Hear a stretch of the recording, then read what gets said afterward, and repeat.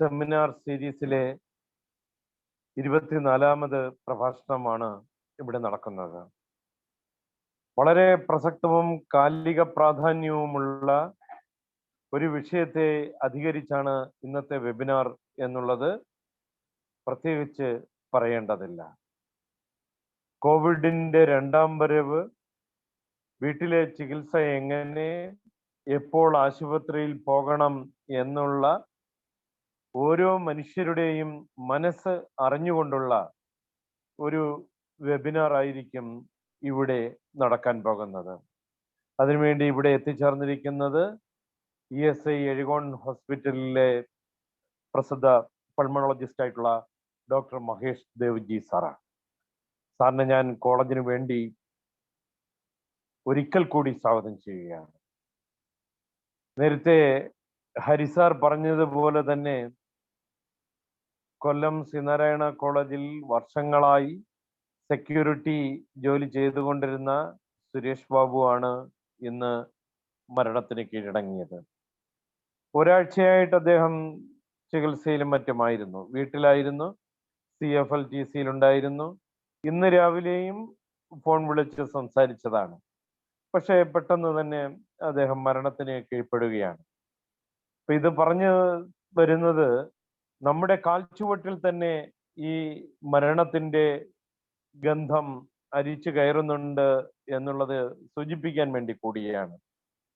ഒരു ചെറിയ തുമ്മൽ പോലും മനസ്സിലുണ്ടാക്കുന്ന ഭീതി ചെറുതല്ല എന്നുള്ളതാണ് ഇന്ന് നമ്മയെല്ലാം അലട്ടിക്കൊണ്ടിരിക്കുന്ന ഒരു വിഷയം.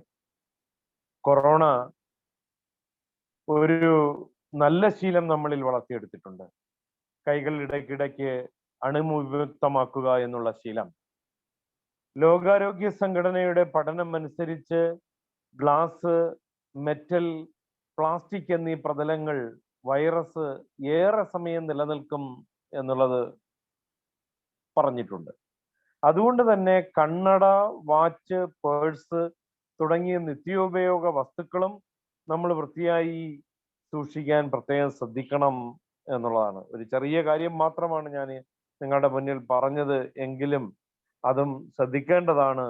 ലോകം ഒരു വൈറസിനാൽ രാജ്യാതിർത്തികളെ തകർത്തെറിഞ്ഞുകൊണ്ട് നമ്മളെ വീടിന്റെ തടവറയിൽ ആക്കിയിരിക്കുകയാണ്. ഒരു രോഗം എന്ന് പറയുന്നത് ഒരു രാപ്പാതിയാണ്. എല്ലാ മനുഷ്യരും അഭിമുഖീകരിക്കേണ്ട ഒരു വിഷയം തന്നെയാണ്. പക്ഷെ ഇത്ര കടുത്ത രീതിയിൽ, ഇത്ര വ്യാപകമായ രീതിയിൽ രോഗത്തെ നമ്മൾ ഭയപ്പെടുന്നത് ആദ്യമാണ്. പ്ലേഗും വസൂരിയും എയ്ഡ്സും എല്ലാം നമ്മുടെ സാമൂഹ്യ ജീവിതത്തിൽ ഒരുപാട് ദുരന്തങ്ങൾ വിതച്ചിട്ടുണ്ട്. പക്ഷേ ഈ കോവിഡിന്റെ ആദ്യ വരവ് പോലെ അല്ല 2ാം വരവ് എന്ന് ഓരോ ദിവസം കഴിയുന്തോറും നമ്മെ ബോധ്യപ്പെടുത്തിക്കൊണ്ടിരിക്കുന്നു. ഇനി 3ാം വരവും 4ാം വരവും ഒക്കെ ഉണ്ടായാലും നമ്മൾ അഭിമുഖീകരിക്കേണ്ട പ്രാഥമികമായ കാര്യങ്ങൾ എന്താണ് നമ്മെ ബോധ്യപ്പെടുത്താൻ നമ്മുടെ ഏറ്റവും പ്രിയപ്പെട്ട സുഹൃത്തും കോളേജിന്റെ അഭ്യുദയകാംക്ഷിയുമായിട്ടുള്ള മഹേഷ് ദേവ് ജി സാർ എത്തിയിട്ടുണ്ട്. സാറിനെ ഞാൻ ഒരിക്കൽ കൂടി കോളേജിന് വേണ്ടി സ്വാഗതം ചെയ്തുകൊണ്ട് എൻ്റെ ആമുഖ ഭാഷണം അവസാനിപ്പിക്കുന്നു. നന്ദി, നമസ്കാരം. Thank you Sunilkumar sir. നമ്മുടെ ഇന്നത്തെ പ്രഭാഷകനായ ഡോക്ടർ മഹേഷ് ദേവ് ജിയെ നമ്മളേവർക്കും പരിചയപ്പെടുത്തുന്നതിന് വേണ്ടി അഗോറയുടെ general convener doctor S. Jisha ടീച്ചറെ സ്വാഗതം ചെയ്യുന്നു. Thank you, Harisa. A very good evening to all of you. With great respect, I am introducing Dr. G. Mahesh Dev. Currently, he is a pulmonologist at ESIC Specialty Hospital, Ezhugon, Kollam. Previously, he was a specialist in pulmonary medicine at Government Medical College, Paripalli, Kollam. And about some training he has undergone, Dr. Mahesh was on special COVID-19 duty at King Edward Memorial Hospital, Pune. He has managed COVID-19 positive patients and suspects and in charge of COVID-19 ward and also guided the nursing staff. He was a DNB resident in respiratory medicine, postgraduate trainee at King Edward Memorial Hospital, Pune, under Ministry of Health and Family Welfare, Government of India. His DNB thesis was on evaluation of aeroallergens by skin prick test in patients with bronchial asthma. Dr. Mahesh was a casualty medical officer and junior resident in pulmonary medicine in emergency medicine and critical care department at King Edward Memorial Hospital, Pune, and has attended pulmonary medicine and general medicine OPDs along with this. Dr. Mahesh did his MBBS internship at Sri Uttradam Tirunal Academy of Medical Sciences, Thiruvananthapuram. He also obtained advanced cardiac life support degree from Academy for Emergency Trauma and Critical Care Medicine, Amrita Institute of Medical Sciences, Cochin. He is also doing postgraduate fellowship in diabetology by BMJ, Royal College of Physicians, UK. Dr. Mahesh is registered under the Travancore Cochin Medical Council, Kerala. He has obtained 6 special training sessions in bronchoscopy and palliative care. He has also attended 7 conferences. Dr. Mahesh was the coordinator and vice president of Sandhanam Charitable Trust of Sri Uttradam Tirunal Academy of Medical Sciences, Kerala, providing financial and medical help for poor patients and also conducted more than 50 medical camps. He has memberships in various professional bodies like Premium Enhanced Membership at American College of Chest Physicians, Life Memberships at European Respiratory Society, Indian Chest Society, Chest Council of India, Academy of Pulmonary and Critical Care Medicine, and Indian Medical Association. I welcome Dr. Mahesh all-heartedly to the 24th talk of Agora 2021 webinar series organized by Srinarayana College, Kollam. Over to Dr. Mahesh. Thank you so much for the warm welcome. എല്ലാവർക്കും നമസ്കാരം. First of all ഇത്രയും ഒരു crucial സിറ്റുവേഷനിൽ ഇത്രയും നല്ലൊരു topic ഡിസിഷനും ഇങ്ങനെ ഒരു webinar series arrange ചെയ്തതിനും Agora ടീമിനും ശ്രീനാരായണ കോളേജ് കൊല്ലം എല്ലാ ഭാരവാഹികൾക്കും നന്ദി രേഖപ്പെടുത്തിക്കൊണ്ട് ഞാൻ തുടങ്ങുകയാണ്. നമുക്ക് അറിയാം, ഇപ്പോൾ ഇൻട്രഡക്ടറി ടോക്കിൽ തന്നെ നമുക്ക് അവർക്ക് മനസ്സിലായതാണ്, അത് നമ്മളെ ബാധിച്ചു തുടങ്ങിയിരിക്കുന്നു, നമ്മുടെ അടുത്തേക്കും മരണം എത്തി തുടങ്ങിയിരിക്കുന്നു എന്ന് പറഞ്ഞാണ് സാർ തുടങ്ങിയത്. അപ്പോൾ അദ്ദേഹത്തിന് പേരിൽ ആദരാഞ്ജലി അർപ്പിച്ചുകൊണ്ട് ഞാൻ തുടങ്ങുകയാണ്. അപ്പൊ നമുക്കറിയാം, കോവിഡിന്റെ 2ാം തരംഗം അതിഭീകരമായ രീതിയിൽ പടർന്നു പിടിച്ചുകൊണ്ടിരിക്കുകയാണ് രാജ്യത്തൊക്കെ തന്നെ, പ്രത്യേകിച്ച് ഇന്ത്യയിൽ. ഹോസ്പിറ്റൽ ബെഡുകൾക്ക് ക്ഷാമം നേരിട്ട് തുടങ്ങി, ഓക്സിജൻ ക്ഷാമം, ഇതെല്ലാം നാം പത്രമാധ്യമങ്ങളിലൂടെയും വാർത്താമാധ്യമങ്ങളിലൂടെയും കണ്ടുകൊണ്ടിരിക്കുകയാണ്. ആ സാഹചര്യത്തിൽ ഇതിനു മുമ്പ് നാം പറഞ്ഞുകൊണ്ടിരുന്നതാണ് ഭയം വേണ്ട, നമുക്ക് ജാഗ്രത മതിയെന്ന് 1ാം തരംഗത്തിൽ. പക്ഷേ ഇപ്പൊ അതൊന്ന് മാറ്റി ചിന്തിക്കേണ്ട സമയമായിരിക്കും. നമുക്ക് 101% ജാഗ്രത വേണം. എവിടെയൊക്കെയോ നമ്മുടെ ആ ജാഗ്രത കൈമോശം വന്നതിന്റെ ഒരു ഫലമാണ് ഈ പറഞ്ഞ രീതിയിൽ ഇത്ര കണ്ട് വിരുദ്ധമായ രീതിയിൽ കേസുകൾ കുത്തനെ വർദ്ധിക്കാനുള്ള കാരണം. അപ്പോ 101% ജാഗ്രതയും അതോടൊപ്പം തന്നെ കുറച്ച് ഭയവും അതോടൊപ്പം തന്നെ നാം നേരിടുന്ന ആ എതിരാളിയെ കുറിച്ചുള്ള വ്യക്തമായ അവബോധവും നമുക്ക് വേണം. അപ്പോൾ ആ അവബോധത്തിലേക്ക് കുറച്ചെങ്കിലും വെളിച്ചം വീശുന്നതാകട്ടെ ഇന്നത്തെ ടോപ്പിക് എന്ന് വിശ്വസിച്ചുകൊണ്ട് നമുക്ക് ടോപ്പിക്കിലേക്ക് പോകാം. ആദ്യം തന്നെ ഈ COVID-19 നമുക്ക് ഏവർക്കും പരിചിതമാണ്, മിക്കവർക്കും അറിയെങ്കിലും ചെയ്യാം. പക്ഷെ എങ്കിലും നമുക്കെന്തോ ഒരു 1.5 വർഷമായി നാം അതിനോടൊപ്പം ജീവിച്ചു വരുന്നു. അപ്പോൾ ഇത് ഇത്രയേ ഉള്ളൂ, നിസ്സാരവൽക്കരിക്കപ്പെടുന്നു. അതുകൊണ്ട് തന്നെ പല ബേസിക് പാഠങ്ങളും നമ്മൾ മറന്നുപോയിരിക്കുന്നു. അപ്പോൾ അതിനൊക്കെയുള്ള തൊട്ടുണർത്തിലായിക്കോട്ടെ, ആദ്യം COVID-19 പ്രധാനപ്പെട്ട ലക്ഷണങ്ങൾ നമുക്ക് നോക്കാം. നമുക്കറിയാം, പനി, വരണ്ട ചുമ, ശ്വാസം മുട്ടൽ, സ്വാദില്ലായ്മ, മണമില്ലായ്മ, അത് ഏവർക്കും അറിയാവുന്ന കാര്യമാണ്. സ്വാദില്ലായ്മ, മണമില്ലായ്മ, തൊണ്ടവേദന, ശരീരവേദന, അകാരണമായ ക്ഷീണം, തലവേദന, ഇതൊക്കെയാണ് പ്രധാനമായും COVID-19 ലക്ഷണങ്ങളായി നാം പറഞ്ഞു വന്നുകൊണ്ടിരുന്നത്. എടുത്ത് കേൾക്കുക, പറഞ്ഞു വന്നുകൊണ്ടിരുന്നത്. ഇത് 1ാം തരംഗം തൊട്ട് നമ്മൾ കേട്ടുകൊണ്ടിരുന്ന കാര്യങ്ങളാണ്. പക്ഷേ 2ാം തരംഗത്തിൽ നാം ശ്രദ്ധിക്കേണ്ട ഒരു സംഗതി എന്താണെന്ന് വെച്ച് കഴിഞ്ഞാൽ, ഏകദേശം ഒരു 50% ആൾക്കാർക്കും കാര്യമായ ലക്ഷണങ്ങളൊന്നും കാണുന്നില്ല. കാര്യം അന്ന് മുതലേ കോവിഡ് രോഗികളെ പരിപാലിക്കുന്ന ഡോക്ടർ എന്ന നിലയിൽ ഞാൻ വ്യക്തമായി OPD-യിലും അതിന്റെ IP കെയറിലും ക്രിട്ടിക്കൽ കെയറിലും കണ്ടുവന്നിരുന്ന കാര്യങ്ങളാണ് ഞാൻ പറയാം. അപ്പോ ഒരു 50% ആൾക്കാർക്കും പ്രത്യേക ലക്ഷണങ്ങളില്ല. ലക്ഷണങ്ങൾ ഉള്ളവരിൽ ഞാൻ ഈ പറഞ്ഞ ലക്ഷണങ്ങൾ ഉണ്ട് താനും. അതോടൊപ്പം തന്നെ പുതിയതായി ഒരു 4 ലക്ഷണങ്ങൾ കൂടെ കണ്ടുവന്നിട്ടുണ്ട്. ഒന്ന് ചെങ്കണ്ണ്, കണ്ണിൽ ചെറിയ ചൊറിച്ചില്, കണ്ണിൽ നിന്ന് വെള്ളമെടുപ്പ് എന്ന് പറഞ്ഞിട്ട് ആൾക്കാർ വരാറുണ്ട്. ടെസ്റ്റ് ചെയ്ത് നോക്കുമ്പോൾ COVID-19 പോസിറ്റീവ് ആവാറുണ്ട്. ഇപ്പൊ ചെങ്കണ്ണ്. പിന്നെ 2ാമത്തെ ഒരു സംഗതി എന്ന് പറഞ്ഞു കഴിഞ്ഞാൽ വയറിളക്കം, പ്രത്യേകിച്ച് കുട്ടികളിലാണ് അങ്ങനെ കണ്ടുവന്നിട്ടുള്ളത്. പിന്നെ ശരീരത്തിൽ കാണുന്ന ചുമന്നു തടിച്ച റാഷികൾ എന്ന് പറയുമ്പോൾ ചെറിയ ചുമന്നു തടിച്ച പാടുകൾ. അതോടൊപ്പം തന്നെ പ്രത്യേകിച്ച് നമ്മുടെ വിരലിന്റെ അറ്റത്ത്, കാലിന്റെ അറ്റത്തൊക്കെ തൊലി ഇളകി ചെറിയ നീറ്റിലോട് കൂടി വരിക. ആ ഒരു ലക്ഷണം അത് വളരെ പെട്ടെന്ന് വരുന്നതാണ്. ലോങ് സ്റ്റാൻഡിംഗ് ആയിട്ട് നിൽക്കുന്ന ഒരു കാര്യമല്ല ഞാൻ പറയണേ. വളരെ പെട്ടെന്ന് അങ്ങനെ ഒരു സിറ്റുവേഷൻ ആയിട്ട് വരികയാണെങ്കിൽ നമ്മൾ COVID-19 സസ്പെക്ട് ചെയ്യണം, സംശയിക്കണം. അപ്പോൾ ഞാൻ ഈ ലക്ഷണങ്ങൾ പറഞ്ഞതിന്റെ ഉദ്ദേശം എന്താന്ന് പറഞ്ഞാൽ, അറ്റ്ലീസ്റ്റ് ഇത്രയും ലക്ഷണങ്ങൾ ഉള്ളവര് നമുക്ക് വന്നത് COVID-19 അല്ല എന്ന് ഉറപ്പുവരുത്താണ് ഫസ്റ്റ്. അതാണ് നമ്മൾ ആ ഒരു എതിരാളിയെ അറിയണം. എതിരാളിയെ അറിഞ്ഞു വേണം നമ്മൾ നേരിടാൻ, അല്ലെങ്കിൽ നമ്മൾ യുദ്ധത്തിൽ തോറ്റു. അപ്പോ നാം മനസ്സിലാക്കേണ്ട സംഗതി എന്താണെന്ന് വെച്ച് കഴിഞ്ഞാൽ, ഈ ലക്ഷണങ്ങൾ മനസ്സിലാക്കി കഴിഞ്ഞാൽ എനിക്കുള്ളത് COVID-19 അല്ല എന്ന് നമ്മൾ ഫസ്റ്റ് ഓഫ് ഓൾ മനസ്സിലാക്കും. അപ്പൊ അതിനായിട്ട് എന്ത് ചെയ്യണം? ഇപ്പൊ സാർവത്രികമാണ് ടെസ്റ്റുകൾ. ഇപ്പൊ കൊച്ചു കുട്ടികൾക്ക് പോലും അറിയാം RT-PCR ചെയ്യണമെന്നും ആന്റിജൻ ചെയ്യണമെന്നും അവർക്കറിയാം. അപ്പോ ഫസ്റ്റ് ഓഫ് ഓൾ നാം വേറെ ആരെ കുറിച്ചാണ് വലിയ വലിയ കൺസെപ്റ്റ് ഒന്നും വേണ്ട. വസുദൈവ കുടുംബം നമ്മൾ ഇപ്പൊ ചിന്തിക്കണം. ഇപ്പൊ ചിന്തിക്കേണ്ടത് അവനവനെ പറ്റിയും അവനവന്റെ ആ സ്മോൾ ഫാമിലിയെ പറ്റിയെങ്കിലും ചിന്തിച്ചു കഴിഞ്ഞാൽ ഈ ലക്ഷണങ്ങൾ ഉണ്ടെങ്കിൽ ഫസ്റ്റ് ഓഫ് ഓൾ ഞാൻ പോയി COVID-19 അല്ല എന്ന് ഉറപ്പുവരുത്തുക. അതാണ് ആദ്യം ചെയ്യാനുള്ളത്. അതുപോലെ റിസൾട്ട് അറിയുന്നത് വരെ സെൽഫ് ഐസൊലേറ്റ് ചെയ്യുക. ഒരുപാട് പേരെ നമ്മൾ കണ്ടിട്ടുണ്ട്. OPD പോകും, വരും, COVID-19 ടെസ്റ്റ് ചെയ്യണമെന്ന് പറയും, ടെസ്റ്റ് ചെയ്യും, റിപ്പോർട്ട് നമുക്കറിയാം RT-PCR റിപ്പോർട്ട് ഇപ്പോൾ ഇത്രയും സാമ്പിളൊക്കെ ഉള്ളത് കൊണ്ട് മിനിമം ഒരു 24 to 48 hours എടുക്കും. എങ്ങനെയാണ് ചിലപ്പോൾ 72 hours എടുക്കാറുണ്ട്. പാരിപ്പള്ളിയിലേക്ക് അത്രയും സാമ്പിൾ ലോഡാണ് വരുന്നത്, അതുകൊണ്ട് തന്നെ ഒരു 72 hours എടുക്കാറുണ്ട്. പക്ഷെ അതുവരെ ആളെന്ത് ചെയ്യും?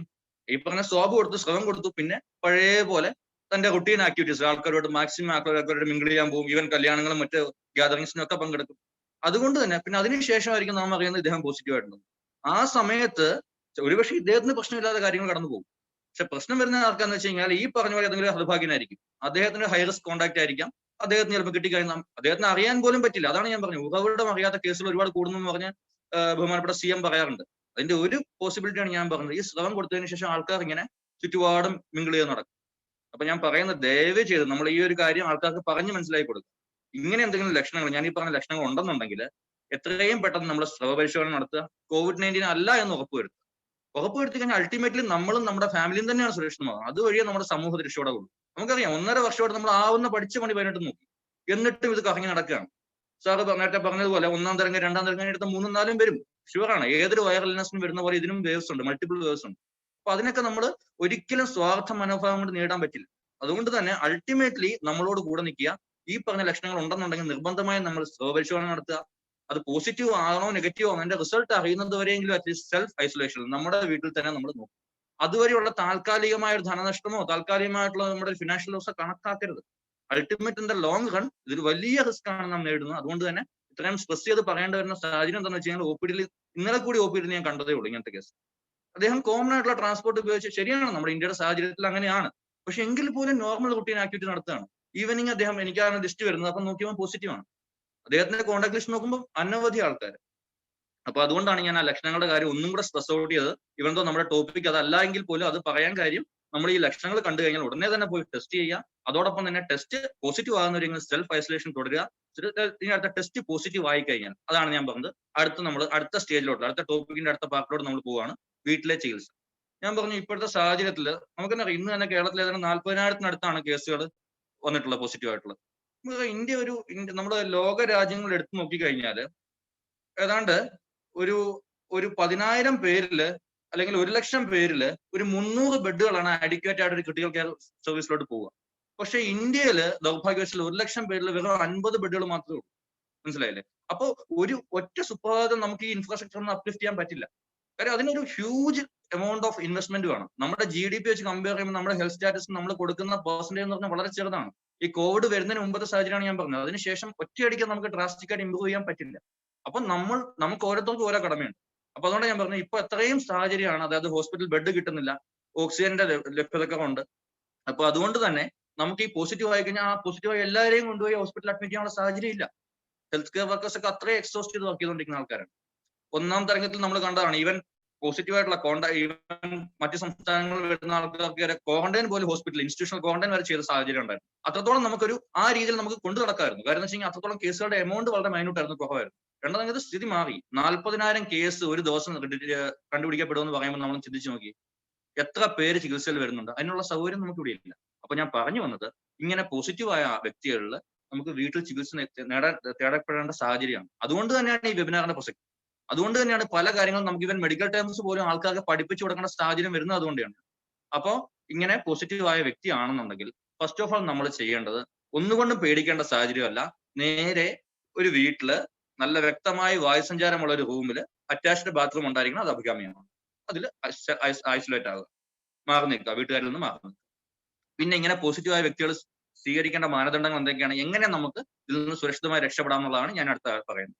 ഈ പറയുന്നതിന്റെ മാനദണ്ഡങ്ങളെല്ലാം വേൾഡ് ഹെൽത്ത് ഓർഗനൈസേഷന്റെയും CDC സെന്റർ ഫോർ ഡിസീസ് കൺട്രോളിന്റെയും റീസെന്റ് ഗൈഡ് ലൈൻസിലുള്ള ടോപ്പിക്കുകൾ തന്നെയാണ്. നമുക്ക് കേൾക്കുമ്പോൾ വളരെ നിസ്സാരമായ കാര്യങ്ങളെന്ന് തോന്നും. പക്ഷെ നാം മനസ്സിലാക്കേണ്ട സംഗതി, 100 പേരിൽ 90% പേർക്കും ഈ രീതിയിൽ 90-95% പേർക്ക് ഈ ഒരു കാര്യം മാത്രം ശ്രദ്ധിച്ചാൽ തന്നെ സിമ്പിൾ ആയിട്ട് നമുക്ക് അസുഖം മാറ്റിയെടുക്കാൻ പറ്റും. അപ്പോൾ കൃത്യമായി അത് പ്രാവർത്തികത്തിൽ വരുത്തുക, മറ്റുള്ളവർക്കും പറഞ്ഞു കൊടുക്കുക.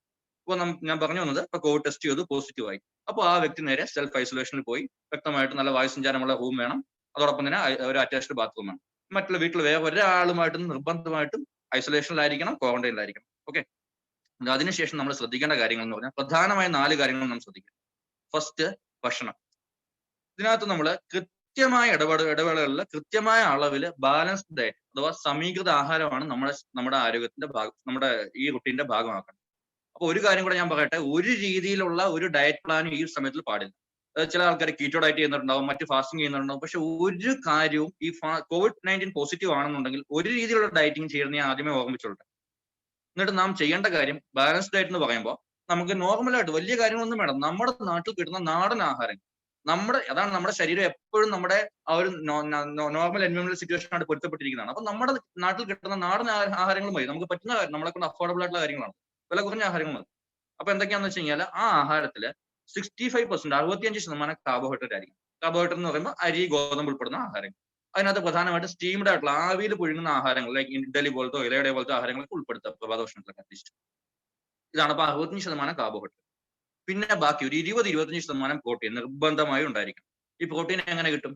സോയാബീൻ, വൻപയർ, ചെറുപയർ അങ്ങനത്തെ ആഹാരങ്ങളൊക്കെ ശരീരത്തിൽ ഉൾപ്പെടുത്തുന്നു. അതോടൊപ്പം തന്നെ പ്രത്യേകിച്ച് ഓർക്കേണ്ടത് മുട്ടയുടെ വെള്ള. കോവിഡ് പോസിറ്റീവ് ആയിട്ടുള്ള രോഗി ഒരു ദിവസം മിനിമം 2 മുട്ടയുടെ വെള്ളമെങ്കിലും കഴിക്കാം. അത്രയും പ്രോട്ടീൻ റിക്വയർമെന്റ് അവർക്കുണ്ട്, അതുകൊണ്ട് ഡെഫിനറ്റ്ലി അത് കഴിക്കും. അത് ഹീലിംഗ് പ്രോസസ്സിനെ വളരെയായിട്ട് പ്രൊമോട്ട് ചെയ്യുന്ന സാധനമാണ്. അപ്പൊ അതുകൊണ്ട് പ്രോട്ടീൻ ഒരു 20-25% പ്രോട്ടീൻ. പിന്നെ ബാക്കി ഒരു 15% നമ്മുടെ ഫാറ്റുള്ള ആഹാരങ്ങൾ, കൊഴുപ്പുള്ള ആഹാരങ്ങൾ.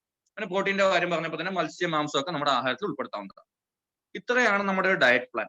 തീർന്നില്ല, ഇതോടൊപ്പം തന്നെ vitamin A, C, D zinc ഇത്രയും കാര്യങ്ങൾ നിർബന്ധമായിട്ട് നമ്മുടെ ആഹാരത്തിൽ ഉൾപ്പെടുത്തും. ഇത് പറയുമ്പോൾ ഉടനെ പോയി കോവിഡ് പോസിറ്റീവ് ആയെന്ന് പറഞ്ഞ് വീട്ടുകാർ പോയിട്ട് അടുത്ത ഹോസ്പിറ്റൽ, അടുത്ത മെഡിക്കൽ സ്റ്റോറിൽ പോയിട്ട് വിറ്റാമിൻ സിയുടെയും എയുടെയും ഡിയുടെയും ഗുളിക കഴിക്കണം എന്നല്ല ഞാൻ പറയുന്നത്. അതിന്റെ ആവശ്യവുമില്ല. നമ്മൾ ചെയ്യേണ്ടത് വിറ്റാമിൻ സി കിട്ടാൻ എന്താ ചെയ്യേണ്ടത്? നമ്മുടെ നാടൻ പഴങ്ങൾ എന്തൊക്കെയാ? പപ്പായ, അതുപോലെ നാരങ്ങ, നെല്ലിക്ക, ഇതൊക്കെ പേരയ്ക്ക, ഇതൊക്കെ റിച്ച് വിറ്റാമിന്റെ സോഴ്സ് ആണ്, വിറ്റാമിൻ സിയുടെ സോഴ്സ് ആണ്. ഇതിലൊക്കെ ഗുളികയുണ്ട്. ഗുളിക എന്ന് പറയുമ്പോൾ പക്ഷേ നമുക്ക് ഒരു ദിവസം വേണ്ടുന്ന ഒരു 100 മില്ലിഗ്രാം വിറ്റാമിൻ സി ആണ്. അത് ഏറ്റവും നാച്ചുറൽ സോഴ്സിൽ നിന്ന് കിട്ടിയാൽ മാത്രമേ 100 മില്ലിഗ്രാം നമുക്ക് ശരീരത്തിന് അബ്സോർബ് ചെയ്ത് കിട്ടുള്ളൂ. അപ്പൊ ഒരു നെല്ലിക്ക കഴിച്ചാൽ അല്ലെങ്കിൽ ഒരു പേരയ്ക്ക കഴിച്ചു കഴിഞ്ഞാൽ നമുക്ക് ഒരു ദിവസം വേണ്ടുന്ന ഫുൾ വിറ്റാമിൻ സി കിട്ടും. അതേസമയം അത്രയും വിറ്റാമിൻ സി നമുക്ക് ടാബ്ലറ്റ് വഴി കിട്ടണമെന്നുണ്ടെങ്കിൽ 1000 മില്ലിഗ്രാം ടാബ്ലറ്റ് കഴിക്കണം വിറ്റാമിൻ സി. അത് 500 സെല്ലിന്റെ 2 ടാബ്ലറ്റ് കഴിക്കണം. അപ്പോൾ ഞാൻ പറയുന്നത് നമ്മുടെ നാട്ടിൽ കേരളത്തിലാണ് നിങ്ങൾ നിൽക്കുന്നുണ്ടെങ്കിൽ ഒരു കാരണവശാലും ഈ ടാബ്ലറ്റിലോട്ട് പോകേണ്ട സാഹചര്യം ഇല്ല. മാത്രമല്ല അതിന് സൈഡ് എഫക്റ്റായിട്ട് ഗ്യാസ്ട്രൈറ്റിസ് ഒക്കെ ഉണ്ടാവാൻ സാധ്യതയുണ്ട്. അതുകൊണ്ട് തന്നെ നിർബന്ധമായിട്ട് നിങ്ങൾ നാട്ടിൽ കിട്ടുന്ന ഈ പഴങ്ങൾ ഉപയോഗിക്കാൻ പര്യാപ്തമായ ആൾക്കാരാണെന്നുണ്ടെങ്കിൽ ഡെഫിനറ്റ്ലി ഒരു ദിവസം ഈ ഒരു പഴം കഴിച്ചാൽ മതി, വിറ്റാമിൻ സി കിട്ടും. അടുത്ത വിറ്റാമിൻ എ വേണമെങ്കിൽ അതിനും ടാബ്ലറ്റിന് പോകേണ്ട കാര്യമില്ല. ക്യാരറ്റ് വിലക്കറികളും ഡെയിലി ഉൾപ്പെടുത്തുക, വിറ്റാമിൻ എയും കിട്ടിക്കഴിഞ്ഞു. ആകെ പ്രശ്നം വിറ്റാമിൻ ഡിയുടേതാണ്. വിറ്റാമിൻ ഡിക്ക് എന്ന് പറഞ്ഞു കഴിഞ്ഞാൽ അതിന് 2 സോഴ്സ് ആണ്. ഒന്ന് സ്മോൾ ഫിഷസ്, ചെറിയ നെത്തോലി പോലത്തെ അല്ലെങ്കിൽ മത്തി പോലത്തെ ആഹാരങ്ങൾ, omega-3 ഫാറ്റി ആസിഡ്സ് ഉണ്ട്, അതിന്റെ കൺവേർഷൻ നടക്കും. അപ്പം വിറ്റാമിൻ ഡി നമുക്ക് കിട്ടും. അപ്പൊ അങ്ങനെ ഒരു ഓപ്ഷൻ ഉണ്ട്. അല്ലാത്തൊരു ഓപ്ഷൻ ഉള്ളതെന്ന് പറഞ്ഞു കഴിഞ്ഞാൽ വെയിൽ കൊള്ളുക എന്നുള്ളതാണ്. വെയിൽ കൊള്ളുക എന്ന് പറയുമ്പോൾ നമുക്കൊരു 10 മണി തൊട്ട് 3 മണി വരെ, CDC പറഞ്ഞതാണ് 10 മണി തൊട്ട് 3 മണി വരെയുള്ള സമയത്ത് കൊള്ളുന്ന ഒരു 10 മിനിറ്റ് നേരത്തെ വെയിൽ, രാവിലെ തൊട്ട് വൈകുന്നേരം വരെ വെയിൽ തിരിക്കണം എന്നല്ല ഞാൻ പറയുന്നത്. ഒരു 10 മിനിറ്റ് നേരം എടുത്തു പറയുകയാണ്. അങ്ങനെ ആകുമ്പോൾ നമ്മുടെ സ്കിന്നില് ഈ പറഞ്ഞ ഇതിന്റെ കൺജനേഴ്സ് ഉണ്ട്. അങ്ങനെ ഈ പറഞ്ഞ 125 ഡൈഹൈഡ്രോക്സി പോളികൾച്ചറുകൾ എന്നുള്ള കൺവേർഷൻ നടന്ന് ആക്റ്റീവ് ഫോം നടന്നിട്ട് വിറ്റാമിൻ ഡി ആക്റ്റീവ് ആയിട്ടുണ്ടാവും. ഇതാണ് ഒരു ഓപ്ഷൻ. ഇല്ലാന്നുണ്ടെങ്കിൽ ഇത് ഇല്ലാത്തവർക്ക് വേണ്ടി മാത്രം പറഞ്ഞു തരാണ്. ഞാൻ ഈ ഒരു വെബിനാറിൽ ആകെ ആ ഒരു നെയിം മാത്രമേ ഡ്രഗിന്റെ പേര് പറയുന്നുള്ളൂ. അതായത് അപ്രൈസ് ഡി എന്ന് പറഞ്ഞിട്ട് നമ്മുടെ ആഴ്ചയിൽ ഒരിക്കൽ ഒരു ടാബ്ലറ്റ്, അതായത് 60,000 യൂണിറ്റിന്റെ ഒരു വിറ്റാമിൻ ഡിയുടെ ടാബ്ലറ്റ് കഴിക്കുക ഒരു കോവിഡ് രോഗി. ഈ പറഞ്ഞ സാഹചര്യങ്ങളൊന്നുമില്ല, ജനൽ തുറക്കാൻ പറ്റില്ല, അടുത്തടുത്ത് വീടുകളാണെന്നുണ്ടെങ്കിൽ അവർക്ക് വെയിൽ കൊള്ളാനുള്ള സാഹചര്യം ഇല്ല. അങ്ങനെയുള്ളവർക്ക് വേണ്ടി മാത്രം ഈ ഒരു ടാബ്ലറ്റ് ആഴ്ചയിൽ ഒരിക്കൽ കഴിക്കും. അങ്ങനെ ആകുമ്പോൾ ആവശ്യത്തിനുള്ള അടിക്കട്ടുള്ള വിറ്റാമിൻ ഡിയും കിട്ടിക്കഴിഞ്ഞു. അപ്പൊ നമ്മുടെ ഫസ്റ്റ് പോയിന്റ് കോവിഡ് പോസിറ്റീവ് ഉള്ള രോഗികൾക്ക് നമുക്ക് കൃത്യമായ എമൗണ്ടിൽ ഒരു ഫാസ്റ്റിങ്ങും ഒരു കീറ്റോ ഡയറ്റും ഇല്ലാതെ കൃത്യമായ ആഹാരം കഴിക്കുക.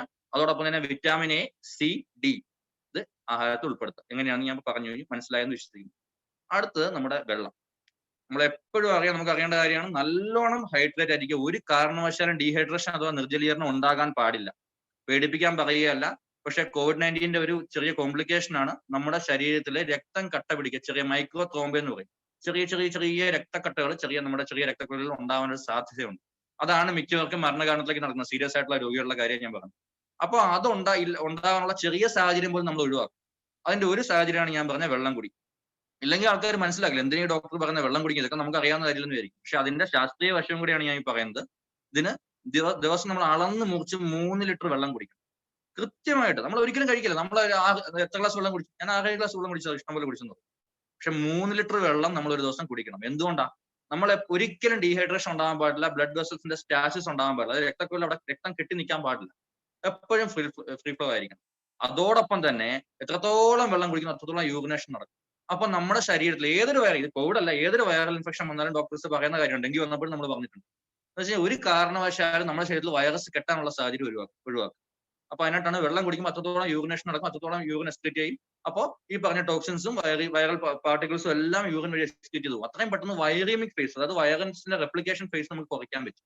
അപ്പൊ അതുകൊണ്ട് തന്നെ അടുത്ത സ്റ്റേജ് എന്ന് പറയുന്ന വെള്ളം കുടി, അത് നല്ലൊരു 3 ലിറ്റർ വെള്ളം നിർബന്ധമായിട്ട് കുടിക്കും. ഓക്കെ.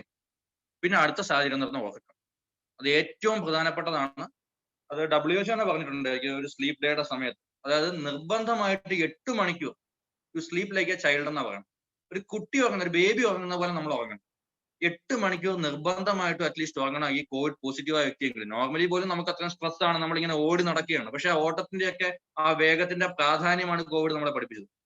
എത്ര ഓടിയാലും ശരി, ചെയ്യേണ്ട കാര്യങ്ങൾ ചെയ്തിട്ട് നീ പോയാൽ മതി എന്ന് കോവിഡ് നമ്മളെ പഠിപ്പിച്ചതാണ്. അത് നമ്മൾ മനസ്സിലായിക്കൊണ്ട് അറ്റ്ലീസ്റ്റ് കോവിഡ് പോസിറ്റീവായ രോഗികളെങ്കിലും ഒരു ദിവസം 8 മണിക്കൂർ സൗണ്ട് സ്ലീപ്പ്, നോർമലായിട്ട് സ്ട്രെസ് ഇല്ലാതെ ഉറങ്ങും. ഞാൻ ആ പറഞ്ഞ സ്ട്രെസ് ഇല്ലാന്നുള്ള കാര്യം അത് അവിടെ നിൽക്കട്ടെ, അത് എനിക്കറിയാം കുറച്ച് പാടാന്നുള്ള കാര്യം. എനിക്ക് അതിന്റെ കാര്യങ്ങൾ നമുക്ക് അടുത്ത ടോക്കിൽ വരാം. അപ്പോൾ ഉറക്കം നിർബന്ധമായിട്ടും 8 മണിക്കൂർ സൗണ്ട് സ്ലീപ്പ് നമുക്ക് വേണം. നന്നായിട്ട് ഉറങ്ങുക. ഈ ഉറങ്ങുന്നതിന്റെ പ്രത്യേകത എന്ന് വെച്ചാൽ നമ്മുടെ ശരീരത്തിലെ ടോക്സിൻസ്, ഫ്രീ റാഡിക്കൽസ് ഇതിനെല്ലാം വാഷ് ഔട്ട് ചെയ്യും. അതുപോലെ സൈറ്റോകൈൻസ് എന്ന് പറഞ്ഞാൽ നമുക്ക് വേണ്ടുന്ന വൈറസിന്റെ പ്രതിരോധത്തിന് വേണ്ടുന്ന കോശങ്ങളെ വികസിപ്പിച്ചെടുക്കും. കെമിക്കൽസിനെ കോശങ്ങളല്ല കെമിക്കൽസിനെ വികസിപ്പിച്ചെടുക്കും. മലയാളം ടേംസ് ചിലപ്പോൾ ചെറിയ വേരിയേഷൻ വരും, ക്ഷമിക്കാം. അപ്പോൾ ആ ടേംസിനെ വികസിപ്പിച്ചെടുക്കും. അപ്പൊ അതുകൊണ്ട് തന്നെ ഉറക്കം നിർബന്ധം. അടുത്തതാണ് 4ാമത്തെ കാര്യമാണ് എക്സസൈസ്. കോവിഡ് രോഗിയാണ് ഞാൻ, 14 ദിവസമാണ് ഞാൻ ബെഡിൽ തന്നെ കിടക്കാമെന്ന് ചോദിച്ചാൽ അങ്ങനെ ചെയ്യരുത്. അറ്റ്ലീസ്റ്റ് ഒരു 10 മുതൽ 30 മിനിറ്റ് വരെ നമ്മുടെ സ്വന്തം ആരോഗ്യസ്ഥിതിക്ക് അനുസരിച്ച് വ്യായാമം ചെയ്യണം. വ്യായാമം എന്ന് പറയുമ്പോൾ ആ റൂമിൽ ചെറുതായിട്ടുള്ള നടത്തം പോലെ ഒരു വ്യായാമമാണ്. നമ്മൾ ശരീരത്തെ ഒരിക്കലും ഒരു ഫിക്സഡ് ആയിട്ട് നിർത്തരുത്, എപ്പോഴും മൂവ് ചെയ്തുകൊണ്ടിരിക്കും. അതിന്റെ ഉദ്ദേശം എന്താണ്? രക്തം എപ്പോഴും മൂവ് ചെയ്തുകൊണ്ടിരിക്കും. ഒരിക്കലും ബ്ലഡ് ക്ലോട്ടിങ്ങിനുള്ള അവസരം ഒരിക്കലും. പിന്നെ ഇൻ കേസ് ചിലപ്പം പ്രായമുള്ള ആൾക്കാരാണ്, അവർക്ക് അങ്ങനെ മൂവ് ചെയ്യാനുള്ള ബുദ്ധിമുട്ടുണ്ട്, ചിലപ്പോൾ വർക്ക് ചെയ്യാൻ ബുദ്ധിമുട്ടുള്ള ആൾക്കാരാണെങ്കിൽ അവർക്ക് നമ്മൾ അഡ്വൈസ് ചെയ്യാൻ പറ്റുന്ന കാര്യം എന്താ? ഇപ്പൊ നമ്മൾ കേൾക്കുന്ന ആൾക്കാർ നമ്മളുടെ കുടുംബത്തിലും അങ്ങനെ ആർക്കെങ്കിലും ഉണ്ടെങ്കിൽ അഡ്വൈസ് ചെയ്യാനായിട്ടാണ് ഞാൻ ഈ പറഞ്ഞിരുന്നത്. അതായത് അങ്ങനെയുള്ള ആൾക്കാരാണെങ്കിൽ അവർ നേരെ ബെഡിൽ കിടക്കുമ്പോൾ നമ്മുടെ മുട്ടിന്റെ അടിഭാഗം വെച്ചിട്ട് കിടക്കലോട്ട് ഇങ്ങനെ പ്രസ് ചെയ്യാൻ പറയും. പ്രസ് ചെയ്ത് 2 സെക്കൻഡ് പിടിക്കുക, റിലീസ് ചെയ്യുക, ഒരു 3 സെക്കൻഡ് പിടിക്കുക, റിലീസ് ചെയ്യുക. അങ്ങനെ തന്നെ ഒരു വ്യായാമമാണ്. നമ്മുടെ കാഫ് മസിൽസ്, പെരിഫറൽ ഹാർട്ട് എന്ന് പറയപ്പെടുന്ന സോളിയസ് പോലത്തെ മസിൽസ് ഉണ്ട്. അപ്പൊ അത് പ്രോപ്പർ ആയിട്ട് ബ്ലഡിന്റെ പമ്പിങ് നടക്കും. ഒരിക്കലും കൂള് ചെയ്തില്ല ബ്ലഡ്, കറക്റ്റ് നോർമൽ ആയിട്ടുള്ള പമ്പിങ് നടന്നുകൊണ്ടിരിക്കും. അതുപോലെ തന്നെ ഒരു കാലം മേപ്പോട്ട് ലിഫ്റ്റ് ചെയ്യുക, താപ്പോട്ട് വയ്ക്കുക, മേപ്പോട്ട് ലിഫ്റ്റ് ചെയ്യുക, താപ്പോട്ട് വയ്ക്കുക. ഇത് തന്നെ സിമ്പിൾ വ്യായാമമാണ്. അവരെ സംബന്ധിച്ചോളം ഇത് തന്നെ ഇനഫാണ്, മോർ ദാൻ ഇനഫാണ്. ആ കോംപ്ലിക്കേഷൻ, ഡ്രഡ് കോംപ്ലിക്കേഷൻ ആണ്, അത് ഒഴിവാക്കാൻ പറ്റും സിമ്പിൾ ആയിട്ട് ഈ ഒരു എക്സസൈസ് ചെയ്ത് കഴിഞ്ഞാൽ. അല്ലാതെ പറ്റാത്ത ആൾക്കാരാണെങ്കിൽ നോർമലായിട്ട് ഈ പറഞ്ഞ നടക്കാൻ പറ്റുന്ന ആൾക്കാരാണെങ്കിൽ ആ റൂമിൽ തന്നെ ഒരു 30 മിനിറ്റ് അവരുടെ ആരോഗ്യസ്ഥിതി അനുസരിച്ച്. ഒരുപാട് എക്സേർട്ട് ചെയ്യേണ്ട, ഒരുപാട് ശ്വാസം മുട്ടൽ വരുന്ന രീതിയിലൊന്നും നടക്കണ്ട, നോർമൽ ആയിട്ടുള്ള രീതി. പക്ഷെ അത് ചെയ്യണം. രാവിലെ വൈകിട്ടും പറ്റുമെങ്കിൽ അങ്ങനെ ഒരു 10-15 മിനിറ്റ് രാവിലെയും 15 മിനിറ്റ് വൈകുന്നേരമായിട്ട് വ്യായാമം നിർബന്ധമായി ചെയ്യും. അപ്പൊ ഈ 4 കാര്യങ്ങൾ, ഭക്ഷണം, വെള്ളം, ഉറക്കം, വ്യായാമം, ഈ 4 കാര്യങ്ങളും നാം ചെയ്യേണ്ട കാര്യങ്ങൾ ഞാൻ പറഞ്ഞു. അതോടൊപ്പം തന്നെ വെള്ളം കുടിക്കുന്നതിന്റെ കാര്യത്തിൽ ഒരു കാര്യം കൂടെ പറഞ്ഞു. അത് എല്ലാവർക്കും ഈ 3 ലിറ്റർ വെള്ളം കുടിക്കുന്ന പറയുമ്പോൾ അത് ഹൃദയത്തിന്റെ പമ്പിങ് തയ്യാറുള്ള ആൾക്കാരുണ്ട്, വാൽവുലാർ ഹാർട്ട് ഡിസീസ് ഉള്ള ആൾക്കാരുണ്ട്, അതുപോലെ കിഡ്നി സംബന്ധമായിട്ട് തയ്യാറുള്ള ആൾക്കാരുണ്ട്. ഇവരൊക്കെ അവരുടെ ഡോക്ടേഴ്സിനോട് പോയി കാണേണ്ട, ഓൺലൈൻ കൺസൾട്ടേഷനോ കോൾ വിളിച്ചിട്ടോ അവരുടെ ഒപ്പീനിയൻ എടുത്തതിന് ശേഷം വേണം വെള്ളം കുടിക്കാനുണ്ട്. കാരണം കിഡ്നി സംബന്ധമായിട്ട് ആൾക്കാരുള്ള, ഡയാലിസിസ് എടുത്തോണ്ടിരിക്കുന്ന ആൾക്കാരൊന്നും ഈ 3 ലിറ്റർ വെള്ളം കുടിക്കാൻ പറ്റില്ല. അവർക്ക് 1 ലിറ്ററോ 600 ml വെള്ളമൊക്കെയാണ്. ഡോക്ടറിന്റെ ഡിപ്പെൻസ് ഓൺ അവരുടെ കണ്ടീഷൻ അനുസരിച്ച് ഡോക്ടേഴ്സ് പറയാറുള്ളൂ. അതല്ലാത്ത ബാക്കി എല്ലാവരും ഈ 3 ലിറ്റർ വെള്ളം കുടിച്ചിരിക്കണം. ഓക്കെ. അടുത്തത് നമ്മൾ ഒരു കാരണവശാലും ചെയ്യേണ്ടാത്ത കാര്യങ്ങളാണ് ഞാൻ അടുത്ത പറയുന്നത്. അതിനകത്ത് ഞാൻ പറഞ്ഞു വെള്ളം കുടിക്കണം. വെള്ളം കുടിക്കുമ്പോൾ സാധാരണ നമ്മുടെ നാടൻ വെള്ളം, നമ്മുടെ സാധാരണ തിളപ്പിച്ചാറ്റിയ വെള്ളം, അതല്ലെങ്കിൽ വേറെ എന്തെങ്കിലും ഈ പറഞ്ഞ പിന്നെ തുളസിയില ഇട്ടതോ അല്ലെങ്കിൽ അങ്ങനത്തെ വെള്ളമൊക്കെ കഴിക്കാം, ഒന്നും പ്രശ്നമില്ല. പക്ഷേ ഷുഗറി ഡ്രിങ്ക്സ് അവോയ്ഡ് ചെയ്യും. അതായത് മധുരം ധാരാളമായിട്ടുള്ള ആഹാരങ്ങൾ ഒഴിവാക്കും ഒരു പരിധി വരെ. പ്രത്യേകിച്ച് ഒരു കാരണവശാലും കൊക്കക്കോള പോലത്തെ അല്ലെങ്കിൽ അങ്ങനത്തെ കാർബണേറ്റ് ഡ്രിങ്ക്സ് പൂർണ്ണമായിട്ട് ഒഴിവാക്കുക. അത് ഈ പറഞ്ഞ കാര്യം തന്നെയാണ് മൈക്രോ ത്രോംബേ ഫോർമേഷൻ, അതായത് ക്ലോട്ട് ഫോർമേഷൻ കൂട്ടും. നമ്മുടെ ബ്ലഡ് ഫ്ലോയുടെ അഡിക്വേറ്റ് ഫ്ലോ കുറയ്ക്കും. അതുകൊണ്ട് തന്നെ അങ്ങനത്തെ സാഹചര്യം നമ്മൾ ഒഴിവാക്കുക, മാക്സിമം ഒഴിവാക്കുക, റിസ്ക് എടുക്കരുത്. ഇപ്പൊ കാർബണേറ്റ് ഡ്രിങ്ക്സ് ഒക്കെ പൂർണ്ണമായി ഒഴിവാക്കുക, മദ്യം പൂർണ്ണമായി ഒഴിവാക്കുക, പുകവലി പൂർണ്ണമായി ഒഴിവാക്കുക. അങ്ങനെ ചെയ്തുകൊണ്ടിരിക്കുന്ന ആൾക്കാരാണെങ്കിൽ നിർബന്ധമായിട്ട് ഈ സമയത്ത് ചെയ്യരുത്, ദയവ് ചെയ്ത്. എന്താ കാരണം എന്ന് വെച്ച് കഴിഞ്ഞാൽ ഇത് നമ്മുടെ പ്രതിരോധശക്തിയെ നോർമലായിട്ട് കുറയ്ക്കും. ഈ സമയത്ത് നമുക്ക് വേണ്ടുന്ന ഏറ്റവും അഡിക്വേറ്റ് ആയിട്ടുള്ള പ്രതിരോധശക്തി തയ്യാറെടുത്ത് നിർത്തുക എന്നുള്ളതാണ്. വൈറസിനെതിരെ ബോഡി വലിയൊരു ഫൈറ്റ് നടത്തിക്കൊണ്ടിരിക്കുക. അതിനെതിരെയാണ് നമ്മൾ തന്നെ നമ്മുടെ ബോഡി നശിപ്പിക്കാനുള്ള കാര്യങ്ങൾ ചെയ്തുകൊണ്ടിരിക്കുന്നത്. ഒരു കാരണവശാലും മദ്യപാനമോ അല്ലെങ്കിൽ പുകവലിയോ ഒരു കാരണവശാലും ചെയ്യാൻ പാടില്ല. അതുപോലെ തന്നെ ഷുഗറി ഡ്രിങ്ക്സ് ഒഴിവാക്കുക. പിന്നെ നമ്മളെല്ലാം ഇതൊക്കെയാണെങ്കിൽ ഇതിൽ ഏറ്റവും പ്രധാനമായിട്ട് നമ്മൾ കാണിക്കുന്ന ഒരു മണ്ടത്തരമാണ് ജങ്ക് ഫുഡ്സ്. നേരെ ഇപ്പം മിക്കവർക്കും ഈ പറഞ്ഞ പോലെ ചിലപ്പോൾ ഒരുപക്ഷെ ഫ്ലാറ്റിലൊക്കെ ജീവിക്കുന്ന ആൾക്കാരായിരിക്കും. നേരെ സ്വിഗ്ഗിയിലോ സൊമാറ്റോയിലോ പോയി ഓൺലൈനിലങ്ങ് ഓർഡർ ചെയ്യും. എന്താ പിസ്സ അല്ലെങ്കിൽ ബ്രോസ്റ്റഡ് ചിക്കൻ ഇങ്ങനെയൊക്കെയുള്ള കാര്യങ്ങൾ. ഒരു കാരണവശാലും ദയവ് ചെയ്ത് പ്രോട്ടീൻ കഴിക്കാമെന്ന് പറഞ്ഞാൽ ചിക്കൻ കഴിച്ചോളൂ, ചിക്കൻ കറി കഴിക്കാം. പക്ഷെ ഒരു കാരണവശാലും ഈ പറഞ്ഞ പോലെ മൈദ അടങ്ങിയതോ ജങ്ക് ഫുഡ്സ് ആയിട്ടുള്ള ആഹാരങ്ങളോ ഒഴിവാക്കുക. എന്താ കാര്യം എന്ന് വെച്ചാൽ അതിനും തിയറി ഉണ്ട്. അത് നമ്മുടെ ശരീരത്തിൽ ഒരു ഹൈപ്പർ ഇൻഫ്ലമേറ്ററി സ്റ്റേജിലോട്ട് കൊണ്ടുപോകും. കോവിഡ് തന്നെ അതാണ് ചെയ്തത് നമ്മുടെ ശരീരത്തിൽ. മൾട്ടിപ്പിൾ ഹൈപ്പർ ഇൻഫ്ലമേറ്ററി ഫേസിലോട്ട് നമ്മുടെ ശരീരത്തെ കൊണ്ടുപോകണം. പല ഓർഗൻസും അതിനിടയ്ക്ക് ഫൈറ്റ് ചെയ്തുകൊണ്ടിരിക്കുക, ഇൻഫ്ലമേഷൻ നടന്നുകൊണ്ടിരിക്കുക. ആ സമയത്ത് നമ്മൾ തന്നെ കുറച്ച് കാറ്റലിസ്റ്റ്, നമ്മൾ കെമിസ്ട്രി പറഞ്ഞ കുറച്ച് കാറ്റലിസ്റ്റ് കൊടുക്കുകയാണ്. അതാണ് ഈ പറഞ്ഞ മൈദയും ജങ്ക് ഫുഡ്സും ബ്രോസ്റ്റഡ് ചിക്കനും ഒക്കെ. അപ്പൊ ഒരു കാരണവശാലും ഈ പറഞ്ഞ സാധനങ്ങളുടെ ഉപയോഗം അറ്റ്ലീസ്റ്റ് ഈ കോവിഡ് പോസിറ്റീവ് ആയിട്ടുള്ള വ്യക്തിയെങ്കിലും ഒരു 20 ദിവസത്തേക്ക് ഒഴിവാക്കും. അപ്പൊ തന്നെ നമ്മുടെ ശരീരത്തിന് സ്വയം ഫൈറ്റ് ചെയ്യാനുള്ള അവസരം നമ്മൾ കൊടുക്കുകയാണ്. ഇത്രയും ചെയ്താൽ മതി. ഇത്രയും ചെയ്യുന്ന ആൾക്കാർക്ക് 90% ആൾക്കാർക്ക് ഒരു പ്രശ്നമില്ലാതെ സംഭവം ക്ലിയർ ആയിട്ട് പോകും. അതുകൊണ്ടാണ് ഞാൻ പറഞ്ഞത് ഈ പറഞ്ഞ 4 കാര്യങ്ങൾ നമ്മൾ ചെയ്യേണ്ടത്, ഈ പറഞ്ഞ 4 കാര്യങ്ങൾ നമ്മൾ ചെയ്യരുത്. അതായത് 3 കാര്യങ്ങൾ ഞാൻ പറഞ്ഞായിരുന്നു. ഷുഗർ ഡ്രിങ്ക്സ് ഒഴിവാക്കുക, ലഹരി പദാർത്ഥങ്ങളെല്ലാം, മദ്യപാനം, സിഗരറ്റ് വലി, അങ്ങനത്തെ സാഹചര്യങ്ങൾ, ജങ്ക് ഫുഡ്സ് എല്ലാം ഒഴിവാക്കുക. പിന്നെ ചെയ്യേണ്ടത് സ്ട്രെസ് ഒഴിവാക്കുക. അതാണ് ഏറ്റവും പരമപ്രധാനമായ സംഗതി. നമ്മൾ തന്നെ ഞാൻ പറഞ്ഞില്ലേ, പോസിറ്റീവ് ആയെന്ന് പറയുമ്പോൾ ഞാൻ ജീവിതം അവസാനിച്ചു, എന്റെ കയ്യിൽ നിന്ന് എല്ലാം പോയി എന്ന് ചിന്തിക്കരുത് ഒരു കാരണവശാലും. നിങ്ങൾ മനസ്സിലാക്കേണ്ട സംഗതി നമ്മൾ എപ്പോഴും പോസിറ്റീവ് ആയിട്ടുള്ള കാര്യങ്ങൾ വെക്കുക. ഇപ്പൊ ഈ സർക്കുലേഷൻ കൂട്ടാനായിട്ട് മീഡിയകളിൽ പല കാര്യങ്ങൾ വരും. ഒരിക്കലും നമ്മൾ വാട്സ്ആപ്പ് യൂണിവേഴ്സിറ്റികളിലോ ഈ പറഞ്ഞ ഫേക്ക് ന്യൂസിലോ വിശ്വസിക്കരുത്. റിലയബിൾ സോഴ്സിൽ നിന്ന്, റിലയബിൾ അതിന്റെ ഓതറൈസ്ഡ് ആൾക്കാരിൽ നിന്ന് മാത്രം വിവരങ്ങൾ ശേഖരിക്കുക. നമ്മൾ സമാധാനം വേണം. മനുഷ്യൻ ജീവിക്കാൻ എന്തിനാ? സമാധാനമായിട്ട് നമ്മുടെ ഫാമിലിയോട് ഒരുമിച്ച് ജീവിക്കാനാണ്. അപ്പൊ അതിനു വേണ്ടിയിട്ട് മാത്രമാണ് ഞാൻ ഈ 14 ദിവസം മാറി നിൽക്കുന്നതെന്ന് ചിന്തിക്കുക. മനസ്സിലായി? നല്ലൊരു നാളേക്ക് വേണ്ടി എപ്പോഴും നമ്മളെ പ്രത്യാശയാണല്ലോ നമ്മളെ മുമ്പോട്ട് നയിക്കുന്നത്. ഇല്ലെങ്കിൽ മനുഷ്യൻ ഇന്നുവരെ എങ്ങും എത്തില്ല. ഈ പറഞ്ഞ വൈദ്യശാസ്ത്രം പോലും ഡെവലപ്പ് ചെയ്ത ആ ഒരൊറ്റ സാഹചര്യത്തിന് മാത്രം. അപ്പൊ അതുകൊണ്ട് നമ്മൾ മനസ്സിലാക്കേണ്ട സംഗതി ഒരു കാരണവശാലും ആവശ്യമില്ലാതെ സ്ട്രെസ് എടുക്കേണ്ട കാര്യമില്ല. നമുക്ക് ഭയം വേണം, ജാഗ്രത വേണം, അവബോധം വേണം. ഞാൻ ആദ്യം അത് പറഞ്ഞു. അത് അസുഖം വരാതിരിക്കാനായിട്ട്. വന്നു കഴിഞ്ഞാൽ പിന്നെ അയ്യോ എനിക്ക് അസുഖം ഒന്ന് പേടിച്ച് ഞാൻ മരിച്ചു പോകുമെന്ന് പറഞ്ഞിട്ട് കാര്യമില്ല. നമ്മൾ ചിന്തിക്കണം, അതിനെ നേരിടണം. അതാണ് ഒരു റിയൽ ഫൈറ്റർ എന്ന് പറഞ്ഞ് ചെയ്യേണ്ടത്. നമ്മുടെ ഫൈറ്ററാണ്. അപ്പൊ ഫൈറ്റർ ചെയ്യേണ്ട കാര്യം എന്താ? നമ്മൾ ചെയ്യേണ്ടത് ഞാൻ ഈ പറഞ്ഞ കാര്യങ്ങൾ കൃത്യമായി ഫോളോ ചെയ്യുക. അതോടൊപ്പം തന്നെ ഒരു രീതിയിലും സ്ട്രെസ് വരാതെ നമുക്ക് ഇഷ്ടപ്പെട്ട കാര്യങ്ങൾ, ചിലർ ദൈവവിശ്വാസികളായിരിക്കും, അങ്ങനെയാണെങ്കിൽ എന്ത് ചെയ്യുക? ഈശ്വരന് നമുക്ക് ഇഷ്ടപ്പെട്ട ഏത് മതവിഭാഗത്തിൽപ്പെട്ട ആളാണോ അതിന്റെ ഭക്തിഗാനങ്ങൾ കേൾക്കുക, കഥകൾ കേൾക്കുക, പാട്ട് കേൾക്കുക. ഇനിയിപ്പം അതല്ല വല്ല സ്പോർട്സ് പേഴ്സൺ ആണെങ്കിൽ സ്പോർട്സ് ന്യൂസുകൾ കാണുക, അല്ലെങ്കിൽ വായിക്കുക, എഴുതുന്ന ആൾക്കാരെ എഴുതാം. നമുക്ക് ഇഷ്ടപ്പെട്ട കാര്യങ്ങളെല്ലാം ചെയ്യാം. പിന്നെ പഴയ സാഹചര്യമല്ല. സാർ ഞാൻ തുടക്കത്തിൽ പറഞ്ഞല്ലോ, ഗോവസൂരിയുടെ സാഹചര്യം, വസൂരിയുടെ കാര്യമൊക്കെ സാർ പറഞ്ഞു. അതുപോലത്തെ സാഹചര്യം അല്ല ഇപ്പൊ ഈ വിർച്വൽ മീറ്റ് തന്നെ നമ്മൾ നടത്തുന്നു. പല ഭാഗത്തുള്ള ആൾക്കാർ, ലോകത്തിന്റെ പല ഭാഗത്തുള്ള ആൾക്കാർ നമ്മൾ മീറ്റ് ചെയ്യുന്ന വിവരങ്ങൾ കൈമാറുന്നു. അതേപോലെ നമുക്ക് വീഡിയോ കോൾ ചെയ്യാം. സുഹൃത്തുക്കളെ വിളിക്കാം, സ്ട്രെസ് റിലീവ് ഇങ്ങനെയുള്ള എന്ത് വേണം, മെഡിറ്റേഷൻ, യോഗ, ഇതൊക്കെ ചെയ്യാം. എങ്ങനെയാണ് നമ്മുടെ മനസ്സിനെ കാമായി നിർത്തുക? എന്ത് നെഗറ്റീവ് തോന്നുന്നു, നമ്മുടെ മനസ്സ് എപ്പോഴാണ് ഡിസ്റ്റർബ്ഡ് ആണ്, ആ ഒരു കാര്യം ദയവേത് ഈ 14 ദിവസം ചെയ്യാതിരിക്കും. ആ സ്ട്രെസ് ഒഴിവാക്കുന്നതിന്റെ ഞാൻ പറഞ്ഞില്ലേ, അതാണ് ഏറ്റവും നമുക്ക് ഡിഫിക്കൽട്ട്. ഇപ്പൊ എന്റെ ക്ലിനിക്ക് വരുന്ന രോഗികളോട് എനിക്ക് ടാക്കിൾ ചെയ്യാൻ ഏറ്റവും ബുദ്ധിമുട്ടായിട്ട് വരുന്ന സംഗതി ഇതാണ്. അതുകൊണ്ടാണ് ഞാൻ ഇത്രയും കാര്യങ്ങൾ അതിനെക്കുറിച്ച് പറയുന്നത്. നമ്മൾ തന്നെ സ്വയം കണ്ടുപിടിക്കണം നമ്മളെ എന്താണ് സ്ട്രെസ്ഡ് ആവുന്ന കാര്യങ്ങൾ, അതിനെ റിലീവ് ചെയ്യാൻ നമുക്ക് ആരെ വിളിക്കാം. അപ്പൊ അമ്മയോട് സംസാരിക്കോ, ഭാര്യയോട് സംസാരിക്കോ, പെങ്ങളോട് സംസാരിക്കോ, ചെയ്യുക. ബി ഫ്രീ, ഫ്രാങ്ക് ആയിട്ട് ചെയ്യാം. എപ്പോഴാ? ഫോൺ വഴിയോ വീഡിയോ കോൾ വഴി സമാധാനമായിട്ട്. അഥവാ സ്ട്രെസ് ഒഴിവാക്കുമ്പോഴത്തെ കാര്യം എന്താ? നമ്മുടെ പ്രതിരോധ സിസ്റ്റം അത്രയും ആക്റ്റീവ് ആവുകയാണ്. ഈ സ്ട്രെസ് ചെയ്യുമ്പോൾ ഒരുപാട് കെമിക്കൽ മീഡിയേറ്റേഴ്സ് ശരീരത്തിൽ ഉണ്ടായിക്കൊണ്ടിരിക്കും. നമുക്ക് തന്നെ അറിഞ്ഞൂടെ, ഇപ്പൊ സ്ട്രെസ് വരുമ്പോൾ നമുക്ക് പെട്ടെന്ന് ടാക്കിക്കാർഡിയ, ഹാർട്ട് റേറ്റ് കൂടും, വിയർക്കും. ഇതൊക്കെ സത്യം പറഞ്ഞാൽ അൺനെസറി ആയിട്ടുള്ള കെമിക്കൽ മീഡിയേറ്റേഴ്സ് ശരീരത്തിൽ ഉണ്ടായിക്കൊണ്ടിരിക്കുകയാണ്. ഒരു രോഗമുള്ള അവസ്ഥയിൽ ഇതുണ്ടാവുന്നത് നല്ലതല്ല. കാര്യം നമുക്ക് വേണ്ടുന്ന നോർമൽ ആയിട്ടുള്ള നല്ല പ്രതിരോധ കോശങ്ങളുടെ നിർമ്മാണമാണ് ആ സമയത്ത് നടക്കേണ്ടത്. അത് ഹാമ്പർ ആവും, കുറച്ച് നേരത്തേക്ക് ഒന്ന് കുറയും. അത് തന്നെ മതി വൈറസ് നമ്മളെ അറ്റാക്ക് ചെയ്യാനായിട്ട് കുറച്ചുകൂടെ ശക്തമായിട്ട്.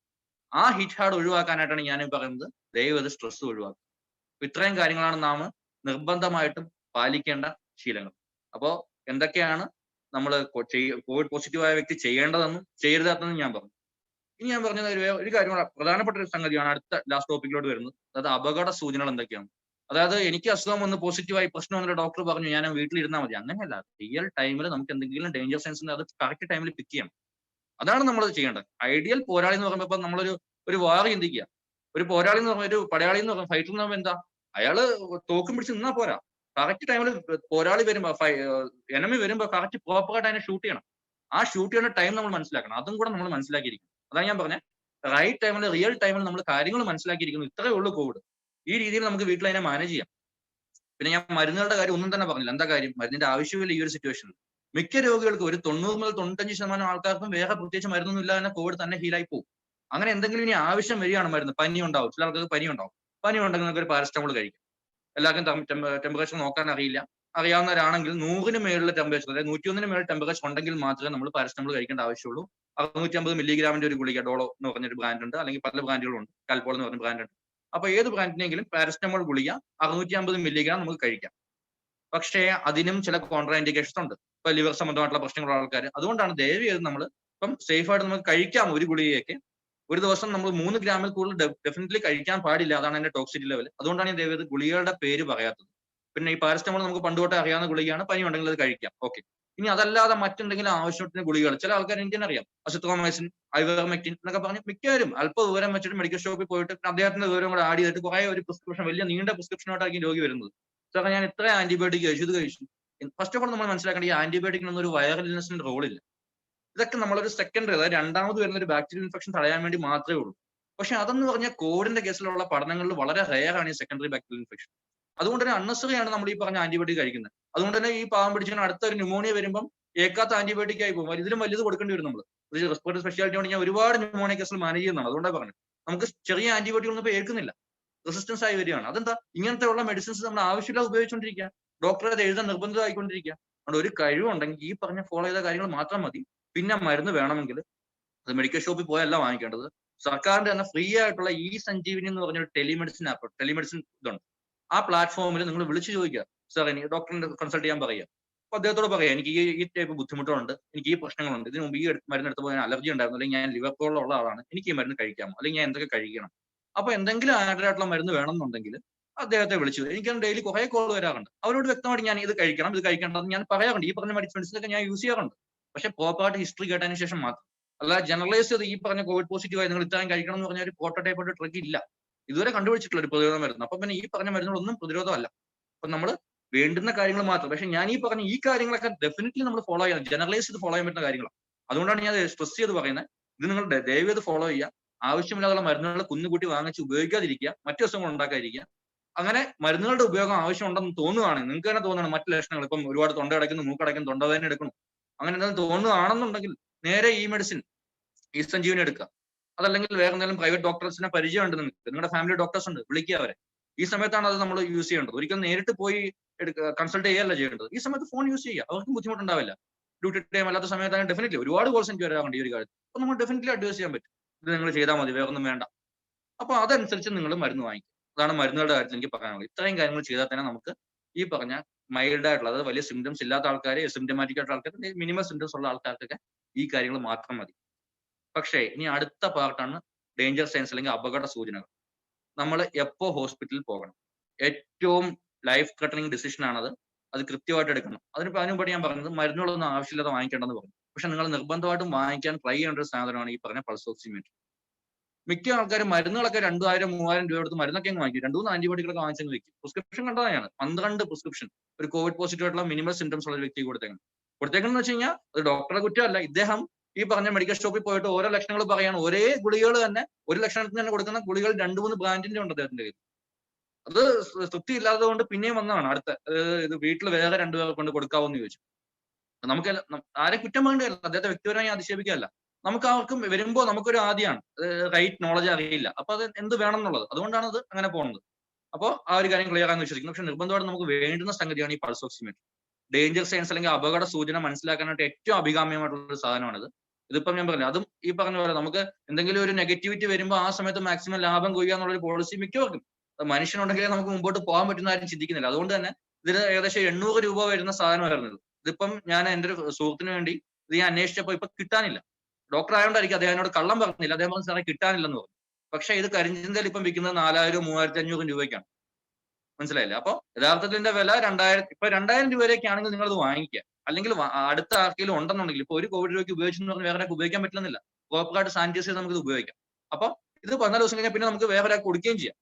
അപ്പൊ ഇത് അറ്റ്ലീസ്റ്റ് ഇത് എങ്ങനെയെങ്കിലും ഒന്ന് തരപ്പെടുത്തി എടുക്കാൻ നോക്കുക. ഇനി അതിന്റെ കാര്യത്തിലേക്ക് വരാം. ഈ പൾസ് ഓക്സിമീറ്റർ എന്ന് പറഞ്ഞാൽ ഇവിടെ ഞെക്കി നമുക്ക് ഓൺ ആക്കാൻ പറ്റും, കാണാൻ പറ്റുമെന്ന് വിശ്വസിക്കുന്നു. അത് തലതിരിഞ്ഞാണോ കാണുന്നത് എനിക്ക് കൃത്യമായിട്ട് അറിയില്ല. അപ്പൊ അത് 2 കാര്യങ്ങളാണ് നമുക്ക് കാണാൻ പറ്റുന്നത്. ഒന്ന് SpO2, അതാണ് നമ്മുടെ ബ്ലഡിന്റെ ഓക്സിജൻ സാച്ചുറേഷൻ. ഡോക്ടറെ കുറച്ചും കൂടെ ബാക്കിലോട്ട് വെക്കുന്നതാണ് നല്ലത്. എഴുതിയിരിക്കുന്ന കാണാൻ പറ്റണില്ല. കാണാൻ പറ്റും. ഒരു മിനിറ്റ് ഞാൻ ബാക്കിലോട്ട് വെക്കാം. കാണാൻ പറ്റുന്നുണ്ടോ? കാണാൻ പറ്റുന്നുണ്ടോ? ഇപ്പൊ കാണാൻ അല്ല, കൂടുതൽ ക്ലോസ് ആക്കണ്ടെന്ന് തോന്നുന്നു, അപ്പോഴാ ബ്ലേഡ് ആവുന്നത്. ഒരു മിനിറ്റ്. ഇപ്പൊ പ്രോബ്ലം ഇല്ല, കാണാം ഡോക്ടർ പറഞ്ഞാൽ മതി. അപ്പൊ അതിനകത്ത് 2 കാര്യങ്ങളാണ് ഉള്ളത്. ഒന്ന് SpO2, അതായത് നമ്മുടെ ബ്ലഡിന്റെ ഓക്സിജന്റെ അളവ്. രണ്ടാമത് പൾസ് റേറ്റ്. അപ്പൊ ഇതിന്റെ അപകട സൂചന എന്താന്ന് വെച്ച് കഴിഞ്ഞാൽ ഈ SpO2 അഥവാ ബ്ലഡിന്റെ സാച്ചുറേഷൻ, നമ്മുടെ ഓക്സിജന്റെ ലെവലാണ്. അത് നോർമലി 94 മുകളിൽ നിൽക്കണം. എന്തായാലും നോർമൽ ആയിട്ടുള്ള ആൾക്കാർ 97 മുകളിലോട്ട് തന്നെ കാണും. 96, 97 ഒക്കെ നോർമലാണ്, അതിന് മുകളിലോട്ട് കാണും. പക്ഷെ കോവിഡ് രോഗികളിൽ അപകട ലക്ഷണം എപ്പോഴാണെന്ന് വെച്ച് കഴിഞ്ഞാൽ 94 ചൂടയോട്ട് ഈ വാല്യൂ പോകും. അതെങ്ങനെയാ നോക്കേണ്ടതെന്ന് വെച്ച് കഴിഞ്ഞാൽ നമ്മുടെ ഡോമിനന്റ് ഹാൻഡ്, ഇതിന്റെ ചൂണ്ടുകല്ല, ഇൻഡെക്സ് ഫിംഗർ നമ്മൾ ഇതിന്റെ ഉള്ളിൽ ഇങ്ങനെ ഒരു സെൻസർ ഉണ്ട്, അങ്ങോട്ട് വെക്കുക. എന്നിട്ട് ഇത് ഓൺ ആക്കുക. അതിനുശേഷം ഇതിങ്ങനെ വെയിറ്റ് ചെയ്യുക. ഒരു 15 സെക്കൻഡ് മുതൽ 30 സെക്കൻഡ് വരെ നമ്മൾ വെയിറ്റ് ചെയ്യണം. ആദ്യം കാണുന്ന വാല്യൂ എടുക്കരുത്. ഓക്കെ, അങ്ങനെ വരുമ്പോൾ നമുക്ക് ഈ വാല്യൂ കാണാൻ പറ്റും. നിങ്ങൾക്ക് കാണാൻ പറ്റുമെന്ന് വിശ്വസിക്കുന്നത് 97 ആണ് ഇത് കാണിക്കുന്നത്. അപ്പൊ ആദ്യം കാണുന്നതാണ് ഈ രക്തത്തിലെ ഓക്സിജന്റെ അളവ്. അത് 94 മുകളിലായിരിക്കണം, നിർബന്ധമായിട്ടും ആയിരിക്കും. ഒറ്റ റീഡിങ് ചെയ്യുമോ എനിക്ക് 94 മുകളിലായില്ല എന്ന് വെച്ച് പേടിക്കേണ്ട കാര്യമില്ല. അപ്പൊ റിപ്പീറ്റ് ആയിട്ട് നോക്കുക. രാവിലെയും വൈകുന്നേരം നിർബന്ധമായിട്ട് കോവിഡ് പോസിറ്റീവ് ആയിട്ടുള്ള രോഗി ഇത് വെച്ച് ചെക്ക് ചെയ്ത് നോക്കണം. അപ്പൊ അത് റീഡിങ് 94 താഴോട്ട് പോയാൽ നമ്മളൊന്ന് സൂക്ഷിക്കണം. അങ്ങനെയാകുമ്പോൾ നമ്മൾ എന്ത് ചെയ്യണം? ഒരു 6 മിനിറ്റ് സാവകാശം ഒന്ന് നടക്കുക. നടന്നതിന് ശേഷം വന്നിട്ട് ഒന്നും കൂടെ നോക്കുക. അപ്പോഴ് നോർമലി ഉള്ളത്, ഇപ്പൊ നോർമലി എനിക്ക് എന്റെ റീഡിങ് 98 ആണെന്ന് വെച്ചു, നടന്നതിന് ശേഷം 96 ആയി, പേടിക്കേണ്ട. പക്ഷെ നമ്മൾ നടന്നതിന് ശേഷം ഒരു 4% കുറവ് വന്നാൽ, 3 ചില ഗൈഡ് ലൈൻസിൽ പറഞ്ഞത്, ചിലത് 4 പറഞ്ഞു. അപ്പൊ 4% കുറവ് വന്നു കഴിഞ്ഞു കഴിഞ്ഞാൽ നമുക്ക് കോവിഡ് ഇത്തിരി ഗുരുതരമായിക്കൊണ്ടിരിക്കുന്നു, അത് ഹോസ്പിറ്റലിൽ പോകേണ്ട കേസാണെന്ന് മനസ്സിലാക്കാം. അതല്ല, നമ്മുടെ ഓക്സിജന്റെ സാച്ചുറേഷൻ 94 താഴോട്ട് പോകുന്നു, അത് നമ്മൾ ഒരു തവണ നോക്കിയിട്ട് കാര്യമില്ല. സ്ട്രെസ് ആവാതെ സമാധാനമായിട്ട് ഇരുന്ന്, കൈകൾ വിറയാൻ പാടില്ല, നേരെ ഇരുന്നിട്ട് ഒരു 30 സെക്കൻഡ് നോക്കുക, കൃത്യമായിട്ട് അതിന്റെ വാല്യൂ നോക്കുക. അപ്പോൾ 94 കുറവായിട്ടുണ്ടെന്നുണ്ടെങ്കിൽ നമുക്ക് അത് ഹോസ്പിറ്റലിൽ പോകേണ്ട ഒരു സംഗതിയാണ്. ചിലപ്പോൾ ഓക്സിജന്റെ ആവശ്യം വന്നേക്കാം, ഡോക്ടറിന്റെ പരിചരണം ആവശ്യമുണ്ടെന്നാണ് മനസ്സിലാക്കുക. അപ്പൊ ഒന്ന്, ഈ പൾസ് ഓക്സിമീറ്ററിന്റെ ഒരു ഉപയോഗം, രക്തത്തിലെ ഓക്സിജന്റെ അളവ് മനസ്സിലാക്കാൻ പറ്റി, 94 കുറവാണെങ്കിൽ നമ്മൾ ഹോസ്പിറ്റലിൽ പോകണം. അടുത്തത്, ഇതിനകത്ത് തന്നെ പൾസ് റേറ്റ് അറിയാൻ പറ്റും. PR എന്ന് എഴുതിയേക്കും പൾസ് റേറ്റ്. നമുക്കറിയാം നോർമലി പൾസ് റേറ്റ് എന്ന് പറയുമ്പോൾ 60 മുതൽ 100 വരെയാണ് ആരോഗ്യവാനായ ഒരു വ്യക്തിയുടെ പൾസ് റേറ്റ്. നമ്മൾ ഒരുപാട് സ്ട്രെയിൻ എടുക്കുകയാണ്, സ്ട്രെസ് എടുക്കുകയാണെങ്കിൽ കുറച്ച് വേരിയേഷൻ വരും, ആൻസൈറ്റി ഉണ്ടെങ്കിൽ വരും. എന്നിരുന്നാൽ പോലും 120 മുകളിലോട്ട് സ്ഥിരമായി നമ്മുടെ പൾസ് റേറ്റ് നിൽക്കുകയാണെന്നുണ്ടെങ്കിൽ അത് അത്ര നല്ല സൂചനയല്ല. ഒരുപക്ഷെ അണ്ടർലൈങ് ആയിട്ടുള്ള ഒരു ലങ് ഇൻഫെക്ഷൻ, ന്യൂമോണിയയുടെ തുടക്കമായിരിക്കാം എന്ന് നമ്മൾ അനുമാനിച്ചുകൊണ്ട് പൾസ് റേറ്റ് ഇങ്ങനെ 120 മേലോട്ട് നിൽക്കുക, നമ്മുടെ രക്തത്തിലെ ഓക്സിജന്റെ അളവ് 94 കുറവാണെന്നുണ്ടെങ്കിൽ നിർബന്ധമായിട്ട് അപകട ലക്ഷണമാണ്, ഹോസ്പിറ്റലിൽ പോകേണ്ടതായിട്ടുണ്ട്. പിന്നെ ഇതൊന്നും ഇല്ലാത്ത ഒരു വ്യക്തിയാണെങ്കിൽ എന്ത് ചെയ്യാം? ഇല്ലാത്ത വ്യക്തിയാണെങ്കിൽ സത്യമാണ് തുറന്ന് എനിക്ക് പറയാൻ പറ്റുന്ന കാര്യം, രക്തത്തിലെ ഓക്സിജൻ അളവ് കണ്ടുപിടിക്കാൻ വേറെ ഷോർട്ട് കട്ട്സ് ഒന്നുമില്ല. ഇതാണ് ഏറ്റവും അഭികാമ്യം. പൾസ് റേറ്റ് നമുക്ക് വേണമെങ്കിൽ കണ്ടുപിടിക്കാം. ഈ പറഞ്ഞ പോലെ ഫോണിലൊക്കെ സ്റ്റോപ്പ് വാച്ച് ഉണ്ടാവും, 1 മിനിറ്റ് നമ്മൾ നോക്കണം. സ്റ്റോപ്പ് വാച്ച് 0 ഓൺ ആക്കിയതിനു ശേഷം സ്റ്റാർട്ട് ചെയ്തിട്ട് നമ്മുടെ ഈ മണിബന്ധത്തിൽ തള്ളവിരലും താഴെയായിട്ട് ഈ ഒരു ഭാഗത്ത് ഇങ്ങനെ വിരൽ ഇങ്ങനെ 3 വിരൽ വെച്ചിട്ട് ഇങ്ങനെ ഈ ഒരു റേഡിയൽ ആർട്ടറിയാണ് നമ്മൾ പാൽപ്പേറ്റ് ചെയ്യുന്നത്. ഈ രീതിയിൽ നമ്മൾ നോക്കുമ്പോൾ മിടിക്കുന്ന സൗണ്ട് കേൾക്കാം. അങ്ങനെ ഒരു ഫീൽ ചെയ്യാൻ പറ്റും. മിടിക്കുന്ന സൗണ്ട് അല്ല, സോറി, ആ മിടിക്കുന്ന സ്പന്ദനം ഫീൽ ചെയ്യാൻ പറ്റും. അത് നമ്മളിങ്ങനെ ഒരു സ്പന്ദനത്തിന് 1, അങ്ങനെ നമ്മൾ ആ സ്റ്റോപ്പ് വാച്ച് ഓൺ ആക്കുക. ഒരു 60 സെക്കൻഡിൽ എത്ര സ്പന്ദനം നമുക്ക് കിട്ടുന്നു നോക്കുക. അപ്പൊ അതും അങ്ങനെ വെച്ചിട്ട് നമുക്ക് കാൽക്കുലേറ്റ് ചെയ്യാൻ പറ്റും. അങ്ങനെ ആകുമ്പോൾ അത് നോർമൽ വാല്യൂ 60 തൊട്ട് 100 വരെ ഇരിക്കണം. അപ്പൊ ഇങ്ങനെയൊക്കെ ചെയ്യുമ്പോഴത്തെ ആൾക്കാർക്ക് തന്നെ സ്ട്രെസ് കൂടും. അതുകൊണ്ടാണ് ഞാൻ പറഞ്ഞത്, ഇങ്ങനത്തെ ഒരു സാഹചര്യം ഉണ്ടെന്നുണ്ടെങ്കിൽ നമുക്ക് കൃത്യമായിട്ട് അഡിക്വേറ്റ് എടുത്ത്, ഇലക്ട്രോണിക് ആണ്, വിത്ത് സെൻസേഴ്സ് ഉള്ളതാണ്. അപ്പോൾ അത്യാവശ്യം നല്ലൊരു കമ്പനിയുടെ വാങ്ങിച്ചു കഴിഞ്ഞാൽ പ്രശ്നമില്ല, മൾട്ടിപ്പിൾ ആയിട്ട് യൂസ് ചെയ്യുകയും ചെയ്യാം. അപ്പൊ അതുകൊണ്ട് തന്നെ ഇത് കഴിയുന്നതും വാങ്ങാൻ ശ്രമിക്കുക, അറ്റ്ലീസ്റ്റ് പോസിറ്റീവ് ആയ വ്യക്തികളുടെ ഫാമിലി മെമ്പേഴ്സ് എങ്കിലും. ഇത് ഒരുപാട് ജീവൻ രക്ഷിക്കാൻ പറ്റുന്ന സാധനമാണ്. പണ്ട് തൊട്ട് തന്നെ ഇത് ഉപയോഗിച്ചുകൊണ്ടിരുന്നതാണ് നമ്മളെല്ലാവരും. റെസ്പിറേറ്ററി മെഡിസിനിൽ ഇതില്ലാതെ ഒരു ഇതില്ല, റെസിഡൻസ് തൊട്ട് ഇത് വേണ്ടുന്ന സാധനമാണ്. പക്ഷെ അത് ഇപ്പോഴത്തെ സാഹചര്യത്തിൽ ഇത്രയും വിരുദ്ധമായ രീതിയിൽ കേസുകൾ കൂടുന്നതുകൊണ്ടാണ് നമുക്കിത് കോമൺ പീപ്പിളിന് വേണ്ടി ജനറലൈസ്ഡ് പറഞ്ഞു തരേണ്ടി വരുന്നത്. കാര്യം അറ്റ്ലീസ്റ്റ് നമ്മളത് മനസ്സിലാക്കിയിരിക്കാൻ വേണ്ടി മാത്രം. അപ്പൊ 94% താഴെ പോയാൽ, അല്ലെങ്കിൽ പൾസ് റേറ്റ് 120 മുകളിലോട്ട് പോയാൽ അപകട സൂചനയാണ്. അടുത്ത രണ്ടാമത് റെസ്പിറേറ്ററി റേറ്റ് അഥവാ ശ്വാസോച്ഛ്വാസത്തിന്റെ ഗതി. അതെങ്ങനെ മനസ്സിലാക്കുമെന്ന് വെച്ച് കഴിഞ്ഞാൽ, അത് ഒന്നുകിലും നമ്മളെ പരിചരിക്കുന്ന ഒരു വ്യക്തിക്ക് മനസ്സിലാക്കാൻ പറ്റും, അല്ലെങ്കിൽ നമുക്ക് തന്നെ സ്വയം മനസ്സിലാക്കുന്നുണ്ടെങ്കിൽ നേരെ കിടക്കുക ബെഡിൽ. നമ്മുടെ ഒരു കൈ നമ്മുടെ വയറിന് മുകളിൽ വെച്ചിട്ട് ശ്വാസോച്ഛ്വാസം എടുക്കുന്നത്, ഒരു തവണ ശ്വാസം എടുത്ത് വിടുന്ന സമയമാണ് ഒരു ശ്വാസഗതി എന്ന് പറയുന്നത്. അപ്പൊ സമാധാനമായിട്ട് റിലാക്സ് ചെയ്ത് കിടന്നതിന് ശേഷം വയറിങ്ങനെ വെച്ചിട്ട് ശ്വാസം എടുക്കുന്ന ഗതി റിലാക്സ് ചെയ്ത് നോക്കുക. 1 മിനിറ്റിൽ നോർമലി ആരോഗ്യവാനായ ഒരു വ്യക്തി 14 മുതൽ 18 വരെയാണ്. അത് ഏറ്റക്കുറിച്ചുകൾ വരാം, സ്ട്രെസ് ഒക്കെ ഉണ്ടെങ്കിൽ കുറച്ച് കൂടാം. എത്രയൊക്കെ കൂടിയാലും 24 മുകളിലായിട്ടാണെങ്കിൽ കുറച്ച് സിക്കാണ്, അത് കണ്ടീഷൻ നമ്മുടെ കുറച്ച് നമുക്ക് ചിലപ്പോൾ ഒരു വൈദ്യ സഹായം തേടേണ്ടി വന്നേക്കാം, അറ്റ്ലീസ്റ്റ് ഡോക്ടറെങ്കിലും വിളിക്കേണ്ടി വന്നേക്കാം നമ്മൾ മനസ്സിലാക്കണം. പക്ഷേ അത് 30 മുകളിലോട്ട് പോകണമെങ്കിൽ നിർബന്ധമായിട്ട് ഹോസ്പിറ്റലിൽ പോകണം. അപ്പൊ അതൊരു ഡേഞ്ചർ സൈൻ ആണ്. അപ്പോൾ മൂന്നാമത്തെ ഡേഞ്ചർ സൈൻ ആണ് റെസ്പിറേറ്ററി റേറ്റ് കൂടുക, അതായത് ശ്വാസോച്ഛ്വാസ ഗതി 30 മുകളിലേക്ക് പോകും. 24 മുകളിലോട്ട് പോകുമ്പോൾ തന്നെ നമ്മൾ ശ്രദ്ധിക്കണം. 1-2 റീഡിംഗ് അല്ല ഞാൻ പറഞ്ഞത്, നമ്മളൊന്ന് ക്ലിയർ ആയിട്ട് ശ്രദ്ധിച്ച് നോക്കുക. 2 മണിക്കൂർ ക്ലിയർ ആയിട്ട് എനിക്ക് അങ്ങനെയാണോ, അല്ലെങ്കിൽ വേറൊരാൾ ശ്രദ്ധിച്ച് നോക്കുക. അയാൾ ശ്രദ്ധിക്കുമ്പോൾ കാര്യമാണ് ശ്വാസം കഴിക്കാനുള്ള ബുദ്ധിമുട്ട്. അത് ഏറ്റവും എളുപ്പത്തിൽ മനസ്സിലാക്കുന്ന സംഗതിയാണ്. ഈ പറഞ്ഞ പോലെ വയറ് പൊങ്ങിയും താഴുകയും ചെയ്യുന്നത് വളരെ സ്പീഡിലാണോ, 30 മേളിലോട്ടാണോ ഒരു മിനിറ്റിൽ വരുന്നതെന്ന് നോക്കും.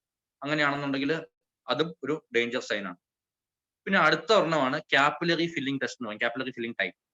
ആ ടൈം ടെസ്റ്റ് അത് നമ്മൾ കുട്ടികളിലൊക്കെ നമ്മൾ BP കുറയുന്ന സംഗതി, ഡയറിയുടെ ഒക്കെ സമയത്ത് യൂസ് ചെയ്തിരുന്ന സംഗതിയാണ്. അത് ക്രിട്ടിക്കൽ കെയർ പേഷ്യൻസിൽ നമ്മൾ യൂസ് ചെയ്യാറുണ്ട്. അതെങ്ങനെയാണെന്ന് വെച്ച് കഴിഞ്ഞാൽ നമ്മൾ നോർമലി കൈ ഇങ്ങനെ ഞെക്കി പിടിക്കുക. നോർമലി പിങ്ക് കളറിലാണ് അത് ഞെക്കി പിടിക്കുക. അപ്പൊ അവിടെ പെയിൽ കളർ കാണാൻ പറ്റുന്ന വിശ്വസിക്കുന്ന ഒരു വെള്ള കളർ പോലെ കാണുന്നുണ്ട്. അത് നമ്മൾ കൈ വിടുമ്പോൾ അത് ഏകദേശം ലെസ് ദാൻ 2 സെക്കൻഡ്സ്, ഇപ്പൊ കണ്ടില്ലേ പിങ്ക് ആയത്, ലെസ് ദാൻ 2 സെക്കൻഡ്സിൽ തന്നെ അത് റീഫിൽ ചെയ്യും. പക്ഷേ ഈ പറഞ്ഞ പോലെ എന്തെങ്കിലും നമ്മുടെ BP ഫോള് വന്നു കഴിഞ്ഞാൽ, നമ്മുടെ രക്തമർദ്ദം നോർമൽ ലെവലിലല്ല, അതിൽ കുറവാണെന്നുണ്ടെങ്കിൽ ഈ പറഞ്ഞ പെയിൽനെസ് വളരെ പെട്ടെന്ന് വരില്ല, ഈ പിങ്കിനെസ് റീഫിൽ ചെയ്യില്ല, പെയിൽ കളറിൽ തന്നെ ഇരിക്കും, ആ വിളറിയ കളർ തന്നെ നിൽക്കും. അപ്പൊ അങ്ങനെയാണെങ്കിൽ നമ്മുടെ BP കുറഞ്ഞു, അതും ഡേഞ്ചർ സൈൻ ആണെന്നാണ്. ഹോസ്പിറ്റലിൽ പോകണം, ഫ്ലൂയിഡ് വേണ്ടി വരും, മറ്റു കാര്യങ്ങൾ വേണ്ടി വരും. ചിലപ്പോൾ നമ്മുടെ അണുബാധ വ്യാപിച്ചിട്ടുണ്ടാവും, അതിന്റെ ലക്ഷണങ്ങളായിരിക്കും കാണിക്കുന്നത്. വളരെ ചെറിയ ടെസ്റ്റ് ആണ്, പക്ഷേ ഇതിന്റെയൊക്കെ ഇംപ്ലിക്കേഷൻ ഭയങ്കര വലുതാണ്. അതുകൊണ്ട് തന്നെ അടുത്താണ് കാപ്പിലറി ഫില്ലിംഗ് ടെസ്റ്റ്. അത് 2 സെക്കൻഡ് താഴെ, 3 സെക്കൻഡ് വരെ ഓക്കെ. 3 സെക്കൻഡിൽ മേളിലോട്ട് എടുക്കുകയാണ് ഈ പറഞ്ഞ ആദ്യത്തെ ആ പിങ്ക് കളർ നമ്മൾ ഞെക്കുമ്പം വിളറി വെളുത്ത കളറാവും. ആ വിളറി വെളുത്ത കളർ പിന്നെ പിങ്ക് ആവാൻ എടുക്കുന്ന സമയമാണ് ഞാൻ പറഞ്ഞത്. അത് 3 സെക്കൻഡിൽ മുകളിലോട്ട് എടുക്കുകയാണെന്നുണ്ടെങ്കിൽ ഡെഫിനറ്റ്ലി നമുക്ക് ഹോസ്പിറ്റലിൽ പോകേണ്ട കണ്ടീഷനാണ്. ഇനി അടുത്തത്, രക്തത്തിലെ ഓക്സിജൻ അവിടെ കുറച്ച് അപകടകരമായി താന്നിരിക്കുകയാണെങ്കിൽ, ഇതൊന്നും ഇല്ലാത്ത ആൾക്കാരാണെങ്കിൽ ചിലപ്പം ആ സ്റ്റേജിലായിരിക്കും അറിയുന്നത്. അപ്പൊ ആ സ്റ്റേജിലെങ്കിലും ഹോസ്പിറ്റലിൽ പോകാനായിട്ടാണ് ഞാൻ ആ ലക്ഷണം പറയുന്നത്. ഒരു നീല കളറില് നമ്മുടെ ഫിംഗർ ടിപ്സില്, കാലിന്റെ വിരലുകളുടെ ടിപ്പില്, അഗ്രങ്ങളില്, മൂക്കിന്റെ ടിപ്പില്, ഇയർ ലോബിന്റെ ടിപ്പില്, വായ്ക്കകത്ത്, നമ്മുടെ ഓറൽ ക്യാവിറ്റിയിൽ, വായ്ക്കകത്ത്, നാക്കിന്റെ അടിഭാഗത്തൊക്കെ നമ്മൾ നോക്കുമ്പോൾ നീല കുത്തുകൾ പോലെ കാണാം. സയനോസിസ് എന്നാണ് നമ്മൾ പറയുന്നത്. അപകടകരമായ രീതിയിൽ ഓക്സിജൻ കുറയുമ്പോൾ, രക്തത്തിൽ ഓക്സിജൻ കുറയുമ്പോൾ ശരീരം കാണിക്കുന്ന ലക്ഷണമാണത്. മിക്ക ആൾക്കാർക്കും, ചിലപ്പോൾ ഒരുപക്ഷെ പാവപ്പെട്ട ആൾക്കാർക്കും ഇതൊന്നും അഫോർഡബിൾ ആയിരിക്കില്ല. നമ്മൾ പറഞ്ഞിട്ട് കാര്യമില്ല, ഇന്ത്യ അങ്ങനത്തെ ഒരു രാജ്യമാണ്. അപ്പൊ നമ്മൾ എല്ലാ ആൾക്കാരും നമുക്ക് ചിന്തിക്കണം, നമ്മൾ എല്ലാ ആൾക്കാരും നമ്മുടെ ധാരയിലേക്ക് കൊണ്ടുവന്ന് അവരെ രക്ഷിക്കാനാണ് നമ്മൾ നോക്കേണ്ടത്. അപ്പം ആ ഒരു രീതിയിലുള്ള കാര്യങ്ങൾ വരുമ്പോൾ നമുക്ക് അവർക്ക് പറ്റുന്ന ലക്ഷണം കൊണ്ട് നമ്മൾ മനസ്സിലാക്കിയിരിക്കണം. അല്ലെങ്കിൽ അവര് ഈ പറഞ്ഞ ലക്ഷണം കണ്ടാൽ പോലും അത് നോർമൽ ആണെന്ന് വിചാരിച്ചിരിക്കും. അപ്പൊ അതുകൊണ്ടാണ് ഞാൻ സ്ട്രെസ് ഔട്ട് ചെയ്ത ആ ഒരു പോയിന്റ് പറയുന്നത്. ആ ഒരു ഈ പറഞ്ഞ നീല കളർ പാടുകൾ നമ്മുടെ വായ്ക്കകത്ത് പുതിയതായി പ്രത്യക്ഷപ്പെടുകയാണെങ്കിൽ, നോർമലായിട്ടുള്ള മറുകൂലകളുടെ കാലല്ല ഞാൻ ഉദ്ദേശിക്കുന്നത്, ഇത് വന്നതിന് ശേഷം പുതിയതായി കാണപ്പെടുന്ന പാടുകൾ. അതുകൊണ്ട് ഞാൻ പറഞ്ഞു, ഈ 14 ദിവസം നമ്മൾ നമ്മുടെ ശരീരത്തെ നോക്കണം. നമ്മളെ നോക്കിക്കൊണ്ടിരുന്ന ശരീരമാണ് അതുവരെ. അപ്പൊ നമ്മൾ നോക്കാൻ നമ്മൾ ബാധ്യസ്ഥരാണ്. അപ്പൊ 14 ദിവസം നമ്മൾ നിർബന്ധമായിട്ടും ഈ ഡേഞ്ചർ സൈൻസ് ഉണ്ടോ, എനിക്ക് വരുന്നുണ്ടോ, അല്ലെങ്കിൽ വേണമെങ്കിൽ ഒരു ബുക്ക് എഴുതി വെക്കുക, അല്ലെങ്കിൽ ഒരു ജസ്റ്റ് ഫോണിലെ നോട്ട്സ്, കീപ് നോട്ട്സിലൊക്കെ ഉണ്ടാക്കി വെക്കുക. ഈ പറഞ്ഞ പോലെ ഡേ 1 എനിക്ക് ഇങ്ങനത്തെ ലക്ഷണങ്ങളൊന്നുമില്ല, ഈ ഡേഞ്ചർ സൈൻസ് ഒന്നുമില്ല, എനിക്ക് റെസ്പിറേറ്ററി റേറ്റ് നോർമലാണ്, എന്റെ പൾസ് റേറ്റ് ഇങ്ങനെയാണ്, സാച്ചുറേഷൻ ഇങ്ങനെയാണ്, എനിക്ക് സയനോസിസ്, ഈ പറഞ്ഞ നീല പാടുകളൊന്നും, ഈ പറഞ്ഞ ഭാഗങ്ങളിലൊന്നും, ഞാൻ പറഞ്ഞ പോലെ ഇയർ ലോബ്സ്, നോസ് ടിപ്സ്, ഇങ്ങനത്തെ ഭാഗങ്ങളിലൊന്നും എനിക്കില്ല ആ പാടുകൾ എന്ന് മനസ്സിലാക്കുക. അതുപോലെ കാപ്പിലറി ഫില്ലിംഗ് ടൈം, അതും എനിക്ക് നോർമലാണ്, 2 സെക്കൻഡ് താഴെ അല്ലെങ്കിൽ 3 സെക്കൻഡ് താഴെയാണെന്ന് ഉറപ്പുവരുത്തിയിട്ടുണ്ട്. അപ്പൊ ആ ഡേഞ്ചർ സൈൻസ് ഇല്ലെന്ന് പറഞ്ഞാൽ നമ്മൾ അത് നമുക്കൊരു എനർജിയാണ് മുമ്പോട്ട് ആ രോഗാവിനെ ഫൈറ്റ് ചെയ്യാനായിട്ട്. അപ്പം അത് കഴിഞ്ഞു. അടുത്തത് നമുക്ക് പരസ്പര ബന്ധമില്ലാതെ പിച്ചും പേയും പറയാന്ന് പറയും. അങ്ങനെ പറയുക, നോർമലി ഉറക്കത്തിൽ കിടന്ന് പേടിച്ചിട്ട് സ്വപ്നം കണ്ട് പിച്ചും പേയും പറയുന്ന കാര്യമല്ല ഞാൻ പറയണേ. ഇങ്ങനത്തെ ബുദ്ധിമുട്ട് വന്ന ആൾക്കാർ ചിലപ്പോൾ ഈ പറഞ്ഞ പോലെ എന്തൊക്കെ ബോധമില്ലാതെ നോർമലി സംസാരിച്ചുകൊണ്ടിരിക്കും. അതും അപകടകരമായ രീതിയിൽ ശരീരത്തിലെ ഓക്സിജൻ കുറയുന്നതും ഒരുപക്ഷെ കാർബൺ ഡൈ ഓക്സൈഡ് അക്യുമുലേറ്റ് ചെയ്യുന്നതിന്റെ ലക്ഷണങ്ങളും ഇങ്ങനെ കാണിക്കാം. അപ്പൊ അതും ഡെഫിനറ്റ്ലി ഹോസ്പിറ്റലിൽ പോയി മാനേജ് ചെയ്യേണ്ട കേസാണ്. അത് നമുക്ക് ബൈസ്റ്റാൻഡേഴ്സിനോ അടുത്തിൽ പരിചാരകർക്കോ ആയിരിക്കും മനസ്സിലാവുന്നത്, രോഗിയെ പരിചരിക്കുന്ന ആൾക്കാർക്ക് മനസ്സിലാവുന്നത്. അതുകൊണ്ടാണ് ഞാൻ ആ ലക്ഷണം പറഞ്ഞത്. അപ്പൊ ഇങ്ങനത്തെ പരസ്പര ബന്ധമില്ലാത്ത സംസാരിക്കുന്ന ആൾക്കാർ അങ്ങനെ ഉണ്ടെങ്കിലും അതും ഒരു അപകട സൂചന ലക്ഷണമാണ്. പിന്നെ വളരെ റയറായിട്ട് ചില ആൾക്കാർക്ക് സ്ഥിരമായിട്ട്, അതായത് ഡേ 1 തൊട്ട് കോവിഡ് വന്നിട്ട് ആദ്യത്തെ 3 ദിവസങ്ങളൊക്കെ പനി സാധാരണമാണ്. ചില ആൾക്കാർക്ക് കണ്ടിന്യൂസ് ആയിട്ട് പനി നിൽക്കും, സ്പൈക്കിംഗ് ഫീവർ. ഇങ്ങനെ പനി ഒന്ന് പനിച്ച് നിൽക്കും. എത്ര പാരസിറ്റമോൾ കഴിച്ചാലും പനി മാറാറില്ല. അപ്പൊ ഡോക്ടർ എന്ത് ചെയ്യണം എന്ന് പറഞ്ഞ് വിളിക്കാറുണ്ട്. അതോടൊപ്പം ഈ പനിയോടൊപ്പം തന്നെ നന്നായിട്ട് ശ്വാസം മുട്ടൽ വരിക, അതോടൊപ്പം തന്നെ ഈ വാരിയലിന്റെ 2 സൈഡിലും ശ്വാസം എടുക്കുമ്പോൾ, നീട്ടിയെടുക്കുമ്പോൾ ഒരു കൊളുത്തിപ്പിടുത്തം പോലത്തെ ഒരു, കുറെ നേരം ചുമയുള്ള ആൾക്കാർക്കാണെങ്കിൽ ഒരു പേശി വേദന കൊണ്ട് ചെറിയൊരു പിടുത്തം വരാം. അങ്ങനെയല്ല ഉദ്ദേശിച്ചത്. ശ്വാസം ഇങ്ങനെ കഴിച്ച് ശ്വാസം മുഴുമിപ്പിക്കാൻ പറ്റാത്തൊരവസ്ഥ, ആ സമയത്ത് നമുക്ക് പിടിച്ചിരിക്കുന്ന പോലത്തെ ഫീലിംഗ് തോന്നും. അതാണ് പ്ലൂറിറ്റിക് ചെസ്റ്റ് പെയിൻ എന്ന് പറയും. ഇന്നലെ ഒരു സ്ഥലത്ത് മാത്രമായിട്ട് വരാം, അല്ലെങ്കിൽ മറ്റ് 2 സൈഡിലും ഉണ്ടായിരിക്കും. അത് ശ്വാസകോശത്തിന്റെ അണുബാധയാണ് ന്യൂമോണിയ എന്ന് പറയുന്നത്. ആ ന്യൂമോണിയയുടെ ലക്ഷണമാണ് ഈ പറഞ്ഞ പോലെ നമുക്ക് പനി അനിയന്ത്രിതമായിട്ട് നിൽക്കുക, അതോടൊപ്പം തന്നെ ശ്വാസം മുട്ടൽ വരിക, അതോടൊപ്പം തന്നെ ശ്വാസം നീട്ടിയെടുക്കുമ്പോൾ അത് മുഴുമിപ്പിക്കാൻ പറ്റാത്ത രീതിയിൽ ചെറിയൊരു വേദന വരിക. അതിനെ പ്ലൂറിറ്റിക് ചെസ്റ്റ് പെയിൻ എന്നാണ് പറയുന്നത്. അപ്പൊ ആ ഒരു ലക്ഷണങ്ങൾ ഉണ്ടെന്നുണ്ടെങ്കിൽ അത് ഡേഞ്ചറാണ്. ഇതൊന്നും ഞാൻ പേടിപ്പിക്കാൻ പറഞ്ഞ കാര്യങ്ങളല്ല. നിങ്ങൾ ഓരോരുത്തരും രക്ഷപ്പെടണം, നമ്മൾ ഓരോരുത്തരും രക്ഷപ്പെടണം, എന്നാൽ മാത്രമേ നമുക്ക് മുമ്പോട്ട് പോകാൻ പറ്റൂ. അപ്പൊ നിർബന്ധമായിട്ട് ഈ സാഹചര്യങ്ങൾ വന്നു കഴിഞ്ഞാൽ ഞാൻ വീട്ടിൽ ചികിത്സ എടുത്തുകൊണ്ടിരിക്കുന്ന കോവിഡ് രോഗിയായിട്ടുള്ള ഞാൻ ഹോസ്പിറ്റലിൽ പോകും, അല്ലെങ്കിൽ ഡോക്ടറെ അറ്റ്ലീസ്റ്റ് വിളിച്ച് കാര്യങ്ങൾ ചോദിക്കും, ഞാൻ എന്ത് ചെയ്യണം. അപ്പൊ ബെഡില്ല, ശരി, അപ്പോഴും ബെഡ് കിട്ടില്ലെങ്കിൽ ഡോക്ടർ പറയും എമർജൻസി ആയിട്ട് നിങ്ങൾ ഇത് ചെയ്യണം, അല്ലെങ്കിൽ അത് മെഡിക്കൽ ഷോപ്പിൽ നിന്ന് വാങ്ങിച്ചത് ഉപയോഗിക്കും, ബെഡൊന്നും ഇല്ലെങ്കിൽ എന്ന് പറഞ്ഞാൽ അത് ഉപയോഗിക്കുക. അതല്ലാതെ ഒരു കാരണവശാലും വീട്ടിൽ തുടർന്ന് ചികിത്സ എടുക്കരുത്. ഈ സ്റ്റേജുകൾ വന്നു കഴിഞ്ഞാൽ, അതായത് ഈ ലക്ഷണങ്ങൾ വന്നു കഴിഞ്ഞാൽ ഞാൻ ഈ പറഞ്ഞത് നിർബന്ധമായിട്ടും അത് അറ്റ്ലീസ്റ്റ് ഫോളോ ചെയ്യുക. പിന്നെ ഇപ്പോഴത്തെ സാഹചര്യത്തിനനുസരിച്ച് ഒരു സെൻട്രലൈസ് സിസ്റ്റം എന്ന് പറയപ്പെടുന്നു. അപ്പൊ അതുകൊണ്ട് തന്നെ നമ്മൾ ആ ഒരു നമ്പറിലോട്ട് നമ്മുടെ ആശാ വർക്കറെ വിളിച്ചിട്ട് ഇപ്പൊ എന്തെങ്കിലും സിറ്റുവേഷൻ ഉണ്ടെന്നുണ്ടെങ്കിൽ ഉടനെ തന്നെ ആശാ വർക്കേഴ്സിനെ വിളിച്ച് അവരപ്പോൾ അത് സെൻട്രൽ റെസ്പോൺസ് ടീമിനെ വിവരം അറിയിക്കും. അപ്പൊ എവിടേക്കാണോ ബെഡ് അവൈലബിലിറ്റി ഉള്ളത് അവർ പറയും, അങ്ങോട്ട് നിങ്ങളെ ഷിഫ്റ്റ് ചെയ്യും. അപ്പൊ ആ ഒരു സാഹചര്യം ഇപ്പൊ കേരളത്തിൽ അഭികാമ്യമായിട്ടുണ്ട്. പക്ഷെ എന്നെ വിളിക്കുന്ന ഫ്രണ്ട്സ് അല്ലെങ്കിൽ ഒരു പേഷ്യൻസ് ഒക്കെ ഉണ്ട് ഇപ്പൊ പൂനെയിലും ബോംബെയിലും ഡൽഹിയിലൊക്കെ സാഹചര്യം അങ്ങനെയല്ല. അപ്പൊ അവർക്ക് നമുക്ക് മരുന്ന് പറഞ്ഞു കൊടുക്കേണ്ടി വരും. ഇവൻ ഇഞ്ചക്ഷൻസ് തന്നെ വീട്ടിലെടുക്കുന്ന ആൾക്കാരുണ്ട്. ഒരു നഴ്സ് വീട്ടിലോട്ട് ചെല്ലും, അപ്പൊ ഡോക്ടേഴ്സിനെ കിട്ടുന്നില്ല, ഓൺലൈൻ കൺസൾട്ടേഷന് പോലും ആൾക്കാരില്ല. കാര്യം അത്രത്തോളം സാച്ചുറേറ്റഡ് ആയി പറഞ്ഞ രോഗികളും ഇതും ഉണ്ട്. അപ്പൊ അങ്ങനെയുള്ള സാഹചര്യത്തിൽ നമുക്ക് മരുന്ന് പറഞ്ഞു കൊടുത്തേ പറ്റും. പക്ഷെ കേരളത്തിൽ ദൈവസാഹചര്യം ഈ ഒരു സാഹചര്യം ഇതുവരെ ഇല്ല. അപ്പൊ അതുകൊണ്ട് നമ്മൾ മനസ്സിലാക്കേണ്ട സംഗതി എന്താണെന്ന് വെച്ച് കഴിഞ്ഞാൽ അറ്റ്ലീസ്റ്റ് ഈ ഒരു സാഹചര്യം വരുമ്പോൾ തുടക്കത്തിലാണെങ്കിൽ വളരെ പെട്ടെന്ന് വളരെ നിസ്സാരമായിട്ട് രോഗിയെ രക്ഷപ്പെടുത്തിയെടുക്കാൻ പറ്റും. അതാ ഞാൻ പറഞ്ഞത്, ഒരു 100 പേര് കോവിഡ് രോഗികളായി കഴിഞ്ഞാൽ 95 പേർക്ക് ഒരു പ്രശ്നമില്ല, ഞാൻ ആദ്യം പറഞ്ഞ വീട്ടിലെ ചികിത്സ കൊണ്ട് തന്നെ രക്ഷപ്പെടും. പക്ഷെ അവർ റൈറ്റ് ടൈമിൽ ഡേഞ്ചർ സൈൻസ് കണ്ടുപിടിച്ച് കഴിഞ്ഞാൽ അവരുടെ ഹോസ്പിറ്റലിൽ പോയാൽ അവരിൽ ഒരു 4% പേർക്ക് ഒരു പ്രശ്നം വരില്ല. 1% ആൾക്കാർക്ക് മാത്രമാണ് ഈ ക്രിട്ടിക്കൽ കെയർ ഈ പറഞ്ഞ വെന്റിലേറ്ററിന്റെ ആവശ്യം വരിക. അവരെ പോലും നമുക്ക് മറ്റു കൃത്യമായ സമയത്ത് ഹോസ്പിറ്റലിൽ എത്തിച്ച് കൃത്യമായ ചികിത്സ കിട്ടിക്കഴിഞ്ഞാൽ രക്ഷപ്പെടും. ആ ചികിത്സ കിട്ടുക എന്നുള്ളതാണ് ഏറ്റവും പ്രാമുഖ്യമായ കാര്യം. അത് ഹെൽത്ത് സിസ്റ്റം മൊത്തത്തിൽ ഓവർക്രൗഡ് ആയി കൊളാപ്സ് ആയി കഴിഞ്ഞാൽ നമുക്ക് അതും പറ്റില്ല.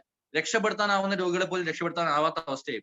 അതുകൊണ്ടാണ് ഈ ലോക്ക്ഡൌണുകളുടെ പ്രസക്തി. അപ്പൊ നമുക്ക് ഓരോരുത്തർക്കും നമ്മുടെ ഫാമിലി മെമ്പേഴ്സിനും വേണ്ടി മാത്രമാണ് നമ്മൾ ഈ ലോക്ക്ഡൌൺ ചെയ്യുന്നതെങ്കിലും ചിന്തിക്കുക. ലോകത്തിനെ മൊത്തം നമ്മൾ കാണണ്ട. അതാ ഞാൻ പറഞ്ഞത്, വസുദൈവ കുടുംബം ഒന്നും കാണണ്ട.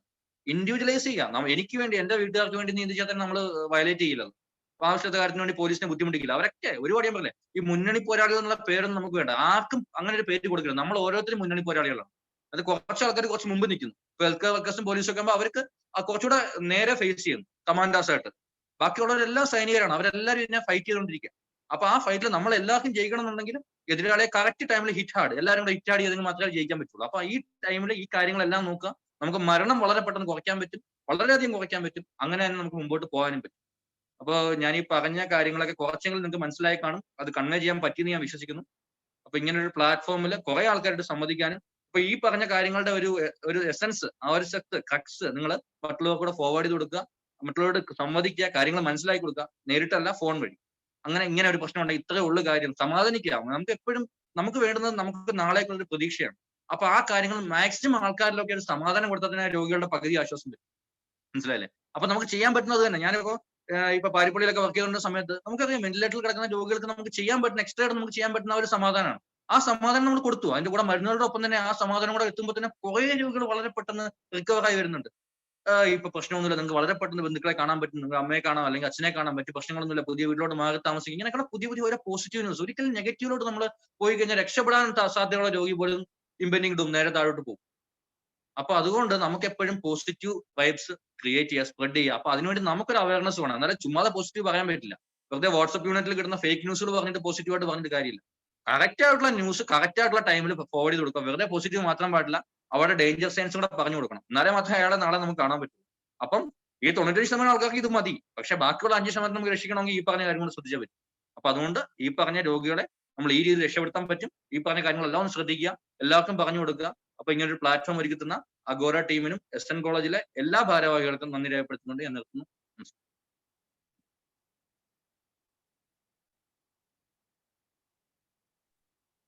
Hello hello doctor. ഞാൻ ടോക്ക് കംപ്ലീറ്റ് ചെയ്തായിരുന്നു.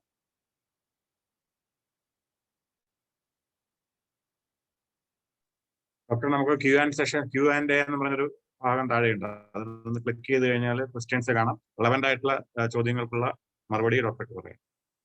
ഓരോ ക്വസ്റ്റ്യൻ ആയിട്ട് വായിക്കട്ടോ ഡോക്ടർ? വായിച്ചോളൂ. പക്ഷെ എത്ര ക്വസ്റ്റ്യൻസ് ഉണ്ടാവും? ഇപ്പൊ 12 ചോദ്യങ്ങളാണ് ഉള്ളത്. ക്യൂ ആൻഡ് എ ബോക്സ് 13 മണി വരെയാണ് ടൈം നമുക്കുള്ളത്. ഒരു 15 മിനിറ്റിനുള്ളിൽ നമുക്ക് കംപ്ലീറ്റ് ചെയ്യാം ഡോക്ടർ. ശരി. തീർച്ചയായിട്ടും. ഡോക്ടറുടെ ഇഷ്ടം. ഡോക്ടർക്ക് കാണാമോ? ചാറ്റ് ബോക്സ് കാണാൻ പറ്റുന്നുണ്ടോ? ഒരു മിനിറ്റ്. താഴത്തെ മെനുവില് പാർട്ടിസിപ്പൻസിന്റെ വലതുവശത്ത് Q&A എന്ന് പറഞ്ഞൊരു ബോക്സ് ഉണ്ട്. അല്ല, എനിക്ക് ഒന്ന് വായിക്കാൻ പറ്റുമോ? അങ്ങനെ ആകുമ്പോൾ എനിക്ക് കുറച്ചുകൂടെ First question, do we need to keep monitoring the dimer values or would that be indicated in the SpO2 during the course of the illness? Technically എനിക്കറിയില്ല. ഓക്കെ. അല്ല, അത് എനിക്ക് തോന്നുന്നത് അദ്ദേഹം ഉദ്ദേശിച്ചത് ഡി ഡൈമർ എന്ന് പറഞ്ഞ വാല്യൂ ആണ്. അപ്പൊ ഡി ഡൈമർ എന്ന് പറഞ്ഞ വാല്യൂ എന്ന് പറയുമ്പോൾ അതൊക്കെ ഹോസ്പിറ്റലിൽ മോണിറ്റർ ചെയ്യേണ്ട സംഗതിയാണ്. ഇപ്പോൾ ഞാൻ പറഞ്ഞില്ല, നമുക്കിപ്പോ ഡൽഹിയോ ബാംഗ്ലൂരോ, അദ്ദേഹം ഡൽഹിയിലോ വല്ലതും ആയിരിക്കാം, ചിലപ്പോൾ ഒരുപക്ഷെ ഔട്ട്സൈഡ് കേരള ആണെങ്കിലും ചിലപ്പോൾ ഒരുപക്ഷെ കുറച്ച് അല്ലെങ്കിൽ ബന്ധുക്കളും എല്ലാം കാണും. അപ്പൊ അവിടെയൊക്കെ ആണെങ്കിൽ നമ്മൾ വീട്ടിൽ തന്നെ ആ ടെസ്റ്റ് ചെയ്യിപ്പിച്ചു. കാര്യം ഹോസ്പിറ്റലിൽ ബെഡ് ഇല്ല, സ്ഥലമില്ല, അക്വയർമെന്റ് ഇല്ല, അങ്ങനെ പെട്ടെന്ന് ഷിഫ്റ്റ് ചെയ്യാനുള്ള സാഹചര്യം ഇല്ല. അങ്ങനത്തെ സാഹചര്യത്തിൽ നമുക്ക് ആ ടെസ്റ്റ് ചെയ്യേണ്ടി വരും. അത് വേറൊന്നുമില്ല, ഞാൻ നേരത്തെ പറഞ്ഞു, മൈക്രോ ത്രോംബെ, അതായത് നമ്മുടെ രക്തക്കുഴലിൽ ചെറിയ ക്ലോട്ട്സ് ഉണ്ടാവും. ഹലോ, രക്തക്കുഴലിൽ ചെറിയ ക്ലോട്ട്സ് ഉണ്ടാവും, മൈക്രോ ത്രോംബെ എന്ന് പറഞ്ഞിട്ട്. അപ്പൊ ആ ക്ലോട്ട് ഫോർമേഷൻ എത്രത്തോളം ഉണ്ട്, എത്ര കണ്ടുണ്ടെന്നുള്ളതിന്റെ ഇൻഡയറക്റ്റ് എവിഡൻസ് ആണ് ഈ പറഞ്ഞ ബ്ലഡ് ടെസ്റ്റ്. അപ്പൊ ക്ലോട്ട് ഫോർമേഷൻ വരാതിരിക്കാനാണ് ഞാൻ ഈ പറഞ്ഞ എക്സസൈസുകളും ഈ പറഞ്ഞ ഷുഗർ ഡ്രിങ്ക്സ് ഒഴിവാക്കുക, കോള ഒഴിവാക്കുക, ജങ്ക് ഫുഡ്സ് ഒഴിവാക്കുക എന്നൊക്കെ ഞാൻ പറഞ്ഞില്ലേ. അപ്പൊ അതിന്റെ ഇംപ്ലിക്കേഷൻ ആണ് ഇവിടെ. അത് നമ്മൾ ഹോസ്പിറ്റലിൽ ചെയ്യുമ്പോൾ അത് ഉണ്ടോ എന്ന് നോക്കാനായിട്ടാണ് ഈ കാര്യങ്ങൾ ടെസ്റ്റ് ചെയ്ത് നോക്കുന്നത്. ഇപ്പൊ ഡി ഡൈമർ ടെസ്റ്റ് ചെയ്ത് നോക്കുമ്പോൾ നോർമലി അതിന്റെ ഒരു വാല്യൂ 500 നാനോഗ്രാം ആണ്. അപ്പൊ അതിന് മുകളിലോട്ടാണെന്നുണ്ടെങ്കിൽ നമുക്ക് രക്തം അലിയിക്കാനുള്ള മരുന്നുകൾ എടുക്കേണ്ടി വരും. അപ്പോ അത് വേണോ വേണ്ടോ എന്നുള്ള അറിയാനായിട്ടാണ് ഡോക്ടേഴ്സ് ആ ടെസ്റ്റ് ചെയ്യുന്നത്. അതൊരിക്കലും നമ്മൾ വീട്ടിൽ തന്നെ ചെയ്യേണ്ട ഒരു കാര്യമല്ല. ഡോക്ടറിനെ വിളിച്ചതിന് ശേഷം, അഥവാ ഈ പറഞ്ഞ ഹോസ്പിറ്റലിൽ ബെഡ് കിട്ടുന്നില്ലെങ്കിൽ മാത്രം നമുക്ക് ആ ഡി ഡൈമറിന്റെ വാല്യൂ എടുക്കേണ്ടി വരും. പിന്നെ SpO2 അതുമായിട്ടുള്ള റിലേഷൻ എന്ന് വെച്ചാൽ SpO2 അതുമായിട്ടുള്ള റിലേഷൻ അല്ല, അത് ചെറിയ ക്ലോട്ട്സ് നമ്മുടെ ശരീരത്തിൽ ഫോം ചെയ്യുന്നുണ്ട് ഡി ഡൈമർ ഒരുപാട് കൂടി കഴിഞ്ഞാൽ. അപ്പൊ അതിനുള്ള ഇഞ്ചക്ഷൻ എടുക്കേണ്ടി വരും. ഇപ്പോൾ ഹോസ്പിറ്റലിൽ പോകാൻ പറ്റുന്ന സാഹചര്യമാണെങ്കിൽ ചിലപ്പോൾ ഒരുപക്ഷെ രക്തം അലിയിക്കാനുള്ള ടാബ്ലറ്റ് എടുക്കേണ്ടി വരും. ആ ടാബ്ലറ്റ് ഒക്കെ ഡോക്ടേഴ്സിന് നിർദ്ദേശപ്രകാരം ആ ഡോസിൽ തന്നെ എടുക്കേണ്ടതായിട്ടുണ്ട്.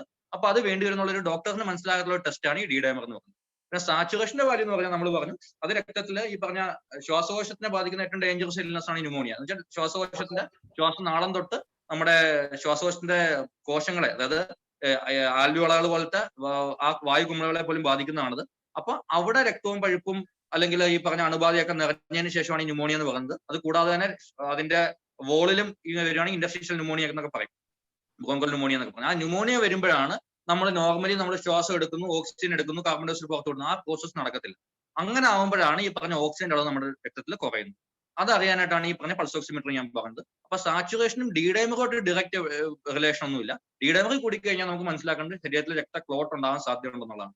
അപ്പൊ അങ്ങനെയുള്ള സിറ്റുവേഷനിൽ സ്വാഭാവികമായിട്ടും രോഗി ഒരു അടുത്ത സ്റ്റേജിലോട്ട് പോയി കഴിഞ്ഞിട്ടുണ്ടാവും, അവർക്ക് ഓക്സിജൻ വേണ്ടി വന്നിട്ടുണ്ടാവും. അപ്പൊ സ്വാഭാവികമായിട്ടും സാച്ചുറേഷൻ കുറഞ്ഞിട്ടുണ്ടാവും. അത്രേ ഉള്ളൂ. ഡോക്ടർ, അടുത്ത ചോദ്യം, തൊണ്ടയിൽ ഇടയ്ക്കിടയ്ക്ക് ഒരു ഡ്രൈനെസ് പോലെ തോന്നുന്നു, വേറെ ഒരു സിംറ്റംസും ഇല്ല, വേറെ ഒരു ബുദ്ധിമുട്ടും ഇല്ല. കോവിഡ് പോസിറ്റീവ് ആണോ ആ രോഗി? ആണോ എന്നാണ് സംശയം. കോവിഡ് സിംറ്റം ആണോ? അപ്പം അത് നമ്മൾ മനസ്സിലാക്കേണ്ട സംഗതി, ഇപ്പൊ തൊണ്ടയിൽ ഒരു കരകരപ്പും കാര്യങ്ങളും ഒക്കെ സ്വാഭാവികമായിട്ടും മറ്റ് ഇതിനു മുമ്പ് നമുക്ക് ചെറിയൊരു അസിഡിറ്റി വന്നാല് അല്ലെങ്കിൽ ചെറിയൊരു അലർജി ഉള്ള വ്യക്തികളൊക്കെ ഉണ്ടാവാറുണ്ട്. പക്ഷേ നമ്മൾ ഇപ്പോഴത്തെ സാഹചര്യത്തിൽ കമ്മ്യൂണിറ്റി സ്പ്രെഡ് വന്നിട്ടുള്ള ഒരു സാഹചര്യം ആയതുകൊണ്ട് അദ്ദേഹം ഹൈ റിസ്ക് കോൺടാക്റ്റുമായിട്ടോ അല്ലെങ്കിൽ മുന്നണി പോരാളിക്കാൻ ഡെഫിനറ്റ്ലി പോയി ടെസ്റ്റ് ചെയ്ത് നോക്കണം. ഇല്ല എന്നുണ്ടെങ്കിൽ ഡെഫിനറ്റ്ലി അദ്ദേഹത്തിന് ഈ പറഞ്ഞ മറ്റെന്തെങ്കിലും അസോസിയേറ്റ് സിംറ്റംസ് ഉണ്ടെന്ന് വെയിറ്റ് ചെയ്യാം. പക്ഷെ അങ്ങനെ വെയിറ്റ് ചെയ്യുന്ന സമയത്ത് നമ്മൾ ഐഡിയലി ഏറ്റവും സേഫ് ഉള്ള വരും എന്ന് വെച്ചാൽ സെൽഫ് ഐസൊലേഷനിൽ പോകുക എന്നുള്ളതാണ്. എനിക്ക് മുൻകൂട്ടി വേറെ എന്തെങ്കിലും സിംറ്റംസ് വരുന്നുണ്ടോ എന്ന് നോക്കുക. ഇല്ല എന്നുണ്ടെങ്കിൽ പ്രശ്നമില്ല. 14 ദിവസമാണ് നമ്മുടെ ഒരു സെൽഫ് ഐസൊലേഷൻ പീരീഡ്. അതിനേക്കാൾ ഏറ്റവും നല്ലത്, അങ്ങനെ ബുദ്ധിമുട്ട് തോന്നുവാണെങ്കിൽ ഏറ്റവും നല്ലത് ഞാൻ പറഞ്ഞില്ല, ഇപ്പോഴത്തെ സാഹചര്യത്തിൽ കോവിഡ് അല്ലാന്ന് ഉറപ്പ് വരുത്താനായിട്ടൊന്ന് ടെസ്റ്റ് ചെയ്ത് നോക്കുക. ഈസിലി അവൈലബിൾ ആണ് ടെസ്റ്റുകളൊക്കെ. അങ്ങനെ ആകുമ്പോൾ നമുക്ക് നമ്മുടെ ഫാമിലിയെ നമ്മളെ തന്നെ പെട്ടെന്ന് രക്ഷിക്കാൻ പറ്റും. അതുകൊണ്ടാണ്. അടുത്ത ചോദ്യം, I M A Covid positive person from Bangalore. Today is my 14th day and during my 4th day onwards I developed a breathing problem. Day by day, though it is getting better through pranayama, but still I have that problem of not able to take full breath now. And then what shall I do? Please suggest. Now I am taking only C+ and Syncovit. അദ്ദേഹം vitamin supplements മാത്രമാണ് കഴിക്കുന്നതെന്ന് പറയുന്നത്. അദ്ദേഹത്തിന് ചെറിയ ശ്വാസം മുട്ടൽ കൂടുന്നു, അത് കൂടി വരുന്നുണ്ട്. പക്ഷേ പ്രാണായാമം ചെയ്യുമ്പോൾ കുറച്ച് ബുദ്ധിമുട്ട് കുറയുന്നുണ്ടെന്ന് പറയുന്നുണ്ട്. അപ്പോൾ അദ്ദേഹത്തിന് വിഷയം ഏറ്റവും പ്രധാനപ്പെട്ട സംഗതി അദ്ദേഹത്തിന്റെ സാച്ചുറേഷൻ, അതായത് ബ്ലഡ് ഓക്സിജന്റെ ലെവൽ എത്രയാണെന്ന് പറഞ്ഞിട്ടില്ല. അതുപോലെ തന്നെ അദ്ദേഹത്തിന് മുമ്പ് എന്തെങ്കിലും ശ്വാസം മുട്ടലായിട്ട് ഉണ്ടായിരുന്നോ, എന്തെങ്കിലും രോഗങ്ങൾ ഉണ്ടായിരുന്നോ എന്നും പറഞ്ഞിട്ടില്ല.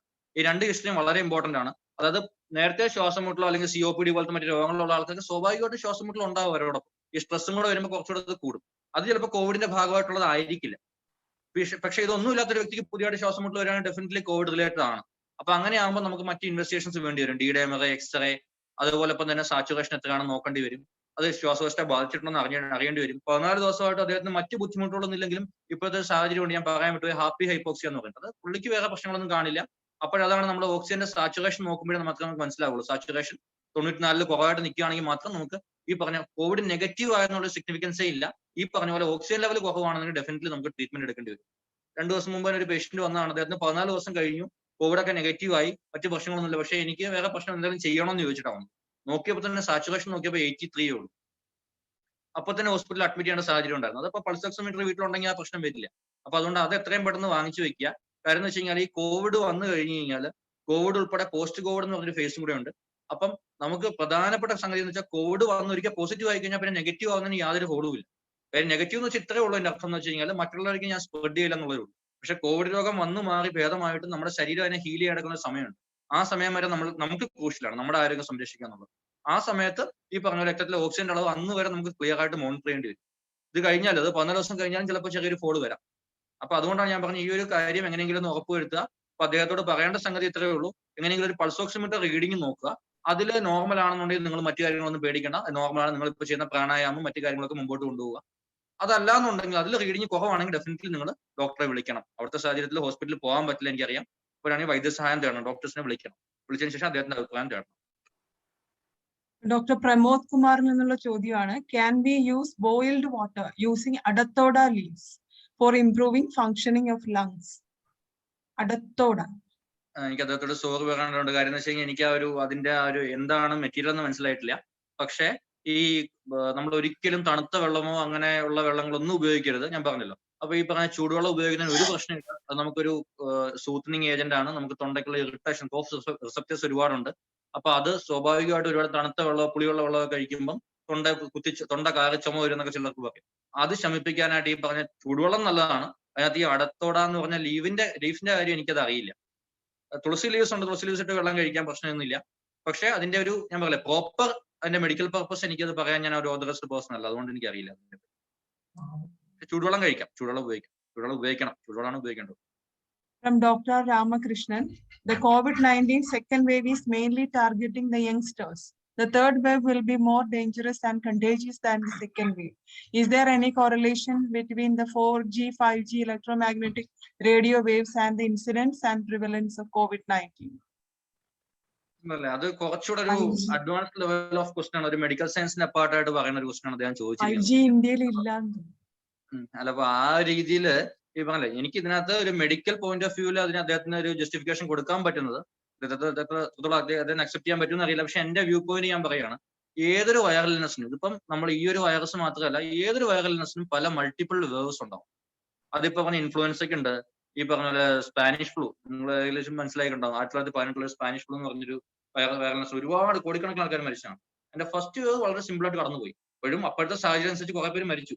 പക്ഷെ അത് കഴിഞ്ഞ് സെക്കൻഡ് വേവ് വന്നപ്പോൾ കുറച്ചുകൂടെ ഭീകരമായിട്ടാണ് വന്നത്. സിമിലർ ലൈക്ക് കൊറോണയിൽ ആക്ച്വലി ഇത് ഭീകരമായെന്ന് പറഞ്ഞാൽ അതിന്റെ ലീതാലിറ്റി, അതായത് ഒരു അസുഖം വന്നാൽ ആൾ ഉറപ്പായിട്ട് മരിച്ചു പോകുന്ന ഒരു അവസ്ഥയാണ് ലീതാലിറ്റി എന്ന് പറയുന്നത്. അത് കൊറോണയിൽ ഇപ്പോഴും കൂടുതലല്ല. എന്താ പ്രശ്നം വരുന്നത്? ഇതിന് ഇൻഫെക്ടിവിറ്റി കൂടി, ഇതിന്റെ സ്ട്രെയിൻ മ്യൂട്ടേഷൻ വളർന്നതനുസരിച്ച് ഡബിൾ മ്യൂട്ടേഷൻ, ട്രിപ്പിൾ മ്യൂട്ടേഷൻ നമ്മൾ പറയുന്നു, പല വേരിയൻസ് പറയുന്നുണ്ട്. അപ്പോ അങ്ങനെ വേരിയൻസ് വന്നതിന് ശേഷം ഇതിന്റെ ഇൻഫെക്ടിവിറ്റി കൂടി. പണ്ട് ഒരു വ്യക്തി 2, 3, 5 പേർക്ക് കൊടുക്കുന്ന കാര്യം ഇപ്പൊ ഒരു വ്യക്തിയിൽ നിന്ന് 10, 20 പേർക്ക് പകരുകയാണ്.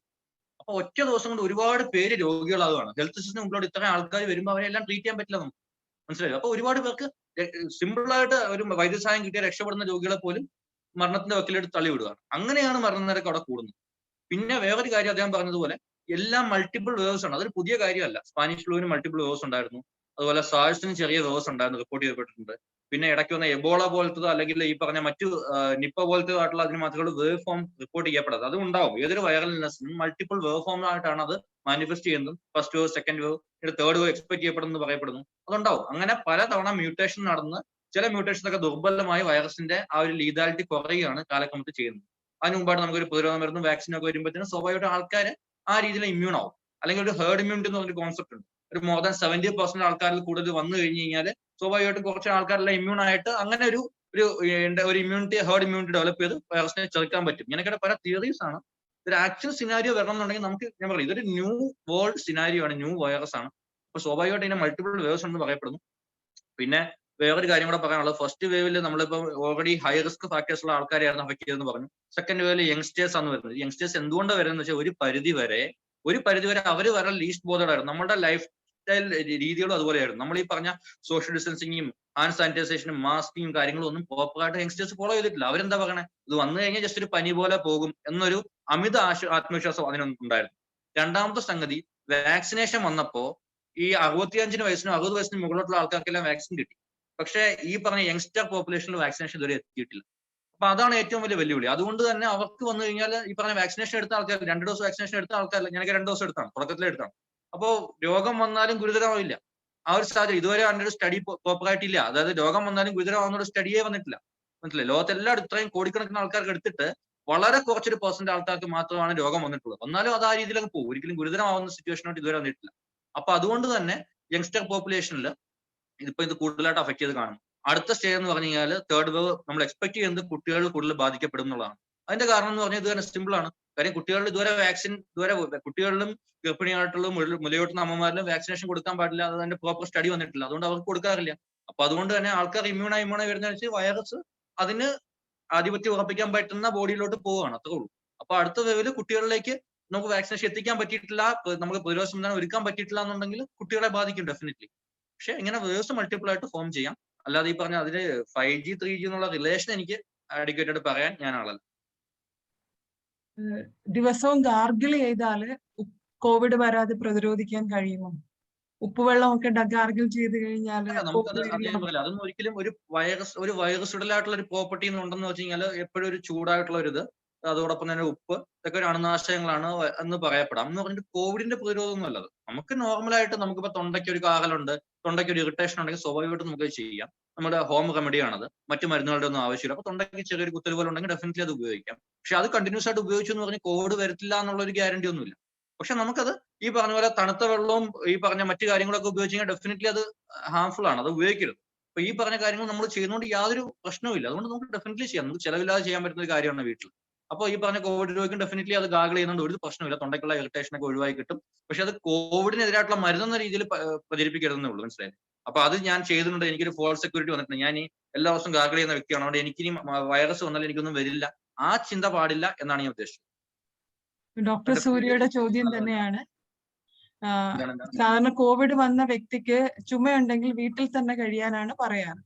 പക്ഷെ ആ വ്യക്തിക്ക് ന്യൂമോണിയ ആയോ ഇല്ലയോ എന്ന് അറിയാൻ പറ്റില്ല. സാധാരണക്കാർക്ക് പൾസ് ഓക്സിമീറ്റർ താങ്ങാനും പറ്റില്ല.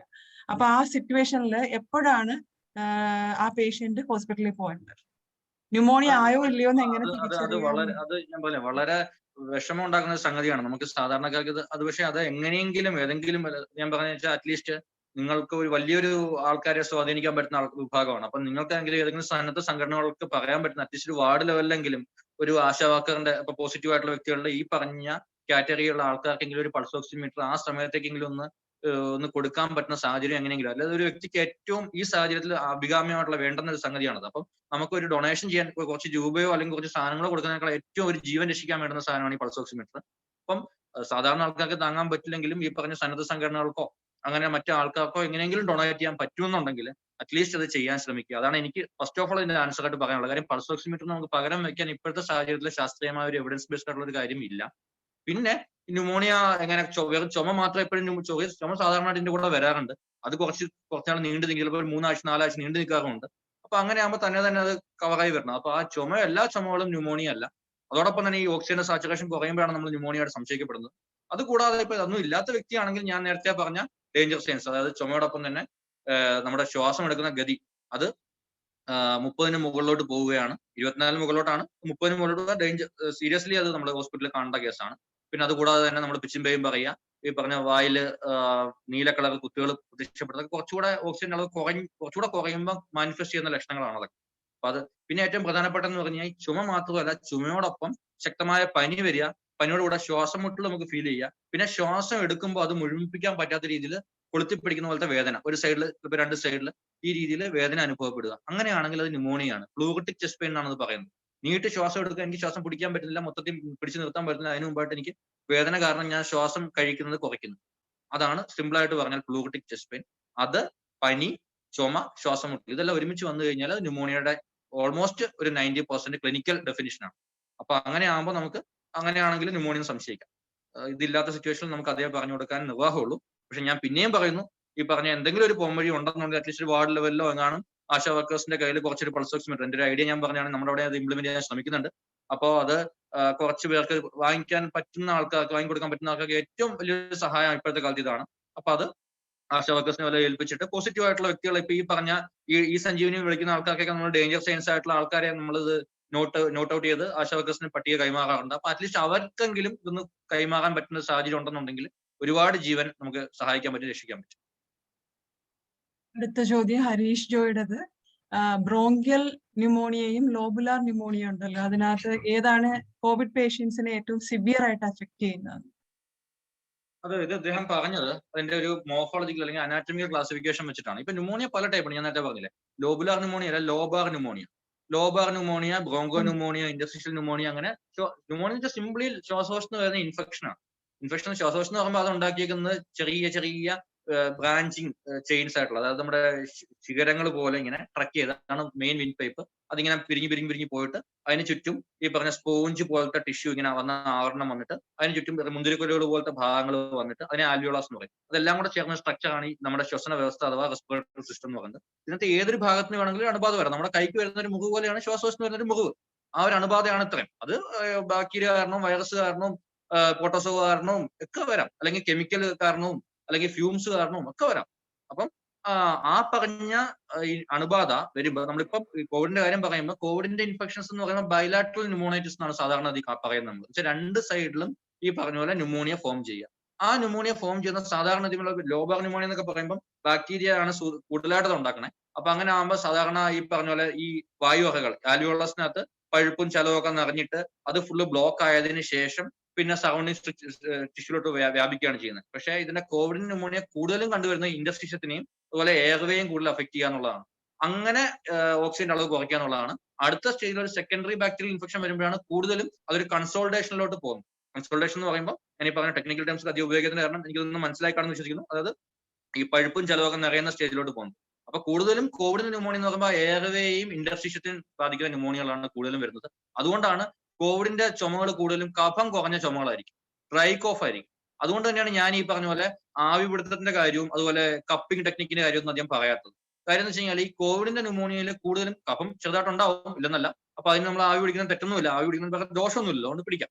പക്ഷെ അത് കഴിഞ്ഞ ശേഷം ഒരുപാട് തട്ടിക്കൊടുക്കുകയൊക്കെ ചെയ്യുന്ന അതിനു വേണ്ടിയുള്ള കഫം പ്രൊഡ്യൂസ് ചെയ്യാനായിട്ടുള്ള ഇത് ഉണ്ടാവില്ല. കാര്യം നമ്മൾ സ്പെഷ്യലിസ്റ്റ് ആവുമ്പോൾ നമ്മൾ ക്ലിയർ ആയിട്ട് അത് കാണുന്നതാണ്. ഈ പറഞ്ഞ ഒരു ബാക്ടീരിയൽ ന്യൂമോണിയ ആണെങ്കിൽ പ്രോപ്പറായിട്ടും അങ്ങനെ സെക്രീഷൻ അടിഞ്ഞു കൂടിയിട്ട് ഈ പറഞ്ഞ പോലെ അത് തട്ടിക്കളയേണ്ട സിറ്റുവേഷൻ വരും. ഈ പറഞ്ഞ കമിഴ്ന്ന് കിടന്ന് തട്ടേണ്ടി വരും, എന്നിട്ട് തുപ്പിക്കളയാൻ പറയേണ്ടി വരും. പക്ഷെ കോവിഡിന്റെ ന്യൂമോണിയയിൽ കൂടുതൽ നമുക്ക് ഡ്രൈ കോഫ് ആണ്. അതായത് ആ കോവിഡ് വൈറസ് ഉണ്ടാക്കുന്ന എയർവേല ഇറിറ്റേഷനും അതിന്റെ ഇൻഫ്ലമേഷനും അതുപോലെ തന്നെ ഇന്റർസ്റ്റിഷ്യൽ ഇൻഫ്ലമേഷനും ഭാഗമായിട്ടാണ് ന്യൂമോണിയ ഉണ്ടാവുന്നത് കൂടുതലും. അതിന്റെ മേളിൽ പിന്നെ പെട്ടെന്ന് വേറൊരു ഇൻഫെക്ഷൻ വരുന്നതിന്റെ ഭാഗമായിട്ടാണ് ഈ പറഞ്ഞ കൺസോൾട്ടേഷൻ അല്ലെങ്കിൽ പഴുപ്പ് അടിഞ്ഞു കൂടുന്നത്. ആ സമയത്താണ് നമുക്ക് ഈ കപ്പിംഗ് ഒക്കെ ചെയ്തിട്ട് കാര്യമുള്ളൂ. അപ്പൊ ഇദ്ദേഹം പറഞ്ഞത് എനിക്ക് മനസ്സിലായി. അത് ഞാൻ പറ്റുന്ന ലളിതമായിട്ടാണ് പറഞ്ഞത്, മനസ്സിലായിക്കോണെന്ന് വിശ്വസിക്കുന്നു. From Nisha, during which symptoms of the fever should we check the antigen? Okay. Aதாவது during which symptoms of the fever? During which symptoms of the fever should we check the antigen? അല്ല, അത് ഇദ്ദേഹം പറഞ്ഞ എപ്പോഴും antigen test ചെയ്യണമെന്നായിരിക്കും ഉദ്ദേശിച്ചെന്ന് തോന്നുന്നു. അപ്പൊ അത് ഏത് symptom ഉണ്ടെങ്കിലും നമുക്കത് ആന്റിജൻ ചെയ്യാം. അത് ആന്റിജൻ ചെയ്ത് കോവിഡ് അല്ലെന്ന് ഉറപ്പുവരുത്തുക. പിന്നെ RT-PCR ആണെങ്കിൽ മറ്റു സിംറ്റംസ് ഒന്നും ഇല്ല എന്നുണ്ടെങ്കിലും ഒരു 6ാമത്തെ ദിവസം തൊട്ടെങ്കിലും ചെയ്തെങ്കിലേ പോസിറ്റീവ് ആവാൻ സാധ്യതയുള്ളൂ. സിംറ്റം ഉണ്ടെങ്കിൽ അപ്പൊ തന്നെ ചെയ്യാം, അതാണ് ഏറ്റവും അഭികാമ്യമായ വഴി. സിംറ്റം വെച്ചുകൊണ്ടിരിക്കേണ്ട കാര്യമില്ല. സിംറ്റംസ് ഇല്ലാത്തൊരു വ്യക്തിയാണെന്നുണ്ടെങ്കിൽ ഡേ 0 തൊട്ട് 6ാമത്തെ ദിവസം നമുക്ക് RT-PCR പരിശോധന നടത്തും. കാര്യം വൈറസിന്റെ സിമ്പിൾ ആണ്, വൈറസിന്റെ കോളനൈസേഷൻ. നമ്മളിങ്ങനെ വൈറസ് ഉള്ളിലോട്ട് കയറി അത് നമ്മുടെ നേസോ ഫാരിങ്സിൽ ഉണ്ടെങ്കിൽ മാത്രമേ നമ്മൾ ആ സ്രവം പരിശോധിക്കുമ്പോൾ കിട്ടുള്ളൂ. മനസ്സിലായില്ലേ? അത് സിമ്പിൾ ആണ്. അപ്പൊ അങ്ങനെ ഒരു സിറ്റുവേഷനിൽ നമുക്ക് ആ സ്രവം പരിശോധിക്കുമ്പോൾ കിട്ടുമ്പോൾ നെഗറ്റീവ് ആയി കഴിഞ്ഞാൽ എനിക്ക് പ്രശ്നമില്ലാന്ന് ഒരു ഫോൾസ് സെക്യൂരിറ്റി വരും. അതുകൊണ്ടാണ് ഞാൻ പറഞ്ഞത് 6 ദിവസം വരെ വെയിറ്റ് ചെയ്ത് കഴിഞ്ഞിട്ട് സിംറ്റം ഇല്ലാത്ത ആൾക്കും ചെയ്ത് നോക്കാം. സിംറ്റം ഉള്ളവരാണെങ്കിൽ ഉടനെ തന്നെ പോയി ചെയ്യുക. പിന്നെ ഈ ആന്റിജൻ എന്ന് പറയുമ്പോൾ സ്വാഭാവികമായിട്ടും നമുക്ക് ഈ പറഞ്ഞ അതും കൂടെ മനസ്സിലാക്കിയിരിക്കുക. എനിക്കിപ്പോ ഇന്നത്തെ ദിവസം പനി വന്നു, പക്ഷെ ആ പനി വരുന്നതിന് 2 ദിവസം അല്ലെങ്കിൽ 3 ദിവസം മുമ്പ് തന്നെ ഞാൻ മറ്റുള്ളവർക്ക് സ്പ്രെഡ് ചെയ്ത് തുടങ്ങും. പിന്നെ എനിക്ക് അങ്ങനെ ഒറ്റ സ്ട്രെച്ചിന് ഒരു 10 ഡേ 7 തൊട്ട് ഡേ 10 വരെ എനിക്ക് സിംറ്റം പരത്താൻ പറ്റും. അതുകൊണ്ടാണ് പറയുന്നത് 10ാമത്തെ ഇപ്പോഴത്തെ കേരള ഗവൺമെന്റ് ഗൈഡ് ലൈൻസ് അനുസരിച്ചിട്ട് 10ാമത്തെ ദിവസം നമുക്ക് സിംറ്റംസ് ഒന്നും ഇല്ലാന്നുണ്ടെങ്കിൽ നമുക്ക് നേരെ വീട്ടിൽ പോവാം. 7 ദിവസം വീട്ടിൽ ക്വാറന്റൈനിൽ ഇരുന്നാൽ മതി. ഞാൻ ടോട്ടൽ ഒരു 17 ദിവസം. ആ 17 ദിവസമാണ് നമ്മൾ അങ്ങനെ നോക്കുന്നത്. കാരണം ടെസ്റ്റ് രണ്ടാമത് ചെയ്യുന്ന ഒരു ആവശ്യമില്ല. ടെസ്റ്റ് ചെയ്തിട്ട് വലിയ കാര്യമില്ല. കാരണം ഒരിക്കൽ പോസിറ്റീവ് ആയി കഴിഞ്ഞാൽ പിന്നെ ആ ടെസ്റ്റിന്റെ ഉദ്ദേശം എന്താ? മറ്റൊരു വ്യക്തിയിലോട്ട് നമ്മൾ പടർത്തുക എന്നുള്ളതാണ്. 10 ദിവസത്തിന് ശേഷം സാധാരണ ഇത് വൈറസ് നെഗറ്റീവ് ആവും, ഓട്ടോമാറ്റിക്കായിട്ട് പരത്തില്ല. അപ്പൊ അതുകൊണ്ട് നമുക്ക് സിംറ്റം വരുന്നതിന് 2 ദിവസം മുമ്പ് തന്നെ അത് പടർത്താൻ തുടങ്ങും. അതിന്റെ കൂടെ നമ്മൾ 10 ദിവസം കൂടെ കൂട്ടുമ്പോഴത്തേനും 10 2 12 ദിവസം നമ്മൾ ഓൾറെഡി പ്രിക്കോഷൻ എടുത്തു. പിന്നെ ഒരു 7 ദിവസം കൂടെ നമ്മൾ വീട്ടിലിരിക്കുന്നുണ്ട്. അപ്പൊ അങ്ങനെ ആകുമ്പോൾ മറ്റുള്ളവർക്ക് ഒട്ടും തന്നെ സ്പ്രെഡ് ആവില്ല. അതുകൊണ്ട് ആ ഒരു കാര്യവും അവിടെ വരുന്നില്ല. From Ritin Raj, if the corona is affected to a child of 1 year old, what are the necessary steps to be taken? അപ്പൊ അത് ഈ പറഞ്ഞ പോലെ കുട്ടികളുടെ കാര്യത്തില് വളരെ ഒരു വെല്ലുവിളിയാണ്. പ്രത്യേകിച്ച് എന്ന് വെച്ച് കഴിഞ്ഞാൽ 1 വയസ്സുള്ള ഒരു കുട്ടി എന്ന് പറയുമ്പോൾ സ്വാഭാവികമായിട്ടും നമുക്ക് അതിന് ഒരു നഴ്സിംഗ് കെയർ കൊടുക്കേണ്ടി വരും. അപ്പൊ എന്താണെങ്കിലും ഡെഫിനറ്റ്ലി ഒരു ക്ലോസ് കോൺടാക്ട് വേണ്ടി വരും. അപ്പൊ നമുക്ക് ചെയ്യാൻ പറ്റുന്നത് കുട്ടിയും കുട്ടികളുടെ അമ്മയും അത് സെൽഫ് ഐസൊലേറ്റ് ചെയ്യുക. അവർക്ക് വേണ്ടുന്ന കാര്യങ്ങൾ ഈ പറഞ്ഞ പോലെ തന്നെ ഉള്ള കാര്യങ്ങൾ പ്രോപ്പറായിട്ട് മുമ്പോട്ട് കൊണ്ടുപോവുക. അതുപോലെ അമ്മ കഴിയുന്നത് N95 മാസ്ക് ധരിക്കുക, കുട്ടിയെ നോർമലായിട്ട് ഫീഡ് ചെയ്യിക്കുക. പിന്നെ കഴിയുന്നതും ഡേഞ്ചർ സൈൻസ് എന്തെങ്കിലും ഉണ്ടെന്നുണ്ട് അത് അവർ വെയിറ്റ് ചെയ്തിരിക്കേണ്ട കാര്യമില്ല. ഒരു ന്യൂനറ്റോളജിസ്റ്റ് അല്ലെങ്കിൽ പീഡിയാട്രീഷനെ കാണുക, അവരെ വിളിക്കുക. അതിനുശേഷം അതിനനുസരിച്ചുള്ള റെക്കമെൻഡേഷൻസ് എല്ലാം തന്നെ ചെയ്യണം. പിന്നെ സാധാരണഗതിയിൽ ഹോസ്പിറ്റലിന്റെ ഒരു തിയറിയാണ് ഞാൻ പറയണത്, കുട്ടികൾക്ക് വന്നാലും അത്ര കണ്ട് ഗുരുതരമാവാറില്ലായിരുന്നു. പക്ഷെ ഇപ്പൊ എന്റെ പീഡിയാട്രിക് സുഹൃത്തുക്കൾ പറയുന്ന കുട്ടികൾക്കും അപൂർവമായിട്ട് ഗുരുതരമാകുന്ന സാഹചര്യം കണ്ടുവന്നിട്ടുണ്ട്. അതിന്റെ കാര്യം എന്ന് വെച്ച് കഴിഞ്ഞാൽ ഈ ACE2 റിസപ്റ്റേഴ്സ് എന്ന് പറഞ്ഞ റിസപ്റ്റേഴ്സ് വഴിയായിട്ടാണ് ഈ വൈറസ് ഉള്ളിലോട്ട് കിടക്കുന്നത്, ശ്വാസകോശത്തിലോട്ട്. അപ്പൊ കുട്ടികളുടെ ആ റിസപ്റ്റേഴ്സിന്റെ അളവ് കുറവാണ്. അപ്പൊ അതുകൊണ്ട് തന്നെ വൈറസിന് ഒരുപാട് പ്രശ്നങ്ങൾ ഉണ്ടാക്കാൻ സാധ്യത കുറവാണ് കുട്ടികളുടെ ശരീരത്തിൽ. അങ്ങനെയാണ് ഒരു കോൺസെപ്റ്റ് ഉണ്ടാകുന്നത് ഇതുവരെ. പക്ഷെ ഇപ്പോഴത്തെ അഡിക്വേറ്റ് ഡാറ്റ എനിക്കറിയില്ല. ഞാൻ 12 വയസ്സിന് മുകളിലോട്ടുള്ളതാണ് കൂടുതലും നോക്കാറുള്ളത്. പക്ഷെ ഇദ്ദേഹം ഈ പറഞ്ഞതിന്റെ ആൻസർ എന്ന് പറഞ്ഞു കഴിഞ്ഞാൽ നമുക്ക് യൂഷ്വൽ കാര്യങ്ങൾ മാത്രമേ ഫോളോ ചെയ്യാൻ പറ്റുള്ളൂ. വേറെ പ്രത്യേകിച്ചുള്ള എക്സ്ട്രാ മെഡിക്കേഷൻസ് എല്ലാം വേണമെങ്കിൽ എന്തായാലും ഡെഫിനറ്റ്ലി പീഡിയാട്രീഷ്യൻ തന്നെ കാണണം. അത് കൂടാതെ അമ്മയുടെ കൂടെ ഒരു നഴ്സിംഗ് കെയർ വേണം. അപ്പൊ അദ്ദേഹവും അമ്മയും കുട്ടിയും ഒരു റൂമിൽ സെൽഫ് ഐസൊലേറ്റ് ചെയ്തിട്ട് കുട്ടിക്ക് ഫീഡ് ചെയ്യുക, അമ്മ ഈ പറഞ്ഞ പോലെ സ്പ്രെഡ് ആവാതിരിക്കാൻ സൂക്ഷിക്കുക, അങ്ങനത്തെ കാര്യങ്ങൾ ചെയ്യും. പിന്നെ കുട്ടികളുടെ ഈ പറഞ്ഞ പോലെ ശ്വസന റേറ്റുകൾ വ്യത്യാസമുണ്ട്. ഈ പറഞ്ഞ 1 വയസ്സിന് മുകളിലോട്ടുള്ള കുട്ടിയാകുമ്പോൾ 40 മുകളിലോട്ട് റേറ്റ് പോയി കഴിഞ്ഞാൽ അത് റെസ്പിറേറ്ററി ഡിസ്ട്രസ്സിലാണെന്ന് നമ്മൾ പറയും. അപ്പൊ അത് നമ്മൾ ഈ പറഞ്ഞ വലിയവരുടെ 30 നല്ലതല്ല.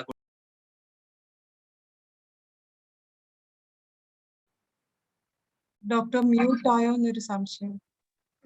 കോൾ വന്നായിരുന്നു ഇടയ്ക്ക് കട്ടായി. ഒന്നുകൂടെ പറയൂ.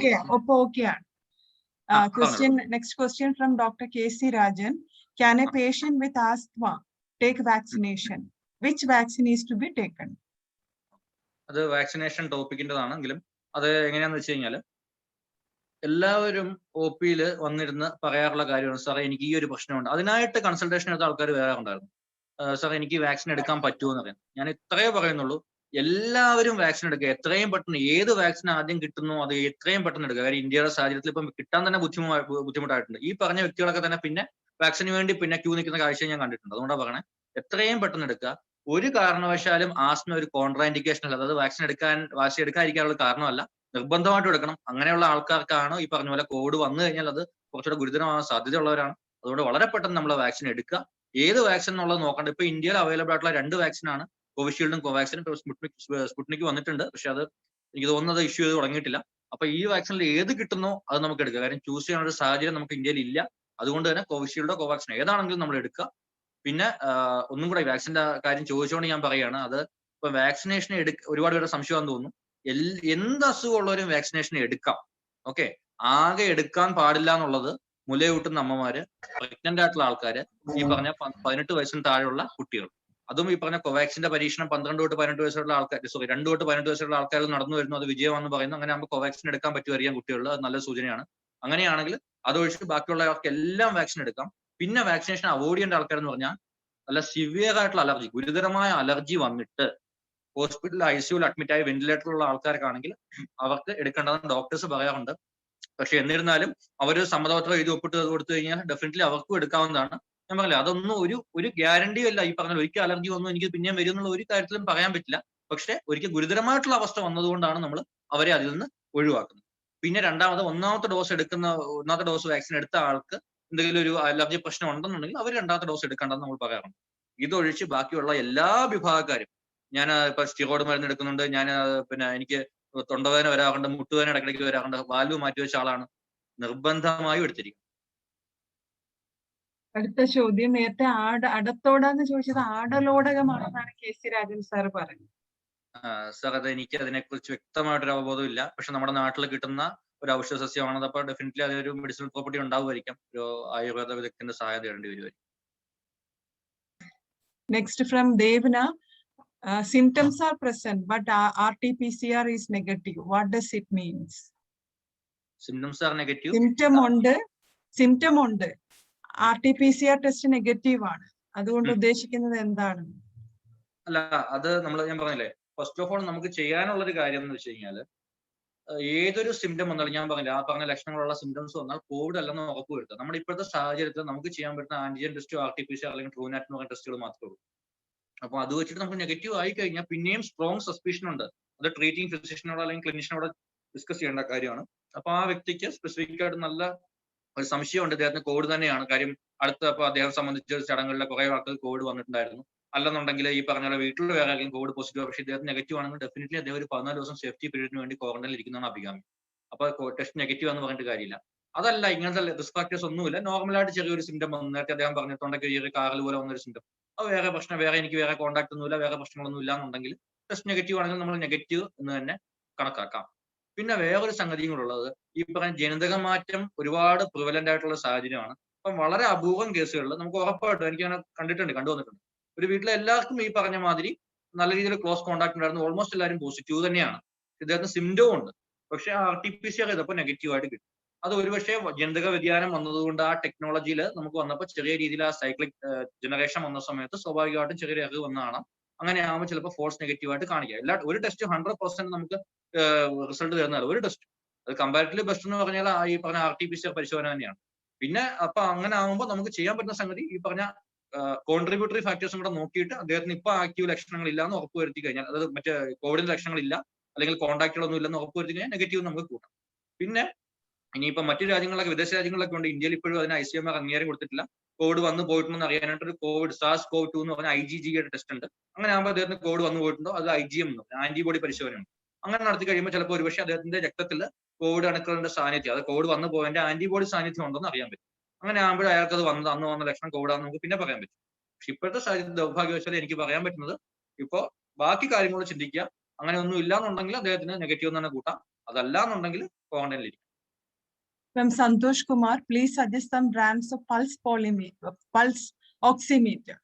പൾസ് ഓക്സിമീറ്ററിന് ഒരുപാട് നല്ല ബ്രാൻഡുകൾ അവൈലബിൾ ആയിട്ടുണ്ടായിരുന്നു. BPL, അതേപോലെ ഒരു റെസ്മെഡ് എന്ന് പറഞ്ഞ ബ്രാൻഡ്, ഫിലിപ്സ്, പിന്നെ ഡോക്ടർ ട്രസ്റ്റ്, ഇങ്ങനെ പല ബ്രാൻഡുകൾ അവൈലബിൾ ആയിരുന്നു. പക്ഷെ ഇതിന്റെയൊക്കെ വില ഞാൻ ഓൺലൈനിൽ ഇങ്ങനെ വാച്ച് ചെയ്ത സമയത്ത്, പണ്ട് ഡോക്ടർ ട്രസ്റ്റിന്റെ ഒക്കെ വാല്യൂ ഏകദേശം 2100 ആയിരുന്നു. എനിക്ക് 1 വർഷം വാറണ്ടി ഉള്ള പ്രോഡക്റ്റ് ഒക്കെ ആയിരുന്നു, നല്ല സ്റ്റാർ റേറ്റിംഗ് ഒക്കെ ഉള്ളതാണ്. പക്ഷെ ഇപ്പൊ അതൊക്കെ 4000-4200 കാണിക്കുന്നത്. അപ്പോൾ അത് അതിപ്പോ നമ്മുടെ ഒരു ഫിനാൻഷ്യൽ എബിലിറ്റിയും കാര്യങ്ങളൊക്കെ നോക്കിയിട്ട് മിക്കവാറും എല്ലാ പൾസ് ഓക്സിമീറ്ററിനും അവർ 6 മാസം മുതൽ 1 വർഷം വരെയുള്ള വാറണ്ടി പ്രൊവൈഡ് ചെയ്യുന്നുണ്ട്. അപ്പോൾ നമ്മളെ റേറ്റിംഗ് ഓൺലൈനാണ് വാങ്ങിക്കുന്നുണ്ടെങ്കിൽ അതിന്റെ റേറ്റിംഗ് കൂടെ നോക്കിയിട്ട് നിങ്ങൾ തീരുമാനം എടുത്താൽ മതി. പക്ഷെ ഈ പറഞ്ഞ കമ്പനികളൊക്കെ ഞാൻ ഉപയോഗിച്ചിട്ടുണ്ട്. ഇപ്പൊ ക്ലിനിക്കിലൊക്കെ ഉപയോഗിക്കുന്നതോ അല്ലെങ്കിൽ ഹോസ്പിറ്റലിലൊക്കെ ഉപയോഗിക്കുന്ന BPL-ലേക്ക് ഞാൻ ഉപയോഗിച്ചിട്ടുണ്ട്. പ്രശ്നങ്ങളൊന്നും തോന്നിയിട്ടില്ല. ഇപ്പൊ ഈ ഉപയോഗിക്കുന്ന ഇതിൻ്റെത് ഈസി കെയർ എന്ന് പറഞ്ഞിട്ടുള്ളതാണ്. ഇതും കുഴപ്പമില്ല. From Ramabhadran, please repeat the symptoms for suspecting a COVID-19 positive. We can COVID-19 പോസിറ്റീവിന്റെ സിംറ്റംസ് റിപ്പീറ്റ് ചെയ്യാമോ എന്നാണ്. ഞങ്ങൾ യൂട്യൂബ് ഷെയർ ചെയ്ത് കൊടുക്കാം വേണമെങ്കിൽ ഗ്രൂപ്പിൽ. ഷെയർ ചെയ്ത് കൊടുത്തു, അപ്പൊ ഞാൻ റിപ്പീറ്റ് ചെയ്യണ്ട. Then from Leah, how long should I wait to get vaccinated after I tested COVID positive? Okay, അപ്പൊ അത് നല്ലൊരു ക്വസ്റ്റ്യൻ ആണ്. COVID-19 പോസിറ്റീവ് ആയിട്ടുള്ള വ്യക്തിയാണെങ്കിൽ 28 ദിവസം കഴിഞ്ഞാൽ നമുക്ക് അടുത്ത വാക്സിൻ എടുക്കാം. അതായത് ഇപ്പോ ഓൾറെഡി ഇപ്പൊ അദ്ദേഹം ചിലപ്പോൾ ഒരുപക്ഷെ ഒരു വാക്സിൻ എടുത്ത ആളായിരിക്കാം, അതിനുശേഷം ആയിരിക്കും COVID-19 കുറച്ച് കഴിഞ്ഞപ്പം പിന്നെ പോസിറ്റീവ് ആയിട്ടുണ്ടാവും. അങ്ങനെയാണെങ്കിൽ പോലും ആ COVID-19 എന്നാണോ പോസിറ്റീവ് ആയിട്ട് അത് കഴിഞ്ഞ് നെഗറ്റീവ് ആയി കഴിഞ്ഞത്, അത് കഴിഞ്ഞിട്ട് 28 ദിവസം കഴിഞ്ഞാൽ അദ്ദേഹത്തിന് വാക്സിൻ സേഫ് ആയിട്ട് എടുക്കാം. അത് മറ്റുള്ളവരുടെ സേഫ്റ്റി കൂടെ പരിഗണിച്ചിട്ടാണ് അങ്ങനെ ഒരു റൂൾ വെച്ചിരിക്കുന്നത്, മനസ്സിലായില്ലേ? അപ്പൊ കാരണം വെച്ച് കഴിഞ്ഞാൽ ഒരു കാരണവശാലും 28 ദിവസം കഴിഞ്ഞാൽ പിന്നെ ആ വ്യക്തി വേറൊരാൾക്ക് പടർത്തില്ല, അല്ലെങ്കിൽ പിന്നെ വാക്സിനേഷൻ കേന്ദ്രത്തിലെ ക്യൂവിൽ നിന്ന് തന്നെ മറ്റുള്ളവർക്ക് ഇൻഫെക്ഷൻ കിട്ടും. എന്നാൽ ഇതിനോട് ചേർത്ത് ഞാൻ ഒരു ക്വസ്റ്റ്യൻ കൂടെ പറയുകയാണെങ്കിൽ, അതായത് 2-3 പേഷ്യന്റ് വന്നിട്ട്, സാർ ഞാൻ വാക്സിൻ ഫസ്റ്റ് ഡോസ് എടുത്തു, 2ാമത്തെ ദിവസം എനിക്ക് കോവിഡ് വന്നു. അപ്പൊ അത് തെറ്റായ ധാരണയാണ്. ഒരിക്കലും നമ്മൾ ഈ കുത്തുവയ്ക്കുന്ന കോവിഡ് വൈറസ് അല്ല ഡയറക്റ്റ് ആയിട്ട്. അതുകൊണ്ട് തന്നെ അത് മുഖാന്തരം ഒരു കാരണവശാലും കോവിഡ് വരില്ല. കോവിഡ് വരുന്നതിന്റെ സംഗതി എന്താണെന്ന് വെച്ച് കഴിഞ്ഞാൽ, നമ്മൾ തന്നെ ടി വിയിൽ കണ്ടാണ് ഗ്രീൻഫീൽഡ് സ്റ്റേഡിയത്തിലൊക്കെ ഈ കോവിഡ് വാക്സിൻ എടുക്കാൻ വന്ന ആൾക്കാരുടെ തിരക്ക്. അത് സാധാരണ തുണി മാസ്കും വെച്ചിട്ട് മൂക്കിന് താഴെ വെച്ചിട്ട് ആൾക്കാർ വരുമ്പോൾ സ്വാഭാവികമായിട്ട് ഈ പറഞ്ഞ അസുഖമുള്ള രോഗികളും സിംറ്റം ഉള്ള രോഗികളും വരാറുണ്ട്. ഇപ്പൊ ആൾക്കാരുടെ ഒരു ട്രെൻഡാണ്, സിംറ്റം വന്നു കഴിഞ്ഞാൽ പെട്ടെന്ന് പോയി വാക്സിൻ എടുക്കാമെന്ന് പറയുന്നത്. ഈ സിംറ്റം കോവിഡ് ആയിരിക്കും. അപ്പൊ അത് വന്നവൻ ഒരു 10-20 പേർക്ക് സ്പ്രെഡ് ചെയ്ത് കൊടുക്കും. ആ സമയത്ത് വാക്സിൻ എടുത്ത് ഈ വന്ന ആൾക്ക് ഹതഭാഗ്യന് നേരെ കോവിഡ് കിട്ടിയ ആൾ വന്നു. അയാൾ വിചാരിക്കുന്നത് കോവിഡ് വാക്സിൻ എടുത്തുകൊണ്ട് എനിക്ക് കോവിഡ് വന്നു എന്നുള്ളത്. അങ്ങനെയല്ല. അതും കൂടെ ഞാൻ ആഡ് ചെയ്ത് പറയാണ്. അപ്പോൾ കോവിഡ് വാക്സിൻ എടുക്കുക. കോവിഡ് വാക്സിൻ എടുത്തിട്ട് ഈ പറഞ്ഞ അതിന്റെ ഭാഗമായിട്ട് കോവിഡ് ഇല്ല. രണ്ടാമത് കോവിഡ് വന്ന ഒരാൾക്കാണെങ്കിൽ അത് നെഗറ്റീവ് ആയി കഴിഞ്ഞാൽ 28 ദിവസം കഴിഞ്ഞാൽ കോവിഡ് വാക്സിൻ എടുക്കാം. പിന്നെ വേറൊരു റെയർ സംഗതി കൂടെ പറഞ്ഞോട്ടെ. ചിലപ്പോൾ കോവിഡ് വന്ന് ഇച്ചിരി ഗുരുതരമായി ക്രിട്ടിക്കൽ കെയറിലേക്ക് കിടക്കുന്ന ആൾക്കാർക്ക് നമ്മളൊരു ഇഞ്ചക്ഷനെ കൊടുക്കാറുണ്ട്. ടോസ്ലിസ്മാബ് എന്നൊക്കെ പറയും. ഒരു പ്രത്യേക ഇഞ്ചക്ഷൻ ആണ്. ഇപ്പൊ പക്ഷേ കേരളത്തിൽ ഇപ്പോൾ അവൈലബിൾ അല്ല. ഫസ്റ്റ് വേവിന്റെ സമയത്ത് ഉണ്ടായിരുന്നു. അപ്പൊ അത് എടുക്കുന്ന വ്യക്തിയാണെങ്കിൽ 3 മാസം കഴിഞ്ഞിട്ടേ നമുക്ക് കോവിഡ് വാക്സിൻ എടുക്കാൻ പറ്റും. എന്ന് വെച്ചാൽ ഇമ്മ്യൂൺ റെസ്പോൺസ് നമ്മുടെ ഇച്ചിരി കുറച്ച് വയ്ക്കും. അപ്പൊ നമ്മൾ വെറുതെ വാക്സിൻ എടുത്താൽ നമുക്ക് വേണ്ടത്ര ഇമ്മ്യൂൺ ആന്റിബോഡി നമുക്ക് ഉണ്ടാവത്തില്ല. അപ്പൊ വാക്സിൻ വെറുതെ വേസ്റ്റ്. നമുക്ക് ഉദ്ദേശിച്ച പ്രയോജനം കിട്ടത്തില്ല. അതുകൊണ്ടാണ് ആ ഒരു 3 മാസത്തെ കണക്ക് പറയുന്നത്. ഇൻ ജനറൽ ഇപ്പോഴത്തെ സാഹചര്യം അനുസരിച്ചിട്ടാണെങ്കിൽ 28 ദിവസം കഴിഞ്ഞ് കഴിഞ്ഞാൽ സാധാരണ കോവിഡ് പോസിറ്റീവ് ആയിട്ടുള്ള വ്യക്തിക്ക് നെഗറ്റീവ് ആയി കഴിഞ്ഞിട്ട് 28 ദിവസം കഴിഞ്ഞാൽ നമുക്ക് വാക്സിൻ എടുക്കാം. From Dr. Divya, is there any complications for persons with antibiotic allergy to take vaccines? അതാ ഞാൻ പറഞ്ഞേ. ഇപ്പൊ ആന്റിബയോട്ടിക് എന്ന് പറഞ്ഞത് ബാക്ടീരിയക്ക് എതിരായിട്ടുള്ള അപ്പൊ അതിന്റെ എല്ലാം കണ്ടന്റുകൾ വ്യത്യാസമുണ്ട്. ഒരു വ്യക്തിക്ക് ഇപ്പൊ എനിക്ക് തന്നെ ലോകത്ത് ഒരുപാട് സാധനങ്ങൾ നമ്മൾ ഇപ്പൊ ഒരുപാട് ടൈപ്പ് മരുന്നുണ്ട്. ഏതിനൊക്കെ മരുന്നുണ്ടെന്ന് നമുക്ക് അറിയാൻ പറ്റില്ല. അത് ഒരാൾക്കും പറയാൻ പറ്റില്ല. ഒരു ജോത്സ്യനോ ഡോക്ടർക്കോ ഒന്നും ആർക്കും പറയാൻ പറ്റില്ല. അപ്പൊ അതുകൊണ്ട് ഇവൻ പാരസ്റ്റമോളിന് പോലും ഈ പറഞ്ഞ 1,00,000 പേര് എടുത്തു കഴിഞ്ഞാൽ ഒരാൾക്ക് സിവിയർ ആയിട്ടുള്ള ഗുരുതരമായിട്ടുള്ള അലർജിക് റിയാക്ഷൻ ഉണ്ടാവും. പക്ഷെ എന്ന് പറഞ്ഞാൽ നമ്മൾ പാരസ്റ്റമോൾ കഴിക്കില്ലേ? അതേപോലെയുള്ള വാക്സിൻ. ഒരു ആന്റിബയോട്ടിക്കിന് ഏതോ ഒരു മരുന്നും അലർജി ഉണ്ടെന്ന് പറഞ്ഞിട്ട് നമുക്ക് വളരെ പ്രധാനപ്പെട്ട സിറ്റുവേഷനുള്ള ഈ ഒരു സാഹചര്യത്തിൽ നമ്മൾ വാക്സിന് നോ പറയുന്നത് വളരെ മണ്ടത്തരമാണ്. കാര്യം വാക്സിന്റെ കണ്ടന്റും ആന്റിബയോട്ടിന്റെ കണ്ടന്റും വ്യത്യാസമാണ്. ഇത് ഉണ്ടാക്കിയിരിക്കുന്ന കണ്ടന്റുകൾക്ക് എന്തെങ്കിലും അലർജി ഉണ്ടെങ്കിൽ നിങ്ങൾക്ക് അലർജി ഉണ്ടാവുള്ളൂ. അത് നമുക്ക് ആ കണ്ടന്റ് പ്രത്യേകമായിട്ട് എടുത്ത് ശാസ്ത്രീയമായിട്ട് എടുത്ത് നമ്മുടെ സ്കിന്നിൽ ടെസ്റ്റ് ചെയ്ത് നോക്കിയാൽ മാത്രമേ നിങ്ങൾക്ക് അതിന് അലർജി ഉണ്ടോ ഇല്ലെന്ന് പറയാൻ പറ്റൂ. അതൊന്നും ഇപ്പോഴത്തെ സാഹചര്യത്തിൽ പോസിബിൾ അല്ല. അതുകൊണ്ടാണ് നമ്മൾ പറയുന്നത് നിർബന്ധമായിട്ടും അലർജി ഉള്ളവരാണെന്ന് നിങ്ങൾ എടുക്കണം. കാര്യം എന്ന് വെച്ച് കഴിഞ്ഞാൽ വാക്സിൻ എടുത്തതിന് ശേഷം 30 മിനിറ്റ് നമ്മളവിടെ വെയിറ്റ് ചെയ്യാൻ പറയും. ആ സമയത്ത് സിവിയർ ആയിട്ടുള്ള എന്തെങ്കിലും ഗുരുതരമായിട്ടുള്ള അലർജിക് റിയാക്ഷൻ ഉണ്ടെങ്കിൽ നമുക്ക് അറിയാൻ പറ്റും. അങ്ങനെയാണെങ്കിൽ സിമ്പിൾ ആയിട്ടുള്ള ഇഞ്ചക്ഷനോ മറ്റു കാര്യങ്ങളോ കൊണ്ട് നിസ്സാരമായിട്ട് നമുക്ക് മാറ്റിയെടുക്കാനും പറ്റും. അതുകൊണ്ട് അതിനെക്കുറിച്ച് ആവശ്യമുള്ള ഭീതിയൊന്നും വേണ്ട. ആന്റിബയോട്ടിക്കിന് അലർജി ഉണ്ടെന്ന് പറഞ്ഞ് വാക്സിൻ എടുക്കുന്ന ഒരു കോൺട്രാ ഇൻഡിക്കേഷനിൽ നിങ്ങൾ എടുക്കണം. നേരത്തെ ഈ സഞ്ജീവിനിയെ കുറിച്ച് പറഞ്ഞല്ലോ, ടെലിമെഡിസിൻ. എങ്ങനെയാണ് ടെലിമെഡിസിനിൽ നമുക്ക് കോൺടാക്ട് ചെയ്യാൻ അത് പറ്റുക? സിമ്പിൾ ആയിട്ട് ഗൂഗിളിൽ ഇപ്പൊ നിങ്ങൾ ഈ സഞ്ജീവനം ടൈപ്പ് ചെയ്യാൻ തന്നെ അതിന്റെ കോൺടാക്ട് നമ്പർ കിട്ടും. അത് ഈ പറഞ്ഞ നാഷണൽ ഹെൽത്ത് മിഷനും കേരള ഗവൺമെന്റിന്റെയും കൂടെ ഒരു സംയുക്ത സംരംഭമാണ്. അപ്പൊ അതിനകത്ത് നമ്മൾ ഡയറക്റ്റ് ആയിട്ട് കോള് വിളിച്ചിട്ട് അപ്പൊ ചിലപ്പോൾ ടെക്നിക്കൽ ഓപ്പറേറ്റർ ആയിരിക്കും ഫോൺ എടുക്കുക. അപ്പൊ അവർ സിംറ്റം കേട്ടതിന് ശേഷം റിലവന്റ് ആയിട്ടുള്ള സ്പെഷ്യാലിറ്റിയോട് ഇപ്പൊ ഇത് പൾമോളജി മാത്രമല്ല മറ്റ് സ്പെഷ്യാലിറ്റികളോട് ഇപ്പൊ അവര് മെന്റൽ കൗൺസിലിംഗ് ചെയ്യുന്നുണ്ട്. സ്ട്രെസ് ഭയങ്കര ഒരു ഫാക്ടറാണ്. സ്ട്രെസ് കാരണം ഒരുപാട് പേര് പേടിച്ചിരിക്കുന്നുണ്ട്. ഇപ്പൊ സൈക്കാട്രിസ്റ്റിന്റെ കൗൺസിലിംഗ് ഉണ്ട്, സൈക്കോളജിക്കൽ കൗൺസിലിംഗ് ഉണ്ട്, ഒരുപാട് നല്ല കാര്യങ്ങൾ അവർ ഇംപ്ലിമെന്റ് ചെയ്തിട്ടുണ്ട്. അപ്പൊ അത് സൗജന്യമായിട്ട് നമുക്ക് ലഭ്യമാകുന്ന സൗകര്യമാണ്. അപ്പൊ എന്തെങ്കിലും സംശയം ഉണ്ട്, ഇപ്പൊ ഫോൺ ഉപയോഗിക്കാൻ ബുദ്ധിമുട്ടുള്ള ആൾക്കാരാണെങ്കിൽ ആശാ വർക്കേഴ്സോട് കോൺടാക്ട് ചെയ്ത് കഴിഞ്ഞാൽ അവർ തന്നെ പറഞ്ഞു തരും എങ്ങനെയാണത് deal ചെയ്യേണ്ടതെന്നുള്ളത്. Then from Amy, swelling behind the ear and neck together with fever. Is this a symptom of COVID or any form of infection? അതൊരു ഇൻഫെക്ഷന്റെ സിംറ്റം ആവാനാണ് സാധ്യത. കാര്യം കോവിഡിന്റെ ഭാഗമായിട്ട് ഈ പറഞ്ഞ പോലെ ഫീവർ വരാറുണ്ട്. പക്ഷെ അതിന്റെ കൂടെ തന്നെ നെക്കിന് പുറകുള്ള സ്വെല്ലിംഗ് എന്ന് പറയുമ്പോൾ ഏതൊരു ഇൻഫെക്ഷനും നമുക്ക് ഈ പറഞ്ഞത് ഉദ്ദേശിച്ചത് ലിംഫ് നോഡിന്റെ വീക്കം എന്നാണ് എനിക്ക് തോന്നുന്നത് അദ്ദേഹത്തിന്റെ സിംറ്റത്തിൽ നിന്ന്. ചെവിയുടെ പുറകിൽ നമ്മുടെ കഴുത്തിന്റെ ഭാഗത്ത് താടിയുടെ സൈഡുകളിലൊക്കെ വശങ്ങളിലൊക്കെ കഷത്തിന്റെ സൈഡിലൊക്കെ ഇതുപോലെ ഒരുപാട് ചെറിയ ചെറിയ കോശങ്ങളുണ്ട്. ഉരുണ്ട കോശങ്ങളല്ല, എനിക്ക് തോന്നുന്നത് കുറച്ച് ഗ്രൂപ്പ് ഓഫ് കോശങ്ങളാണ്. ലിംഫ് നോഡുകൾ എന്ന് പറയും, കലകൾ എന്ന് പറയും. അപ്പൊ അതിന് എന്തെങ്കിലും ചെറിയ ഇൻഫെക്ഷൻ വന്നതിന് ശേഷമാണ്, അണുബാധ വന്നിട്ടാണ് ആ ഒരു ഭാഗത്ത്, അത് ലോക്കൽ ഗാർഡിയൻസ് ആണ് അവരത് അതിനെ ഫൈറ്റ് ചെയ്തതിന്റെ ലക്ഷണമായിട്ടാണ് ആ ഒരു ചെറിയ വീക്കവും തടുപ്പും വേദനയൊക്കെ വരുന്നത്. സാധാരണ ഇതിലും ബാക്ടീരിയൽ ഇൻഫെക്ഷനും വൈറൽ ഇൻഫെക്ഷനും ഒക്കെ വരാറുണ്ടത്. പക്ഷെ കോവിഡില് ഈ പനിയുടെ കൂടെ അസോസിയേറ്റഡ് ആയിട്ടുള്ള ഈ ഒരു സ്വെല്ലിംഗ് ഒരു ലക്ഷണമായിട്ട് ജനറലൈസ് CDCO WHO പറയുന്നില്ല. പക്ഷെ ഞാൻ ഓൾറെഡി പറഞ്ഞു, ആ ഒരു ഫീവർ എന്നുള്ള സിംറ്റം ഉള്ളതുകൊണ്ട് നമുക്ക് കോവിഡ് അല്ലെന്ന് ആദ്യം ഉറപ്പിക്കുക. അതാവുമ്പോൾ പിന്നെ വേറെ പ്രശ്നങ്ങളൊന്നുമില്ല. പിന്നെ നമുക്ക് മറ്റ് OP-യിലോട്ട് പോയാലും അല്ലെങ്കിൽ മറ്റു ഡോക്ടറെ കാണാൻ പോയാലും ഒരു സോഷ്യൽ ത്രെട്ട് വരുന്നില്ല അവിടെ. അപ്പൊ സ്വാഭാവികമായിട്ടും കോവിഡ് അല്ലെന്ന് ഉറപ്പിച്ചതിന് ശേഷം ട്രീറ്റ്മെന്റ് എടുക്കാം. മിക്കവാറും ചിലപ്പോൾ ആന്റിബയോട്ടിക് ട്രീറ്റ്മെന്റ് ലോക്കലായിട്ടുള്ളത് മതിയായിരിക്കാം. ലോങ് സ്റ്റാൻഡിംഗ് ആയിട്ട് വളരെ നാളുകളായിട്ട് മാസങ്ങളോളം ഇങ്ങനെ നീണ്ടു നിൽക്കുന്ന ഈ ഒരു ബുദ്ധിമുട്ടുണ്ടെന്നുണ്ടെങ്കിൽ ഡെഫിനറ്റ്ലി പ്രോപ്പർ ആയിട്ടുള്ള ട്രീറ്റ്മെന്റ് അതിന് എടുക്കേണ്ടി തന്നെ വരും. From Sojomon, whether COVID causes demyelination of neurons. ന്യൂറോണിന്റെ ഡീമൈലിനേഷനെ അഫക്ട് ചെയ്യുന്നു. വാക്സിനെ പറ്റിയാണോ ചോദിച്ചേക്കുന്നത്? അല്ല, കോവിഡ്. അത് എനിക്ക് തോന്നുന്നത് ഗില്ലൻ ബാരി പോലത്തെ ഒരു സിൻഡ്രത്തിനെയാണ് അദ്ദേഹം പറയുന്നത്. അത് വളരെ സിമ്പിൾ ആയിട്ട് പറഞ്ഞു കഴിഞ്ഞാൽ നമ്മുടെ ഞരമ്പുകളെ, അതായത് നാഡികളെ എന്ന് പറയും അല്ലെ, ധമനി ശിരകള് നാഡികൾ എന്ന് പറഞ്ഞാൽ ഞരമ്പുകളെ ഉദ്ദേശിച്ച നമ്മുടെ സെൻസേഷൻ അറിയുന്ന നാഡികളാണെന്ന് തോന്നുന്നു. നാഡികളെയാണ് മലയാളത്തിൽ പറഞ്ഞ നാഡികളാണെന്ന് തോന്നുന്നു. അപ്പൊ ആ നാഡികളെ ബാധിക്കുന്ന ഒരു ഇതാണ് അദ്ദേഹം പറഞ്ഞേക്കുന്നത്. അത് ഏതൊരു ഇൻഫെക്ഷനും, പ്രത്യേകിച്ച് വൈറൽ ഇൻഫെക്ഷനുകളൊക്കെ അതിന് നൊട്ടോറിയസ് ആണ് അങ്ങനത്തെ ഒരു പ്രശ്നം ക്രിയേറ്റ് ചെയ്യുന്നതിനായിട്ട്. ദൗർഭാഗ്യവശാൽ അതിനൊരു അഡിക്വേറ്റ് കോസ് നമുക്ക് പറയാൻ പറ്റില്ല. അങ്ങനെ എന്തെങ്കിലും ലക്ഷണങ്ങൾ ഉണ്ടെങ്കിൽ നമുക്ക് കാലുകളിൽ ഒരു ചെറിയ തളർച്ച പോലെയും മുകളിലോട്ട് പരിപ്പ് കയറുന്ന പോലെയും തളർച്ച കാലം തളർന്ന പോലെയൊക്കെ അനുഭവപ്പെടാം. അങ്ങനെയാകുമ്പോൾ ഇമ്മീഡിയറ്റ്ലി നമ്മൾ ഹോസ്പിറ്റലിൽ അഡ്മിറ്റ് ആയിട്ട് ഒരു ഇഞ്ചക്ഷൻ ഉണ്ട്. ആന്റിബോഡി ഇഞ്ചക്ഷൻ ആണ്, IVIG പോലത്തെ ഇഞ്ചക്ഷൻ ഉണ്ട്, സ്റ്റീറോയിഡ് ഇഞ്ചക്ഷൻ എടുക്കേണ്ടി വരും. അപ്പൊ അത് വിദഗ്ധനായ ഡോക്ടർക്ക് വളരെ പെട്ടെന്ന് തന്നെ ആ കണ്ടീഷൻ മനസ്സിലാക്കാൻ പറ്റും, ട്രീറ്റ്മെന്റ് എടുക്കാൻ പറ്റും. അത് ഈ കോവിഡിന്റെ മാത്രമല്ല, ഇതിനു മുമ്പുള്ള ഒരുപാട് വൈറൽ ഇൻഫെക്ഷൻസിന് അസോസിയേറ്റഡ് ചില ആൾക്കാരിൽ അത് വരാറുണ്ട്. ജനറ്റിക്കലി പ്രീഡിസ്പോസ് കണ്ടീഷൻ, അത് നമ്മുടെ ജനിതകപരമായിട്ടുള്ള അങ്ങനെ ഒരു ബുദ്ധിമുട്ടുള്ള ആൾക്കാരിൽ മാത്രം, എല്ലാവർക്കും വരില്ല. ജനിതകപരമായിട്ട് അങ്ങനെ ഒരു കോഡിങ് ഞാൻ ഉണ്ടെങ്കിൽ സ്വാഭാവികമായിട്ട് അങ്ങനെ ഒരു ഇൻസൾട്ട് വരുമ്പോൾ സ്വാഭാവികമായിട്ട് അതിനെ ആ ജീനിനെ ആക്ടിവേറ്റ് ചെയ്യിക്കുകയും സ്വാഭാവികമായിട്ട് അങ്ങനെ ഒരു ബുദ്ധിമുട്ടുണ്ടാവുകയും ചെയ്യും. അങ്ങനെ ആകുമ്പോൾ നമ്മൾ അതിന് പ്രോപ്പർ ആയിട്ടുള്ള ഒരു അഡിക്വേറ്റ് ആയിട്ടുള്ള ഒരു ഫിസിഷ്യനോ അല്ലെങ്കിൽ ചെസ്റ്റ് ഫിസിഷ്യനോ കണ്ടിട്ട് പെട്ടെന്ന് ട്രീറ്റ്മെന്റ് എടുക്കാം. അതാണ് ഉദ്ദേശം. From Sindhu, Covishield ആണോ കോവാക്സിൻ ആണോ ബെറ്റർ ഇഫക്റ്റീവ്? അതായത് അത് നമുക്കൊരു എന്താ പറയാ, ഹെൻ എഗ് ഒരു കോൺസെപ്റ്റ് പോലെയാണ്. കോഴിയാണോ മുട്ടയാണോ ആദ്യം ഉണ്ടായെന്ന് പറഞ്ഞാൽ അതിനെക്കുറിച്ച് വ്യക്തമായിട്ട് ഉത്തരം പറയാൻ പറ്റാത്ത പോലെയാണ് ഈ പറഞ്ഞ ഇതിന്റെ ഒരു കാര്യം. എന്ന് വെച്ച് കഴിഞ്ഞാൽ ഒരുപാട് സ്റ്റഡി, ലോകത്ത് മൾട്ടിപ്പിൾ രാജ്യങ്ങളിൽ ഒരുപാട് സ്റ്റഡി നടന്ന ഒരു വാക്സിനാണ് കോവിഷീൽഡ്. ഒരുപാട് ആൾക്കാരിൽ സ്റ്റഡി നടത്തിയ വാക്സിനാണ്. അപ്പൊ അതുകൊണ്ട് തന്നെ കുറച്ചുകൂടെ ആദ്യം എല്ലാവർക്കും എല്ലാ ഫേസും എല്ലാ ട്രയൽസും കഴിഞ്ഞ് എല്ലാ ഫേസ് ഓഫ് ട്രയൽസും കഴിഞ്ഞിട്ട് വന്ന് ഇംപ്ലിമെന്റ് ചെയ്ത വാക്സിൻ അതുകൊണ്ട് എല്ലാവർക്കും അതിനോടൊരു താല്പര്യം ആദ്യം തന്നെ ഉണ്ടായിരുന്നു. അതുപോലെ തന്നെ ഒരു പുതിയ ടൈപ്പ് ഓഫ് ടെക്നോളജിയാണ്. അത് എനിക്കൊരു ടെക്നിക്കൽ ടൈമാണ്, ഒരുപാട് എക്സ്പ്ലെയിൻ ചെയ്യാൻ അറിയില്ലത്. അതായത് ഞാൻ മലയാളത്തിൽ പറയാൻ ബുദ്ധിമുട്ടുണ്ട്. വെക്ടർ ബേസ്ഡ് ടെക്നോളജി എന്ന് പറയും. അഡിനോ വൈറസിന്റെ ഒരു വെക്ടറുമായിട്ട് അതിന്റെ ഞങ്ങൾക്ക് വാക്സിന്റെ ഒരു ക്ലാസ് ഓൾറെഡി കഴിഞ്ഞിട്ടുണ്ടായിരുന്നു. അതിന്റെ യൂട്യൂബ് നിങ്ങൾ ഷെയർ ചെയ്യാം. അപ്പൊ വെക്ടർ ബേസ്ഡ് ടെക്നോളജിയാണത്. അപ്പൊ അതിന് സ്പൈക്ക് പ്രോട്ടീനെതിരായിട്ടുള്ള ഒരു വെക്ടർ ബേസ്ഡ് ടെക്നോളജി വെച്ചിട്ടാണ്, അഡിനോ വൈറസ് വെച്ചിട്ടാണ് അതിന്റെ ഒരു ഇത് വരുന്നത്. അപ്പൊ ന്യൂ മോഡ് ഓഫ് ടെക്നോളജിയാണ്, കുറച്ചുകൂടെ അഡ്വാൻസ്ഡ് ആണ് അത്.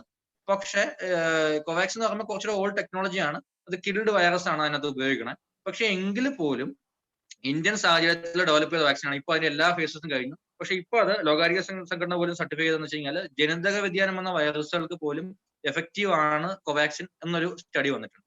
അപ്പൊ അത് കൂട്ടി വായിക്കുകയാണെങ്കിൽ കോവാക്സിൻ ഡെഫിനറ്റ്ലി നല്ലൊരു കുറച്ചൊരു സുപ്പീരിയർ ആണെന്ന് നമുക്ക് പറയേണ്ടി വരും. പക്ഷെ അതിന് ഞാൻ പറയില്ല, അങ്ങനെ കമ്പാരിസൺ ട്രയൽ നടത്തിയാലേ മാത്രമേ ഇപ്പൊ ഞാൻ ഇവിടെ ഇരുന്ന് പറഞ്ഞതോ അല്ലെങ്കിൽ വേറൊരു വ്യക്തി പറയുന്നതുകൊണ്ട് മാത്രമേ അത് അടിവരെ ആവുന്നില്ല. അത് വ്യക്തമായിട്ടൊരു ജേർണലിൽ പബ്ലിഷ് ചെയ്താൽ മാത്രമേ നമുക്കത് ലോകവ്യാപകമായിട്ട് അംഗീകരിക്കാൻ പറ്റും കോവാക്സിൻ ഈ സുപ്പീരിയർ ടു കോവിഷീൽഡ് എന്നുള്ളത്. ഇപ്പോഴത്തെ സാഹചര്യത്തിൽ ഈ ജനിതക വ്യതിയാനം വന്നൊരു വൈറസിനും ഇത് കോവാക്സിൻ എഫക്റ്റീവ് ആയിരിക്കും എന്ന് WHO സ്റ്റേറ്റ്മെന്റ് മാത്രമേ നമുക്ക് പറയാൻ പറ്റൂ. അങ്ങനെ വെച്ച് കണക്ക് കൂട്ടി കഴിഞ്ഞാൽ ഡെഫിനറ്റ്ലി കോവാക്സിൻ എന്താണെങ്കിലും ഒന്നിൽ ഈക്വൽ അല്ലെങ്കിൽ കുറച്ച് സുപ്പീരിയർ എന്നുള്ളത് പറയേണ്ടി വരും. പിന്നെ മാത്രമല്ല വാക്സിനേഷൻ ശേഷമുള്ള സൈഡ് എഫക്റ്റിന്റെ പ്രൊഫൈൽ എടുക്കുമ്പോൾ കുറെ ആൾക്കാർ പറഞ്ഞു, ഇവൻ അതൊരു OPD എക്സ്പീരിയൻസ് ആണ്, കുറെ ആൾക്കാർ കോവാക്സിൻ എടുത്തവർക്ക് വലിയൊരു ബുദ്ധിമുട്ട് വരാറില്ല എന്ന് പറയാറുണ്ട്. മറ്റുള്ളവർക്കൊക്കെ ഇഞ്ചക്ഷൻ സൈറ്റിന് വേദനയും, ഇപ്പൊ ഞാൻ കോവിഷീൽഡാണ് എടുത്തത്, അപ്പൊ എനിക്ക് ചെറിയൊരു വേദനയും ചെറിയ പനി പോലെയൊക്കെ ഉണ്ടായിരുന്നു. പക്ഷെ കോവാക്സിൻ എടുത്ത ആൾക്കാർക്ക് അത് കുറച്ച് കുറവാണെന്ന് കണ്ടുവരുന്നുണ്ട്. പിന്നെ ഇപ്പൊ ഒരു DCGIയുടെ സ്റ്റഡിയിൽ അവർ പറഞ്ഞു വെച്ച് കഴിഞ്ഞാൽ കോവാക്സിന്റെ സ്റ്റഡി നടന്നു. അപ്പൊ അതിനകത്ത് 2 വയസ്സിന് മുകളിലോട്ടുള്ള ആൾക്കാർക്കും കോവാക്സിൻ സേഫ് ആണെന്നുള്ള സ്റ്റഡി വന്നിട്ടുണ്ട്. അപ്പൊ അങ്ങനെയൊക്കെ നോക്കിക്കഴിഞ്ഞാൽ അതൊക്കെ പറഞ്ഞത് അത് ജനറലൈസ് ചെയ്ത് വന്നെങ്കിൽ മാത്രമേ നമുക്ക് പറയാൻ പറ്റുള്ളൂ. അങ്ങനെയൊക്കെ വന്നു കഴിഞ്ഞാൽ കോവാക്സിൻ ഒരുപാട് സുപ്പീരിയർ എന്ന് പറയേണ്ടി വരും. പക്ഷെ ഇപ്പോഴത്തെ സാഹചര്യത്തിൽ ഇന്ന് പറഞ്ഞ ഡേറ്റ് അനുസരിച്ചിട്ട് ഇപ്പൊ 2 ഈക്വൽ എന്ന് മാത്രമേ എനിക്ക് പറയാൻ പറ്റുള്ളൂ. പക്ഷെ ഈ പറഞ്ഞ പോലെ ജനിതക വ്യതിയാനം എന്ന വൈറസിനെതിരായിട്ടുള്ള നല്ല പ്രോപ്പർ ഒരു എവിഡൻസ് ആണെന്ന് കണ്ടുപിടിക്കാനും അതുപോലെ തന്നെ കുട്ടികൾക്ക് ഉപയോഗിക്കാൻ പറ്റുമെന്ന് വന്നു കഴിഞ്ഞാൽ കോവാക്സിൻ ഒരുപാട് മുകളിൽ നിൽക്കും, അത് പ്രോപ്പർ സ്റ്റഡി വന്നു കഴിഞ്ഞാൽ. ഡോക്ടർ, സമയം 8:33. ചോദ്യങ്ങൾ ഇനിയും ബാക്കിയുണ്ട്. ഡോക്ടർക്ക് തുടരാൻ പറ്റുമോ അതോ നമ്മൾക്ക് വൈൻഡ് അപ്പ് ചെയ്യണോ? എന്തായാലും ഇമ്പോർട്ടന്റ് ആയിട്ടുള്ള ചോദ്യം ഉണ്ടോ എന്ന് നോക്കൂ. ഒരു 5 മിനിറ്റ് കൂടെ നമുക്ക് കൊടുക്കാം. എനിക്ക് ഓൺ കോൾ ആണ്, അപ്പൊ എനിക്ക് കോൾസ് വരുന്നുണ്ടായിരുന്നു ഇതിനിടയ്ക്ക്. കുഴപ്പമില്ല, ഒരു 5 മിനിറ്റ് കൂടെ നമ്മൾ സമയം എടുത്ത് ഇമ്പോർട്ടന്റ് ക്വസ്റ്റൻസ് നോക്കും. എന്നിട്ട് അങ്ങനെയാണെങ്കിൽ അവർക്ക് ഉപകാരപ്പെടുന്ന ക്വസ്റ്റൻസ് ആണെങ്കിൽ ഡെഫിനറ്റ്ലി നമുക്ക് ഇങ്ങനെ ഒരു പ്ലാറ്റ്ഫോമിന് കിട്ടില്ലല്ലോ. അപ്പൊ അതുകൊണ്ട് ഒരുപാട് പേർക്ക് ഉപകാരപ്പെട്ടത് നോക്കും. 5 മിനിറ്റ് കൂടെ നോക്കും. If a person recovering from COVID under home isolation has high pulse around 110 to 120 range after 2 weeks, since the initial diagnosis and has mild throat soreness and nasal block, still what is to be done? Should another RT-PCR or CT to be done? അദ്ദേഹം pulse റേറ്റിന്റെ കാര്യം മാത്രമേ പറയുന്നുള്ളൂ. അപ്പൊ ആ pulse rate കൂടുന്നു എന്നുള്ളതുകൊണ്ട് മാത്രം നമ്മൾ ഒരു ഇൻവെസ്റ്റിഗേഷനിലോട്ട് പോകണമെന്ന് ഒരിക്കലും ഇല്ല. പ്രത്യേകിച്ച് 2 ആഴ്ച കഴിഞ്ഞു. ഡെഫിനറ്റ്ലി നമ്മൾ ടെസ്റ്റിങ്ങിലോട്ട് പോകണ്ട. അതായത് RT-PCR ഇനി ചെയ്യേണ്ട കാര്യമില്ല. CT ചെയ്യണോ വേണ്ടോ എന്നുള്ളത് ഡെഫിനറ്റ്ലി നമ്മൾ ചെയ്യേണ്ട ഒരു സംഗതി എന്താണെന്ന് വെച്ച് കഴിഞ്ഞാൽ ഒരു പൾമണോളജിസ്റ്റിനെയോ അല്ലെങ്കിൽ ചെസ്റ്റ് ഫിസിഷ്യനെ കൺസൾട്ട് ചെയ്യണം, അല്ലെങ്കിൽ ഒരു ഫിസിഷ്യനെ കൺസൾട്ട് ചെയ്യണം. അതിനു മുമ്പായിട്ട് ഒരു പൾസ് ഓക്സിമീറ്ററിൽ സാച്ചുറേഷൻ എത്രയാണെന്ന് നോക്കുക. സാച്ചുറേഷൻ ഫോൾ ഉണ്ടെന്നുണ്ടെങ്കിൽ മാത്രമേ ഉള്ളൂ നമുക്ക് ഫർദർ ഇൻവെസ്റ്റിഗേഷന്റെ കാര്യമുള്ളൂ. ഇല്ലെന്നുണ്ടെങ്കിൽ ചെറിയ നേസൽ ബ്ലോക്കും കാര്യങ്ങളൊക്കെ ഒരു പോസ്റ്റ് കോവിഡ് ഫേസിൽ നീണ്ടു നിൽക്കാറുണ്ട്. ഒരു 3 ആഴ്ച 4 ആഴ്ച വരെ എടുക്കും നമ്മളുടെ ബേസിക് ആയിട്ടുള്ള ക്ഷീണം, ഈ പറഞ്ഞ മണം കിട്ടായ്മ, രുചി കിട്ടായ്മ, അതൊക്കെ പല ആൾക്കാർക്കും ഭയങ്കര പാടാണ് റീഗെയിൻ ചെയ്ത് കിട്ടാൻ. കിട്ടിയാൽ പോലും പല ആൾക്കാർക്കും പരിചിതമായിട്ടുള്ള സ്മെല്ലുകളൊന്നും പഴയ ഇന്റൻസിറ്റിയിൽ കിട്ടുന്നില്ല എന്ന് ഒരുപാട് കംപ്ലൈൻസ് വരാറുണ്ട്. അപ്പൊ അത് നമ്മൾ പേടിക്കേണ്ട കാര്യമൊന്നുമില്ല. ഈ പൾസ് റേറ്റ് കൂടി നിൽക്കുന്നു എന്നുള്ളത് മാത്രം നമുക്കത് ബുദ്ധിമുട്ട് കാണേണ്ട കാര്യമില്ല. പക്ഷെ അതിന്റെ കൂടെ സാച്ചുറേഷനും കൂടെ കുറയുകയാണ്, മറ്റു ലക്ഷണങ്ങളും കൂടെ നമുക്കുണ്ട്, ശ്വാസം എടുക്കാൻ ബുദ്ധിമുട്ടുണ്ടെന്നുണ്ടെങ്കിൽ ഡെഫിനറ്റ്ലി ഹോസ്പിറ്റലിൽ പോയി കാണണം. അങ്ങനെയാണെങ്കിൽ നമുക്കൊരു ECGയും ബേസിക് ഇവാലുവേഷൻ എക്സ്റേ ഒക്കെ നോക്കിയിട്ട് എന്തെങ്കിലും ആവശ്യം ഉണ്ടെങ്കിൽ ഡോക്ടർ CT സജസ്റ്റ് ചെയ്യും. ഡയറക്റ്റ്ലി CTക്ക് പോകേണ്ട കാര്യമില്ല, അത് ഒരു റേഡിയേഷൻ എക്സ്പോഷർ ആണ്. അപ്പൊ നമുക്ക് ഇൻഡിക്കേറ്റഡ് ഒരു എഫിഷ്യന്റ് ആയിട്ടുള്ള ഒരു ഫിസിഷ്യനോളജി ഒരു പൾമണോളജിസ്റ്റിനെ കാണുമ്പോൾ തന്നെ മനസ്സിലാവും രോഗിക്ക് അത് വേണോ. അങ്ങനെയാണെങ്കിൽ ആവശ്യമുള്ള ഇൻവെസ്റ്റിഗേഷൻസിലോട്ട് പോകാൻ പറ്റും. നമ്മളായിട്ട് പോയി ഇപ്പൊ അതുകൂടെ ഒന്ന് പറഞ്ഞോട്ടെ, മിക്ക ആൾക്കാരും അതിപ്പം ഇവിടെ ഇല്ല, കേരളത്തിലില്ല, ഇപ്പൊ പറഞ്ഞ പോലെ ബാംഗ്ലൂരിലും ഡൽഹിയിലും ഒക്കെ എങ്ങനെയാണെന്ന് വെച്ച് കഴിഞ്ഞാൽ ഇങ്ങനെ ഒരു പോസിറ്റീവ് ആയി കഴിയുമ്പോൾ നേരെ ആൾക്കാർ പോയി സ്കാൻ സെന്ററിലോട്ട് അങ്ങ് പോവാണ്, CT സ്കാൻ. പ്രത്യേകിച്ച് അഡ്വൈസ് ഒന്നുമില്ല അവിടെ, എന്ന് വെച്ചാൽ ഡോക്ടേഴ്സിന്റെ പ്രിസ്ക്രിപ്ഷൻ വേണ്ട, നേരെ പോയി CT സ്കാൻ എടുക്കാം. CT സ്കാൻ അത് CT സിവിയറിറ്റി സ്കോർ എന്ന് പറഞ്ഞൊരു സ്കോർ ഉണ്ട്, ഒരു ചെറിയൊരു അളവാണ്, എത്രത്തോളം ന്യൂമോണിയ ഉണ്ടെന്നുള്ളതിന്റെ ഒരു അളവാണ്, ഒരു ലളിതമായിട്ട് പറഞ്ഞു കഴിഞ്ഞാൽ. അപ്പൊ അത് 7 കാണും. അപ്പൊ ഉടനെ ഒരു 3 ദിവസം കഴിയുമ്പോൾ പിന്നെ അയാൾ പോയിട്ട് ഒന്നുകൂടെ CT എടുക്കും. ചിലപ്പോൾ ഡെഫിനറ്റ്ലി ഒന്ന് കൂടും, ചിലപ്പോൾ 1-2 പോയിന്റ് ഒന്ന് കുറയും, അങ്ങനെ വരാൻ പറ്റില്ല, കൂടാൻ സാധ്യത കൂടുതൽ. പക്ഷെ അത് കണ്ടിട്ട് പിന്നെയും വർക്ക് ചെയ്ത് പിന്നെ അങ്ങനെ റിപ്പീറ്റഡ് CT എടുത്തോണ്ടിരിക്കുക. അങ്ങനെ എനിക്ക് അറിയാവുന്ന ഒരു സുഹൃത്ത് 3 തവണ അവന്റെ 14 ദിവസത്തെ പീരീഡിൽ CT എടുത്തിട്ടുണ്ട്. ആ 3ാമത്തെ CT എടുത്തതിന് ശേഷമുള്ള റിപ്പോർട്ടാണ് എനിക്ക് അയക്കുന്നത്. അപ്പൊ നമുക്ക് ഇത്തിരി ഇത് കൂടുതലായിട്ടുണ്ടല്ലോ, അല്ല ഇതിന് മുമ്പ് എനിക്ക് ഇത്രയായിരുന്നു പറഞ്ഞ് മറ്റു 2 റിപ്പോർട്ടും കൂടെ അയച്ചു തന്നു. അപ്പൊ നമുക്ക് ഇത് ഇത്രയും ഈ പീരീഡിൽ എടുത്തതിനാ, അത് എനിക്ക് ജസ്റ്റ് ഒരു ബുദ്ധിമുട്ട് വന്നപ്പോൾ ഞാൻ തോന്നിയപ്പോൾ എടുത്താണ്. ഒരു ഡോക്ടറെയും കൺസൾട്ട് ചെയ്തിട്ടില്ല, അങ്ങനെ തന്നെ അങ്ങ് എടുക്കുകയാണ്. സ്കാൻ സെന്ററുകാരും അവർക്ക് അത് ഡിനേ ചെയ്യിച്ചില്ല, അതുകൊണ്ട് തന്നെ സ്വാഭാവികമായിട്ടും ഇത്രയും CT എടുക്കേണ്ടി വന്നു. അത് എന്റെ ഘട്ടം എന്താന്ന് വെച്ച് കഴിഞ്ഞാൽ ഈ റേഡിയേഷന്റെ ഒരു ഡാമേജ് ഉണ്ട്, റേഡിയേഷൻ എക്സ്പോഷർ ഭയങ്കരമാണ്. നമ്മൾ ആവശ്യമില്ലാത്ത ഒരു ഇൻവെസ്റ്റിഗേഷൻ നമ്മൾ ദുരുപയോഗം ചെയ്യരുത്. അത് അത്രയും ഇൻഡിക്കേറ്റ് ആണെങ്കിൽ മാത്രം ഡോക്ടർ പറയും, അങ്ങനെയാണെങ്കിൽ മാത്രം ഉപയോഗിക്കും. ഇതിപ്പോ അത്രയും റേഡിയേഷൻ കൊണ്ടതിന്റെ ഭാഗമായിട്ട് ചിലപ്പോൾ ഒരുപക്ഷെ ജെനറ്റിക്കലി പ്രീഡിസ്പോസ്ഡ് ആണെങ്കിൽ ചിലപ്പോൾ ഒരുപക്ഷെ അയാൾക്ക് ഫ്യൂച്ചറിൽ മറ്റു ബുദ്ധിമുട്ടുകൾ ഇൻക്ലൂഡിങ് മാലിഗ്നൻസി പോലത്തെ കാര്യങ്ങൾ വരാം. അപ്പൊ അതുകൊണ്ട് ആവശ്യമില്ലാതെ CT മറ്റു കാര്യങ്ങളിലോട്ട് പോകണ്ട. എന്റെ അഭിപ്രായത്തിൽ ആ ഒരു സുഹൃത്തിന് എത്രയും പെട്ടെന്ന് ഒരു പൾസ് ഓക്സിമീറ്റർ റീഡിങ് നോക്കുക. അതിലും ഈ പറഞ്ഞ ടാക്കിക്കാർഡിയ ഉണ്ട്, അതായത് ഈ പറഞ്ഞ റേറ്റ് ഇത്രയും കൂടുതലായിട്ട് നിൽക്കുന്നോ പെർസിസ്റ്റന്റ് ആയിട്ട് നിൽക്കുന്നുണ്ടോ, അതോടൊപ്പം തന്നെ പൾസ് സാച്ചുറേഷൻ കുറഞ്ഞുണ്ടോ നോക്കുക. ഡോക്ടറെ കൺസൾട്ട് ചെയ്യാൻ പറ്റുമെങ്കിൽ അറ്റ്ലീസ്റ്റ് ഓൺലൈൻ കൺസൾട്ടേഷൻ എങ്കിലും ചെയ്യുക. Is DRDO medicine available in Kerala now? DRDOയുടെ അതൊരു under the pipe line investigation പ്രൊഫൈലിൽ നിൽക്കുന്ന മെഡിസിൻ ആണ്. അത് ഫുൾ ട്രയലും കംപ്ലീറ്റ് ചെയ്തതിനു ശേഷം നമുക്കത് പറയാൻ പറ്റുള്ളൂ. ഇതുവരെ അത് ഇഷ്യൂ ചെയ്ത് തുടങ്ങിയിട്ടുള്ളതാണ്. അത് 2DG എന്ന് പറയും, 2-deoxy glucose എന്ന് പറഞ്ഞ് അതൊരു ഡ്രഗാണ്. അത് സാഷയായിട്ട് കിട്ടും. അത് നമ്മൾ ഉപയോഗിച്ച് ജസ്റ്റ് അതിന്റെ ഡോസേജ് ഒന്നും വന്നിട്ടില്ല, ജസ്റ്റ് ഞാനും ഇങ്ങനെ ആർട്ടിക്കിൾ വായിച്ചിട്ടുള്ളൂ. അപ്പൊ അതിന്റെ എഫക്റ്റീവ്നെസ് ഒക്കെ അവർ മെക്കാനിസം പറയുന്ന അനുസരിച്ചിട്ടാണെങ്കിൽ ഒരുപാട് മെറ്റബോളിക്കലി ആക്റ്റീവ് ടിഷ്യൂസിന്റെ ഒക്കെ മെറ്റബോളിസം പ്രിവെന്റ് ചെയ്ത് വൈറൽ റെപ്ലിക്കേഷൻ കുറയ്ക്കും എന്നുള്ളതാണ്. അപ്പൊ ഇനിഷ്യലി കോവിഡ് പോസിറ്റീവ് ആയ വ്യക്തികൾക്കൊക്കെ വളരെ പെട്ടെന്ന് നെഗറ്റീവ് ആവുന്നുണ്ട്. അത് വൈറൽ റെപ്ലിക്കേഷൻ കുറച്ച് ആ ഒരു ഫേസിൽ നിന്ന് നമ്മുടെ ബോഡി രക്ഷിക്കുന്നുണ്ടെന്ന് കണ്ടുവരുന്നുണ്ട്. പക്ഷെ അത് എത്രത്തോളം എഫക്റ്റീവ് ആണെന്ന് ഞാൻ പറയാം. ഇതെല്ലാം ഒരു സ്മോൾ സ്റ്റഡിയിൽ ഒരു 10 പേരെ എടുത്തിട്ട് നോക്കിയിട്ട് കാര്യമില്ല. ആറ്റിയും കുറുക്കി എടുത്ത് നമ്മളൊരു മിനിമം ഒരു സാമ്പിൾ സൈസ് എന്ന് പറഞ്ഞൊരു 10,000 മേളുണ്ടെങ്കിൽ മാത്രമേ നമുക്ക് ഒരു മൊത്തത്തിലൊരു ഗ്ലോബലായിട്ട് നമുക്ക് പറയാൻ പറ്റൂ. അതും പല കൺട്രീസിൽ പല സാഹചര്യങ്ങളും നമ്മൾ നോക്കും. അങ്ങനെ എന്നിട്ട് ഓരോ ട്രയൽ, ഒരു phase 1, phase 2, phase 3 അങ്ങനെ ട്രയൽ എടുത്ത് ഡെവലപ്പ് ചെയ്ത് വന്നാൽ മാത്രമേ നമുക്ക് ഒരു ഡ്രഗ് യൂസ് ചെയ്യാൻ പറ്റൂ എന്ന് പറയാൻ പറ്റുള്ളൂ. അതുകൊണ്ട് ഇപ്പോഴത്തെ സാഹചര്യത്തിൽ അത് നമുക്കൊരു പ്രത്യാശ തരുന്ന ഒരു ഘടകമാണെന്ന് മാത്രമേ പറയാൻ പറ്റൂ. പക്ഷെ അതൊരു റെമഡി ആണെന്ന് അറിയണമെന്നുണ്ടെങ്കിൽ വരും ദിവസങ്ങളിൽ കാത്തിരിക്കും. From Sinu, sir, what are the possible future side effects of a COVID positive person? Will this affect our future health? അതാണ് ഞാൻ പറഞ്ഞത്, പോസ്റ്റ് കോവിഡ് ഫേസ് എന്ന് പറഞ്ഞാണ്. അത് നമുക്ക് സമയം കിട്ടുവാണെങ്കിൽ ഇനി എപ്പോഴും ഫ്യൂച്ചറിൽ നമുക്ക് വരുന്ന ദിവസങ്ങളിൽ ഒരു വലിയൊരു ടോക്ക് വേണം. അതിന് പ്രോപ്പർ ആയിട്ട് ക്ലാസ് അത് ഞാൻ അടുത്ത ഇപ്പോഴത്തെ സാഹചര്യം തിരക്കും കാര്യങ്ങളും ആയതുകൊണ്ട് ഇപ്പൊ പോസ്റ്റ് കോവിഡിനെ നമുക്ക് ശ്രദ്ധിക്കാനുള്ള സമയമില്ല. കാര്യം കോവിഡ് പോസിറ്റീവ് തന്നെ വന്ന് നിറയുകയാണ്. അപ്പൊ പോസ്റ്റ് കോവിഡ് വലിയൊരു എൻറ്റിറ്റിയാണ്. അതായത് അത് ഒരു മൾട്ടി ഡിസിപ്ലിനറി അപ്രോച്ച് എന്ന് നമ്മൾ പറയും. മൾട്ടി ഡിസിപ്ലിനറി അപ്രോച്ച് വെച്ച് വേണം. അത് മെയിനായിട്ട് ഒരു പൾമണോളജിസ്റ്റും അതോടൊപ്പം തന്നെ കാർഡിയോളജിസ്റ്റും ചേർന്ന് മാനേജ് ചെയ്യേണ്ട കേസുകളാണ് ഒരുപാട് വരുന്നത്. അതായത് എല്ലാവർക്കും വരില്ല. കോവിഡ് വന്ന് മാറിയ ആൾക്കാർ ഒരുപാട് ഒപ്പിൽ നമ്മൾ കേസ് കാണാറുണ്ട്. 3 മുതൽ 6 മാസം വരെ നമ്മൾ ത്രെട്ടിലാണ്. അതായത് ഒരു 15 തൊട്ട് 20 സിംറ്റംസ് വരെ WHO പറയുന്നുണ്ട്. അതിൽ ഏറ്റവും പ്രധാനപ്പെട്ടത് ശ്വാസം മുട്ടുള്ള, നെഞ്ചിന് ബുദ്ധിമുട്ട് വരിക, അല്ലെങ്കിൽ ഓർമ്മക്കുറവ് വരിക, ഇങ്ങനെയൊക്കെയുള്ള കുറെ കാര്യങ്ങളുണ്ട്. മിക്കതും ഒരു 3 മാസം 6 മാസം കൊണ്ട് തന്നെ ക്ലിയർ ആയി പോകും കോവിഡ് വന്ന് മാറിയ ആൾക്കാരിൽ. അതൊരു പോസ്റ്റ് വൈറൽ ഫേസ്, കോവിഡിനല്ല ഏതൊരു വൈറസ് വന്നാലും അങ്ങനെ ഒരു പോസ്റ്റ് വൈറൽ ഫേസ് എന്ന് പറയുന്ന ഫേസ് ഉണ്ട്. ആ സമയത്ത് കുറച്ച് അനിയന്ത്രിതമായ ക്ഷീണവും ബുദ്ധിമുട്ടുകളും ടെൻഷനും വിയർപ്പും ഒക്കെ വരാറുണ്ട്. അതുകൂടാതെ തന്നെ അതോടൊപ്പം ഈ ശ്വാസം മുട്ടലും നെഞ്ചുവേദനയൊക്കെ വരികയാണെങ്കിലാണ് ഡെഫിനറ്റ്ലി നമുക്ക് അത് കുറച്ച് സീരിയസ് ആയിട്ട് കാണേണ്ടത്. അപ്പൊ അതുകൊണ്ട് തന്നെ പോസ്റ്റ് കോവിഡ് ഫേസ് ഈ പറഞ്ഞ കാര്യങ്ങളൊക്കെ ഉണ്ടെന്നുണ്ടെങ്കിൽ നമുക്ക് ഡെഫിനറ്റ്ലി ഒരു വിദഗ്ധ സഹായം തേടി അതിനുള്ള മരുന്ന് എടുക്കേണ്ടതാണ്. ആ മരുന്നും ഏകദേശം 2 ആഴ്ച 3 ആഴ്ച മിനിമം എടുക്കേണ്ടി വരും. ചിലപ്പോൾ അതിന് മേലോട്ട് എടുക്കേണ്ടി വന്നേക്കാം. ഒരു സ്പെഷ്യലിസ്റ്റിനെ തന്നെ കാണണം. അത് കാര്യം ഈ കോവിഡ് ഫേസിനേക്കാൾ കോവിഡിൽ ഉറങ്ങി ഒരു പ്രശ്നമില്ലാതിരുന്ന ആൾക്കാർക്ക് പോസ്റ്റ് കോവിഡ് ഫേസിൽ പ്രശ്നങ്ങൾ കാണാറുണ്ട്. അതുകൊണ്ടാണ് ഞാൻ പറഞ്ഞത് അതൊരു സ്പെഷ്യൽ ടോക്ക് വേണ്ടി വരും. അത് നമുക്ക് നോക്കാം ഈ ഫ്യൂച്ചറിൽ പ്ലാൻ ചെയ്യാൻ പറ്റുന്നു. അങ്ങനെ ഒരു ചോദ്യം ഇതിൽ വന്നിട്ടുണ്ടായിരുന്നു. Post covid health checkups is necessary for all covid infected patients എന്ന് പറഞ്ഞു. അതിപ്പോ നമുക്ക് ജനറലൈസ് ചെയ്ത് ഇപ്പൊ പറയാൻ പറ്റുമെന്ന് പറഞ്ഞു കഴിഞ്ഞാൽ ഇപ്പൊ തന്നെ ഹെൽത്ത് സിസ്റ്റം ഒരുപാട് കൊളാപ്സ് ആയി വരുന്ന ആ ഒരു വേർജിൽ നിൽക്കുമായതുകൊണ്ട് ഈ പറഞ്ഞ കോവിഡ് നെഗറ്റീവ് ആയിട്ടുള്ള ആൾക്കാരെല്ലാം നമുക്ക് ഈ പറഞ്ഞ OPD-യിലോ അല്ലെങ്കിൽ ഒരു ഹെൽത്ത് സിസ്റ്റത്തിലോ അവൈൽ ചെയ്യാൻ ഇച്ചിരി ബുദ്ധിമുട്ടാണ്. എങ്കിലും പറ്റുന്ന ആൾക്കാർക്കൊക്കെ ആണെങ്കിൽ നമുക്ക് മറ്റു ബുദ്ധിമുട്ടില്ല എന്ന് ഉറപ്പുവരുത്താനായിട്ട് ബേസിക് ഇവാലുവേഷൻ ആയിട്ടുള്ള കുറച്ച് ഇൻവെസ്റ്റിഗേഷൻസ് ഒക്കെ ചെയ്ത് നോക്കാവുന്നതാണ്. അതെന്തൊക്കെയാ ഡോക്ടേഴ്സിനെ കൺസൾട്ട് ചെയ്തിട്ട് ആവശ്യമുള്ള അവരുടെ സിംറ്റംസിന്റെ പ്രൊഫൈൽ അനുസരിച്ച് സിംറ്റം ഒന്നും ഇല്ലാന്നുണ്ടെങ്കിൽ ഞാൻ പറയുന്നത് പൾസ് ഓക്സിമീറ്റർ റീഡിങ് ഓക്കെ ആണെന്നുണ്ടെങ്കിൽ നമ്മൾ പ്രത്യേകിച്ച് അസച്ച് ഒന്നും ചെയ്യണ്ട. എന്തെങ്കിലും സിംറ്റംസ് വരുന്ന നോക്കി ഡോക്ടേഴ്സിനെ കണ്ടാൽ മതിയാവും. അല്ലാതെ എല്ലാവർക്കും കൂടെ വേണ്ടി ജനറലൈസ് ചെയ്ത് നമുക്ക് പറയാൻ പറ്റില്ല. കാര്യം മിക്ക ആൾക്കാരും ഒരുപാട് നമ്മൾ കാണുന്ന OP കാണുന്ന ഒരു 80% ആൾക്കാർക്ക് ഈ പ്രശ്നം വരാറില്ല. ഒരു 20% ആൾക്കാരിലാണല്ലോ എന്തെങ്കിലും ചെറിയ ചെറിയ ബുദ്ധിമുട്ടുകൾ. ആ 20% തന്നെ ഒരു 1-2% കുറച്ച് ഗുരുതരമായ രീതിയിൽ പോസ്റ്റ് കോവിഡ് വരാറുള്ളൂ. ബാക്കിയുള്ളവർക്കൊക്കെ വളരെ ഒരു 1-2-3 മാസം കൊണ്ട് ക്ലിയർ ആവുന്ന പ്രശ്നങ്ങളുള്ളൂ. അതുകൊണ്ട് ഒന്നും പേടിക്കേണ്ട കാര്യമില്ല. പക്ഷെ അങ്ങനെ എന്തെങ്കിലും സംശയം തോന്നുവാണെങ്കിൽ ഡോക്ടറെ തന്നെ കാണും. അങ്ങനെ ഒരു ചോദ്യം ഉണ്ടായിരുന്നു. അസിംപ്റ്റോമാറ്റിക് ആണെങ്കിൽ നമ്മൾ സേഫ് ആണോ ശരിക്കും, അതോ അവർ മെഡിക്കൽ കെയർ പോണോന്ന് ചോദിച്ചിരിക്കുന്നു. എന്തോ കാണാൻ പോണം.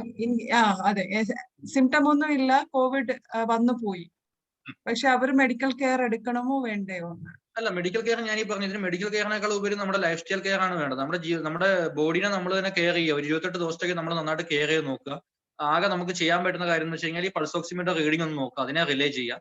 അത് നോർമൽ ആണെങ്കിൽ നമ്മൾ പ്രത്യേകിച്ച് ഒന്നും തന്നെ കെയർ എടുക്കേണ്ട ആവശ്യമില്ല. എന്തെങ്കിലും രീതിയിൽ നമ്മൾ ഒരുപാട് നടക്കുമ്പോഴോ ഒരുപാട് ആയാസമോ ബുദ്ധിമുട്ടുകളോ സ്റ്റെപ്പ് കയറുമ്പോൾ ഒരുപാട് കിതപ്പോ ബുദ്ധിമുട്ടോ നമുക്ക് മുമ്പത്തെ അവസ്ഥ അറിയാമല്ലോ. ആ അവസ്ഥയിൽ നിന്ന് ഇപ്പോഴത്തെ എന്തെങ്കിലും ചെറിയൊരു വേരിയേഷൻ ഉണ്ടെങ്കിൽ ഡെഫിനറ്റ്ലി ഡോക്ടറെ കണ്ട് ചിലപ്പോൾ ഒരു പക്ഷേ ഒരു എക്സ്റേയോ ECG വേണ്ടി വന്നേക്കാം. അത് നോക്കിയതിന് ശേഷം നമുക്ക് വേണ്ടുന്ന റിലവന്റ് ആയിട്ടുള്ള കാര്യങ്ങൾ ചെയ്യാം. ഇല്ലെന്നുണ്ടെങ്കിൽ ഒന്നും പ്രത്യേകിച്ച് ചെയ്യേണ്ട കാര്യമില്ല.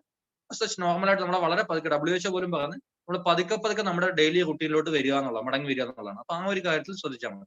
പതുക്കെ നമ്മുടെ റുട്ടീനിലോട്ട് തിരിച്ചു വരും. ഒരിക്കലും നമ്മളൊരു ഹേസ്റ്റിനാവരുത്, വളരെ പെട്ടെന്ന് നമ്മൾ നമ്മുടെ പഴയ ചിട്ടയിലോട്ട് പോകരുത്. വളരെ പതുക്കെ നമുക്ക് ബോഡിക്ക് റെസ്റ്റ് കൊടുത്ത് ബോഡിയെ സ്നേഹിച്ചുകൊണ്ട് നമുക്ക് മുമ്പോട്ട് വരും. ജിനൂൻ എന്നൊരു ചോദ്യമുണ്ട്.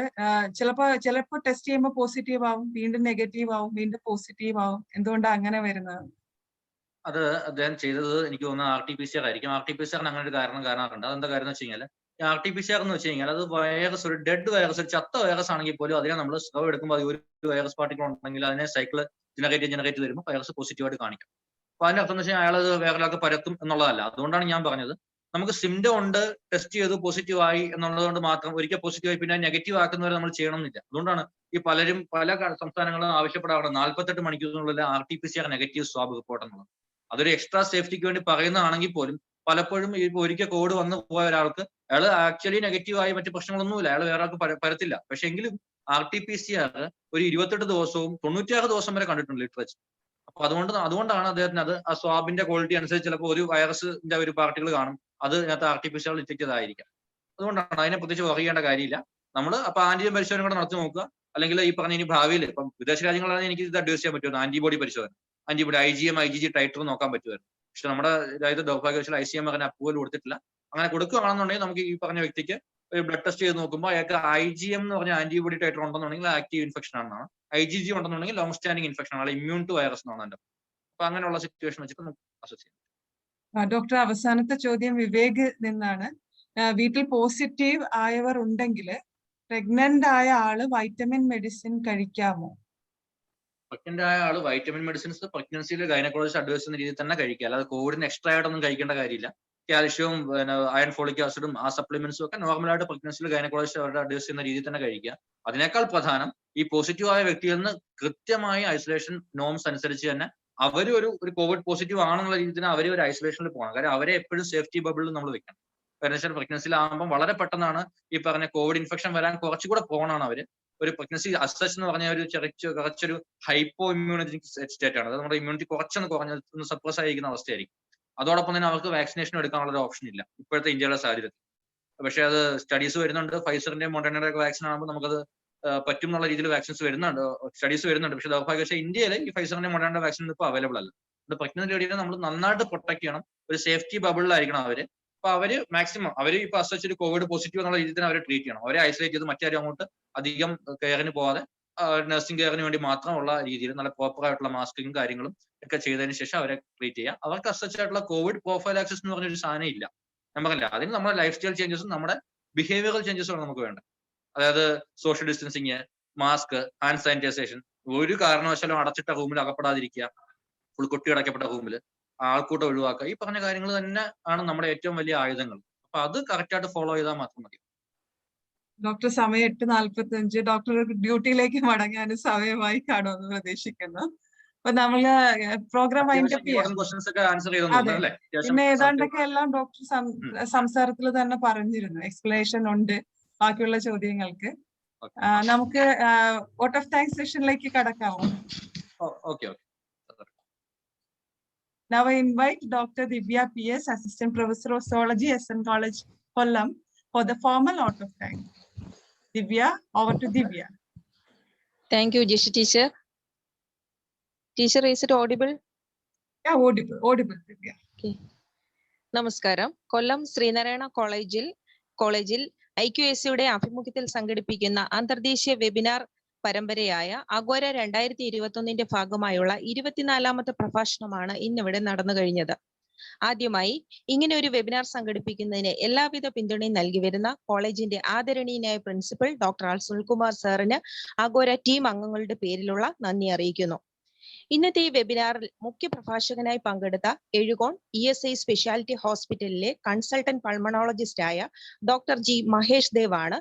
COVID-19 രണ്ടാം വരവ്, വീട്ടിലെ ചികിത്സ എങ്ങനെ, ആശുപത്രിയിൽ പോകേണ്ടത് എപ്പോൾ എന്ന വിഷയത്തിൽ ഇന്നത്തെ പ്രഭാഷണം നടത്തിയ ഡോക്ടർ മഹേഷ് ദേവിന് കൊല്ലം Sreenarayana കോളേജിന്റെയും IQAC Agora webinar team അംഗങ്ങളുടെയും പേരിലുള്ള നന്ദി അറിയിക്കുന്നു. കോവിഡിന്റെ രണ്ടാം തരംഗത്തിൽ നമ്മൾ ശ്രദ്ധിക്കേണ്ട കാര്യങ്ങളെ പറ്റി വളരെ വ്യക്തമായി മനസ്സിലാക്കി തരികയും നിരവധി സംശയങ്ങൾക്കുള്ള മറുപടിയും നൽകി കോവിഡ് പ്രതിരോധ പ്രവർത്തനങ്ങൾക്കിടയിലും ഇത്രയും സമയം അഗോര വെബിനാറിനായി നൽകിയ ഡോക്ടർ മഹേഷ് ദേവിന് കൊല്ലം ശ്രീനാരായണ കോളേജിന്റെ പേരിലുള്ള നന്ദി ഒരിക്കൽ കൂടി അറിയിക്കുന്നു. അടുത്തതായി കോളേജിൽ ഇങ്ങനെ ഒരു വെബിനാർ സംഘടിപ്പിക്കുന്നതിനായി എല്ലാവിധ പിന്തുണയും നൽകി വരുന്ന IQAC കോർഡിനേറ്ററും കെമിസ്ട്രി വിഭാഗം അസിസ്റ്റന്റ് പ്രൊഫസറും ഇന്നത്തെ ഈ വെബിനാറിന് സ്വാഗതം ആശംസിച്ച ഡോക്ടർ SV മനോജ് സാറാണ്. സാറിന് അഗോര ടീം അംഗങ്ങളുടെ പേരിലുള്ള നന്ദി അറിയിക്കുന്നു. അടുത്തതായി അഗോര 2021 ജനറൽ കൺവീനറും സോളജി വിഭാഗം അസിസ്റ്റന്റ് പ്രൊഫസറുമായ ഡോക്ടർ ജിഷ ടീച്ചറാണ്. അഗോര 2021 ഓരോ പ്രഭാഷണവും വിജയിപ്പിക്കുന്നതിന് ടീച്ചറിന്റെ നേതൃത്വത്തിൽ നൽകി വരുന്ന പിന്തുണയ്ക്ക് അഗോര ടീം അംഗങ്ങളുടെ പേരിലുള്ള നന്ദി അറിയിക്കുന്നു. ഇന്നത്തെ വെബിനാറിൽ മോഡറേറ്ററായി പ്രവർത്തിച്ച സോളജി വിഭാഗം assistant professor doctor B. Hari സാറിന് അഗോര ടീം അംഗങ്ങളുടെ പേരിലുള്ള നന്ദി അറിയിക്കുന്നു. ഈ വെബിനാറിൽ പങ്കെടുത്ത ഈ കോളേജിലെ അധ്യാപകർ, മറ്റു കോളേജിലെ അധ്യാപകർ, വിദ്യാർത്ഥികൾ, കൂടാതെ വെബിനാറിൽ പങ്കെടുത്ത പൊതുജനങ്ങൾ എല്ലാവർക്കും അഗോര ടീം 2021 പേരിലും കൊല്ലം ശ്രീനാരായണ കോളേജിന്റെ പേരിലുമുള്ള നന്ദി അറിയിച്ചുകൊണ്ട് നിർത്തുന്നു. നന്ദി, നമസ്കാരം. Thank you, Divya.